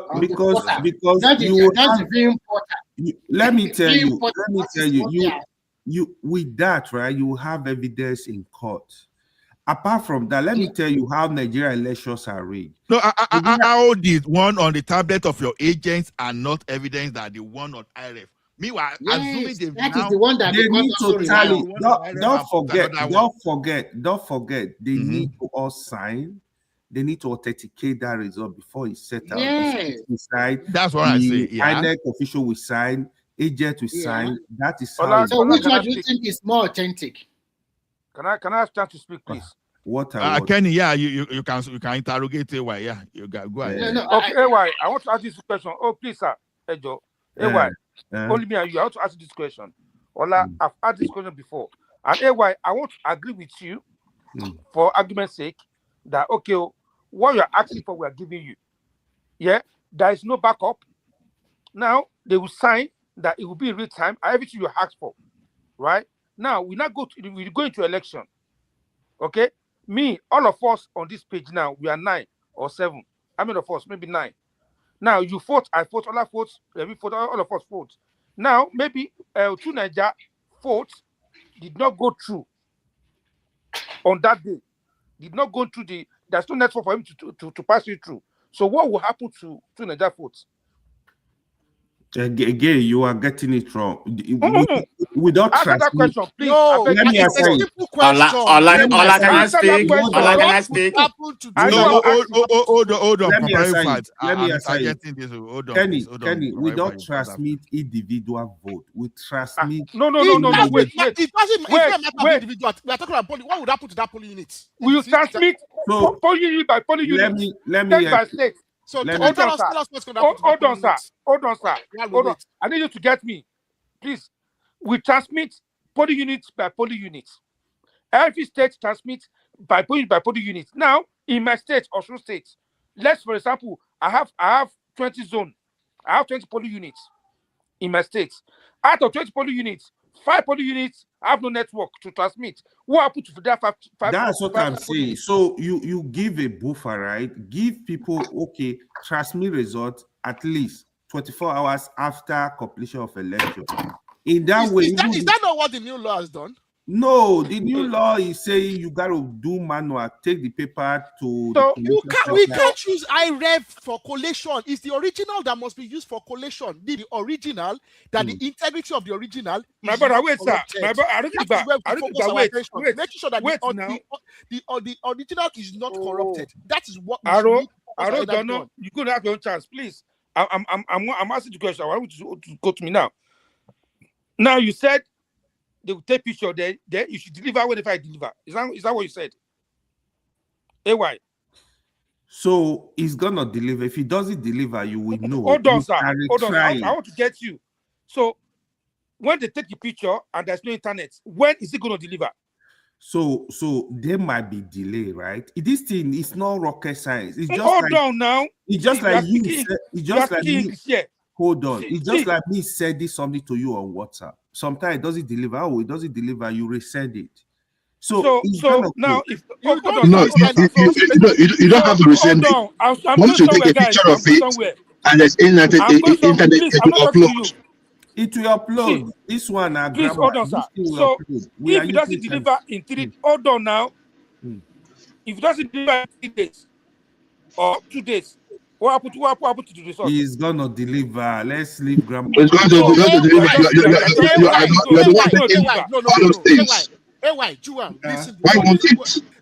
one listen to what Ken is asking you. Okay. You have that's the loophole. Wait, Joel, can you listen? Okay. I don't want to give our politician loophole. No, but please, Kenny, the only thing that's pissing me off is this idea that you people are standing on one side and people like Kenny and myself are standing on the other side, and you people are angels and we are demons. I will not accept. But you are. You are. No, you are. Your own thinking. You're the only one that clever. Other people are dumb. They don't know what you are. Most of you are. That is fine. You are stupid to say you are. Can you answer? Please, mouth well like a lion. I want you to grasp what Kenny is asking you. This Kenny is so funny. I mean, something there for that boy. I don't know. He doesn't talk nonsense. They back like talk. Wait. Who cares? Can you wait? Okay. Who cares? You don't even talk for my front. So what's the need? So you can talk anything. You can take anything you want to say. Right? And can I put it to AY properly? And I want to listen to me very clearly, okay? So that all of us are on the same page. You are contesting that you would prefer for electronic collation, because really what you're asking for is the use of the iRev data for the purpose of collation. Now, the iRev would only be populated when the BVAS, the data that's been sent from the BVAS, lands in the iRev. So let's say at the polling unit, election finishes at 6 p.m. They do the counting. The EC8 form is signed by 6:30, and at 6:30, 6:31, the polling unit officer uses the BVAS to capture the EC8 form, and he sends it at 6:31. Because there's no data, because it's a rural area. Okay, because the rural area, it sends the data and it doesn't go through because there's no connection. In that meantime, it's making its way towards the ward. Okay, let's say for whatever reason, some technical matter happens. The data is captured. The data. Remember, the data has been captured at 6:30, but because of some technical reasons, the data does not land in the iRev for another 2 days. What are you going to use? It does not happen that way. I say it cannot happen that way. You cannot put in your stuff. You cannot put in your own. You cannot put in your own stuff inside it. INEC said immediately you get to where there's internet, the result will upload. Stop putting your own thing. Because stop putting your own corruption into it. They don't affect the internet, Abi. They have No, because the internet has a way that it works. They have the control over the internet. It's not as tough as the Aquados. They cannot hack the internet. It's not as corrupt as the Aquados. No. It's not as corrupt as you guys. It's not as corrupt as you guys. Okay. We don't let us talk upon one another. Comparable fact. Are you there now to speak? You asked to speak the other time. Yeah. Thank you very much. I think we are missing the whole thing. Everybody's speaking. We are just modeling the water. I think what just transpired. What they just passed is the status quo. Exactly the same thing that was passed in 2022, and that's what they just maintain right now. I think the discrepancies when we're talking about the real time. Like the House approved and mandated to make the electronic transmission of result mandatory in real time. What they actually mean by the real time in each of the polling units, after everything, the form, I think it's the form ECA has been signed. It has to be transferred to the IRA portal after every effort has been signed electronically. Well, nobody's contesting that. I'm not against that. No, but the problem we have, they gave the INEC, the key parties to upload it whenever they want to, and that's where criminality come in. No. They don't have to. After they have signed it has to be transmitted from there. The polling unit officer does not have the right to not use the device to take the picture of the ECA. No, they do. That's where no. Whether they like it or not. Wait. It's beside to law. There's nothing you can do about it anymore. Ken, you need to calm down, okay? I don't know what you're drinking. You just need to calm down. Yeah, you think I can. You think I can. No. I the politics they play now. Clarity. I've read. There's nothing you can do. It's beside to law. Don't worry. More catch you a rig. Come with 27. Anyway, one problem I had with the wording of the law before it was amended was that it left a lot of space for very litigious individuals to actually invalidate the results in many polling units based on the idea that let's say for whatever reason that the polling unit officer uses the BVAS to take the picture at 6:31. Remember the scenario I painted. Election counting, everything had finished at 6:30. The ECHA form had been filled out in the presence of everybody to everybody's satisfaction at 6:31. And between 6:31, 6:32, 6:35, the polling unit officer had used the BVAS to take the picture of the ECHA that is satisfactory to everybody there. Let's say for whatever reason that image does not reach the IREF within, let's say, 2 minutes, 3 minutes. Okay, let's say it doesn't even reach the IRF for another 5, because we've seen in some places, okay, there are some very rural places in the likes of Bayelsa, that we've seen that the polling unit officer does not reach the ward or the local government for another 8 hours. Which 8 hours? Where are you coming from? No. Hold on. Can I come in? I need to point out something. Yeah. What you saying? Wait. Where in Bayelsa do you have to travel 8 hours? Where in Bayelsa? We have seen some incidents in some parts of Bayelsa, Ilaje, and the right areas that it takes the polling unit officer 8 hours. Yes, Right. Even it takes them even the next day. Because think about this. Sometimes by the time they finish, it's very late at night. They might not be able to travel because some of the places they are going to are remote. Okay, and they don't have their own private. They actually organize transport and logistics. Remember, one of the issues with INEC is the fact that INEC itself does not own its logistics capacity. That they actually contract, and they contract. And one of the arguments that they had the last time was that they were contracted to NURTW that is dominated by individuals that are allied to APC. That was one of the arguments they had in the past. INEC themselves don't have their own logistical capacity. These are young people. They finish very late. When they finish very late, they have to pack up all the equipment they use for polling. They have to pack up. They'll have structures they have to pack up. Okay, they have to pack it up, load it. Sometimes because logistics is not their own private logistics, let's say there's a boat that brought them. That boat might not be waiting for them. That boat will have to come and collect them. They don't get. Sometimes they don't start going back to the port or the next day. My brother, please.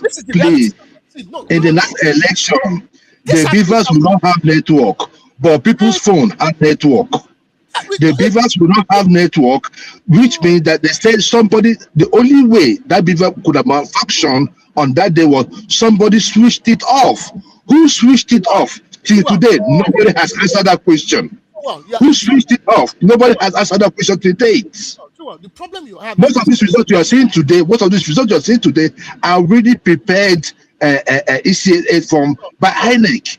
Please, you can see that it did not have the signatures of other agents. Yes, they may not have those agents, but it gave them now the opportunity to rewrite all those results that you're seeing there. Joel, okay. So my point is just simple.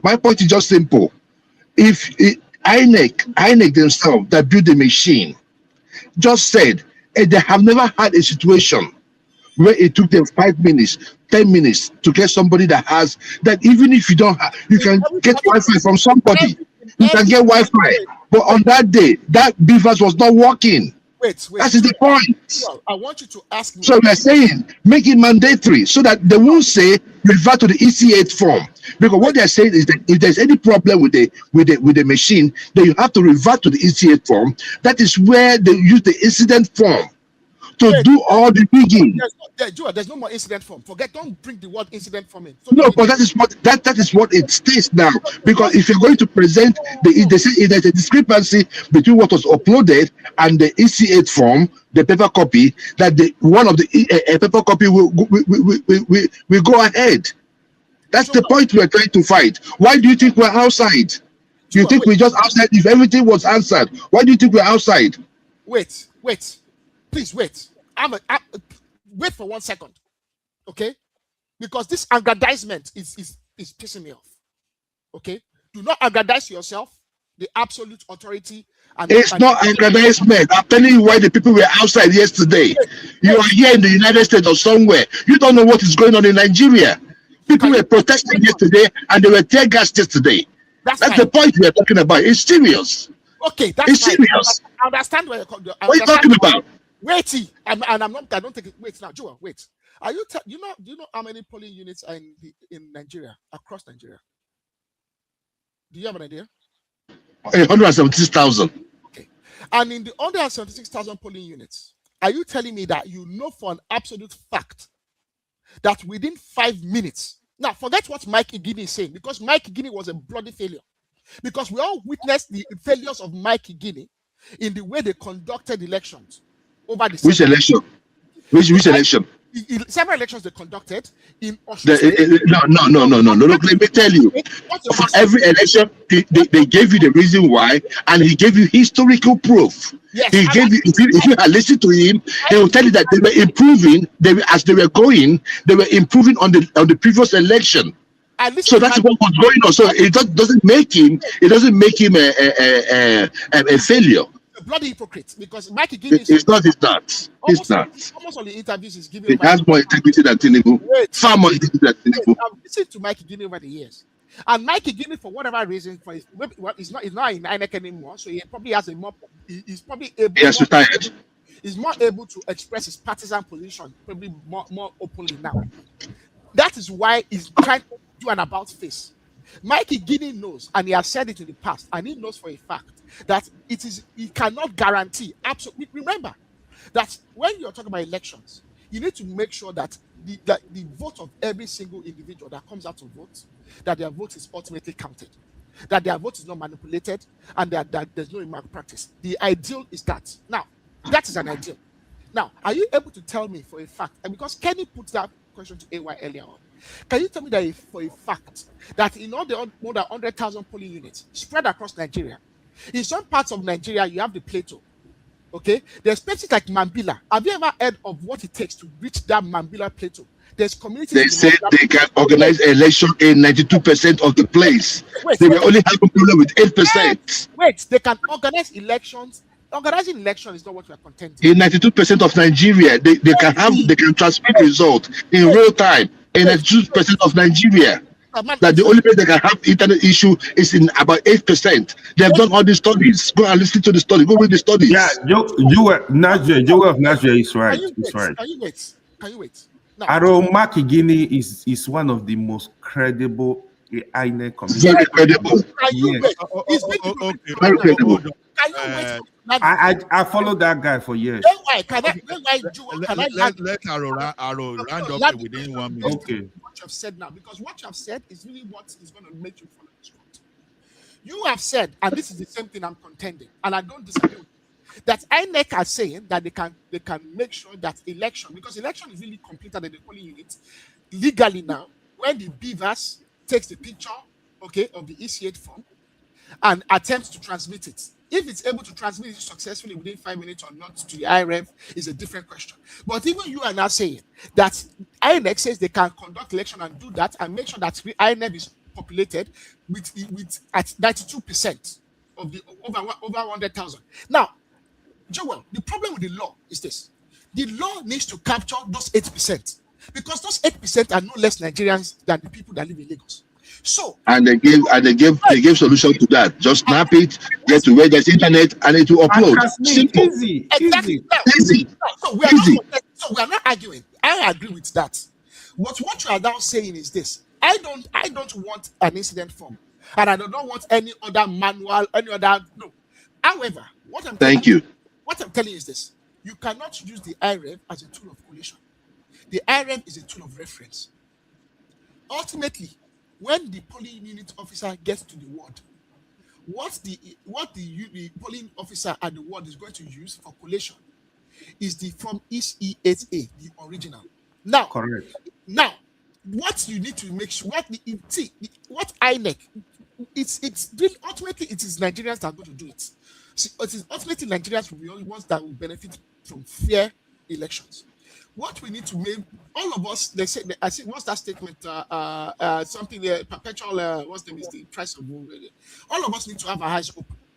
At the ward, we need to make sure that, number one, the EC8 form has not been manipulated between when it leaves the polling units and when it gets to the ward, and when it gets from the ward to the state or the local government and upwards. Now, the individual at the ward that's going to receive the from EC8A needs to look at it, reference the IREV, and at the same time, you know that at that ward level, there will also be political officers from each of the political parties that would have received from their own officers at the polling units what their officers had. So we need to make sure that the EC8 form that is brought by the polling unit officer matches the IREV, matches all the ones that was given to the security officer at the polling unit. Once we know that there's no deviation between all those EC8 forms, then we can go ahead and collate at the ward. That would also be replicated at the local government. Arrow, you are speaking like you are living in a real world. Nigeria is an ideal world. You are talking like a human being. I wish it happened the way you're talking about. If it happened like this, nobody will be on the streets. Sorry, guys. Let me ask. If it happened like that, nobody will be on the streets. What are you arguing about then? Let me ask Arrow a question. No matter, no law Arrow, can. question for you. Arrow, question for you. So the system we currently have, we've been using for years. Do you know how politicians rig election in Nigeria during election? Okay, there's a few number of ways. Now with the beavers, you cannot have overvoting, because once you have overvoting, that is out of the question. So overvoting is out of the question. Incident form is out of the question. So those were perpetually used prior to the 2022 election. But the 2020 election, the use of beavers cancelled those. Let me quickly help you. Let me finish. Don't help me. No, you are explaining too much. You don't know. Trust me, you don't know. Collation centers. That is where election. Exactly. Let me get there now. Let me explain to you what I know. Nothing to explain. Just say it. Wait. Now, what is being used? And you know, I mentioned earlier that what we need to make sure that what we can focus on is the integrity of the EC8 form and the collation process. So this is where we need to focus our attention. And the new law and the old law would not undo that. Even if you bring 10 million laws, it is ultimately individuals that are going to do the collation. What we need to make sure is that all of us are fair, and the collation is not subject to manipulation. And the only way you can make sure that is true is to make sure that when the EC8 form is filled out at the polling unit, that it is filled out fairly and it is filled out to represent what actually happened. When the ECN form arrives at the ward level, we need to make sure that ultimately what happened at the polling unit area is also what is actually being populated at the ward. What is I don't get it. I don't get it. Let me just ask you this question. Then you add it to what you're answering. Let me add it to your answer, please. See, what if, because we've talked about agents, right? And we have a situation where you don't have party agents. Probably and definitely you're going to have that of APC, right? An APC person signs the form, right? And the people were not able to escort the officer down to wherever they're going to submit the results, and the thing changes midway. Who do you think would talk? See, there's no party agent. It's only the APC. Whatever the APC says, wait. If you change the result, that is what it's going to be. Ask that question again. And if I said this, right? If there's a police, for instance, there's a police station, right? And there are no polling agents from other political parties. And let's say, for instance, just for this case study, we have only party agent for APC. Okay. And as it was being transported, right? No, don't use APC. You can just don't put any. No, because the dangerous thing you are trying to do is this: you are actually making a suggestion that I'm giving you a case scenario, and I'm giving you the likely characters. Don't use any case party. I'm not. No. I'm giving you a scenario. And I'm giving you the likely characters. Okay, guys, hold on. Let me even add this one to the discussion, and you take it along. Now, when is the next election? Is it February or November? What did the National Assembly? They've not decided yet, but most likely in December. So that it doesn't. I'm reading something that is going to be in November.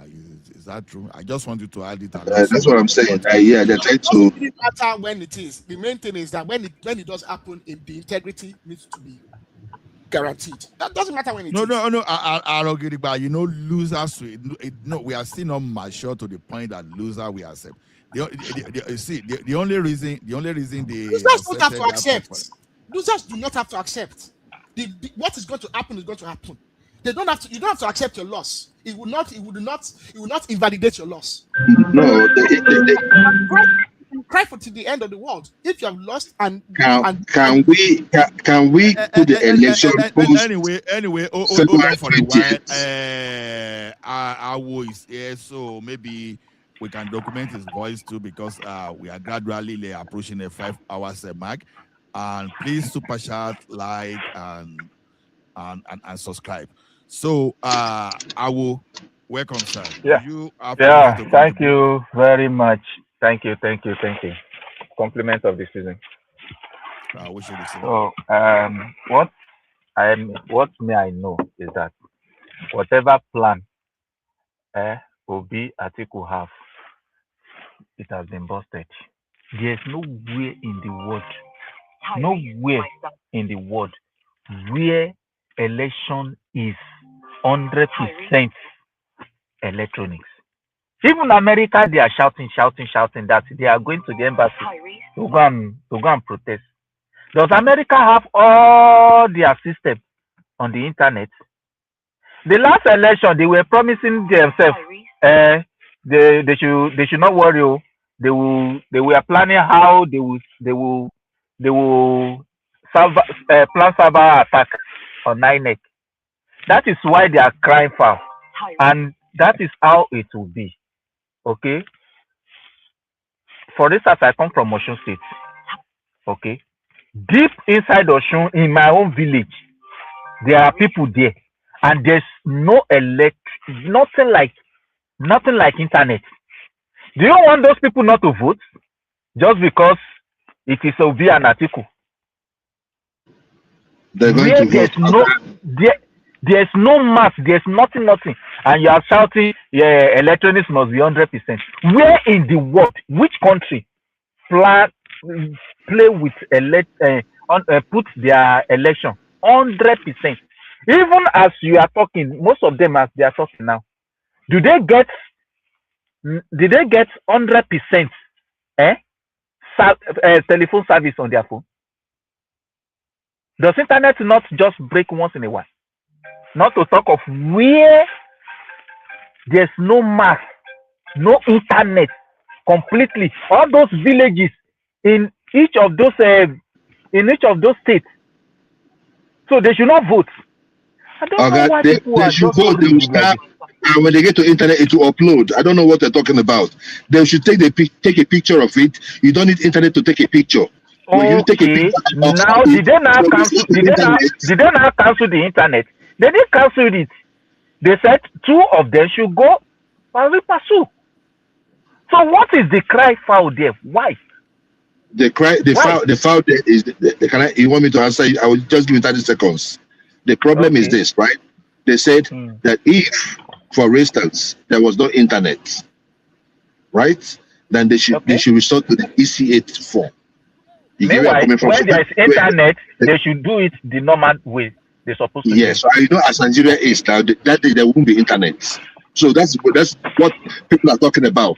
That when you give the politicians a loophole, that any loophole that politicians put in there, that's what they're going to do. They also give an example of when they gave loophole for people that have no hand, and the whole local government, none of them had hands. So that's that you is just saying nonsense.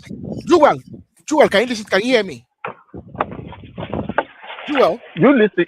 Hold on, it's my turn now. Hold on, it's my turn. Let me ask Joel one question. Joel, let me make it clear to you. The EC8K form is the only form used for collation. Nobody's using IREV. So I think the problem you have is this: you think that IREV will be used for collation. No, IREV is for reference. The EC8A form is the original that will be used. IREV will be used for reference. That is why they said there's a discrepancy between what is uploaded on IREV and the EC8 form, that the EC8 form is what is going to go. That is the way the problem is. So in that case, Joel, okay, if there's a discrepancy, then when you get to court, you then have it in the court, and you get to court and you go to the Supreme Court and you say, well, my lord, there's a discrepancy. I can tell you that the discrepancy is because there's been a manipulation. I can show you the case now is both electronic and manual. With this law, it means both of them are tenable in the law court. Why the cry? For goodness sake. Both of them are tenable. It has been passed to law. That means the law recognizes both manual and electronic. So what is agony? If not that you people, if not that, who are the politicians? Are you the politician? Is it not your B and article that they are planning how to attack the APC that is in charge? APC that is in charge of INEC, the judiciary, and now the legislature. Those are the ones. My brother, let us be reasonable. Let us be reasonable. Both electronic and manual, okay, with this law now, okay, are tenable. So if you want to make a request that is reasonable. You cannot say it must be 100% as you want, so that it can convenience for you to carry out your attack. In my own village, for instance, it can never be. Okay? Hello. Are you saying people in my village should not vote? The excuse you people are giving is not even reasonable in any way. Because you're the one that's not reasonable. We have said that you can vote, but we are talking about uploading it. If you are talking about upload, okay, uploading is the least of the problem in electoral fraud in Nigeria, and neither of the all candidates can say they are completely innocent.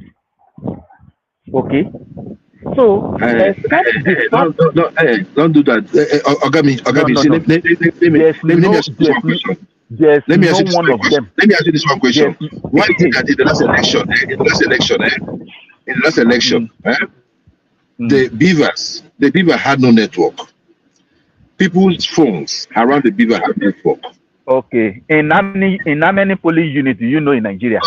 No, there was glitches. Hold on. You're asking me a question. And I will answer you this way. How many polling units did you know in Nigeria?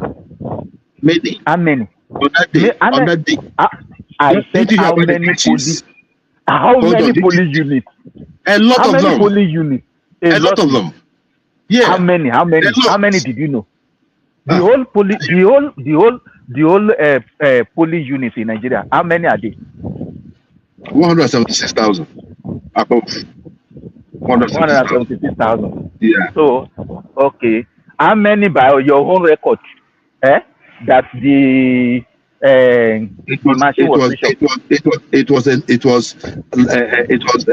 big enough to reach the 2023 election. Big enough. You are not different from Obi that carry bag of nonsense go court.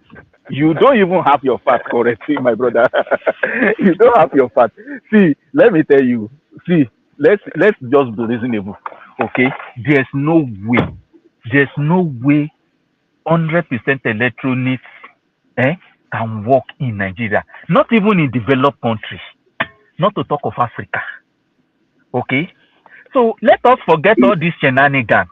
Let us focus. If Nigeria wants to get a credible polling, okay, where they should start from is by putting a strong law that will criminalize people who are buying votes, which no politician in Nigeria. Listen, my brother, let me land you now. Why are you just cutting him? They reduced the penalty to 5 million. I'm just trying to help you now. That is where we should start from.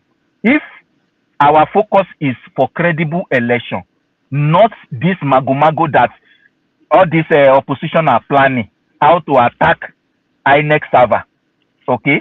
If you are really interested in clean polling system, okay, fight for how everybody people that buy votes, how they will be strongly criminalized.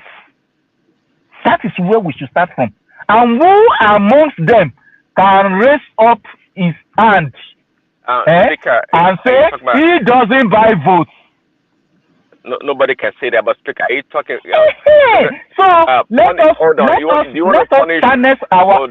us channel our energy to something that is not important. Do you think they're terrorists? Do you think they're terrorists? Please, President, hold on, please. Do you think that electoral riggers are terrorists? It depends on how you define your own terrorist. Thank you very much. It depends on your definition of terrorist. Everybody hold on. So I know that Prince Daddy wants to interrogate. Let him please go ahead. Okay. Oh yeah, thanks. I was going to ask the speaker talking. If you want to punish the receivers or the givers when it comes to buying of the votes, that'd be if there's no seller, there cannot be buyer. No. The common people, right? No, the givers should be punished. The givers. Yeah, but the giver that is hungry. Good luck catching the givers. Okay, good luck catching them. But see, to the speaker, I didn't catch speaker's name, but what you said earlier, I'm not sure if it's correct. See, the electronic transmission of the election results is subservient to the electoral current law, the way it is. See, you can say that both of them go concurrent. Both of them go concurrent. I don't know. That is why before you stick to an argument, you first understand the issue. Okay, get your facts right. No. Before you speak on argument. No, I don't think you. I don't know who you are. I don't think you're the INEC chairperson. I'm talking based on analysis from an expert on the Nigerian television. So you two, I don't think you know it all. So please listen. See, the experts you are watching on the television, most of them don't even read the law. They are just giving emotional statements. Okay. Mikey Guinea. Well, it's not a woman being. Michael Guinea is not a woman being. The village where Michael Guinea come from, does internet work there? Everybody hold on, oh, everybody hold on. I think give Prince Daddy the floor, please. Okay, let me the speaker. What's your name? Because you two interject a lot. What's your name? I will. Okay, so so what you're saying, in other words, if they go to court and you're saying that this the electronic result can be easily or equally substituted for the manual. No one is substituted. Both of them go concurrent. That is the same level of way of law. This one has, this one too has. Okay, so it is now meant for juxtaposition. Hold on, please. Okay, so if there's a discrepancy between the two options, which one do you go with? Which one does the court go with? If for instance, now you said there's discrepancy in the one electronically transmitted, okay, and the physical okay. manual paper, Now, let me answer that. Okay, for instance, there's discrepancy in the one electronically transmitted. Okay, so it is now left for the juxtaposition of your own agents, my own agents, police that stand as neutral. Okay, so if any of those one are not, there's no discrepancy, it definitely means the manual one will go with it. Okay, so if the one you have manual is there's discrepancy in it. Okay, but the one in electronic transmitted corresponded with the one the agent, party agent 1, party agent 2, party agent 3, party agent 4,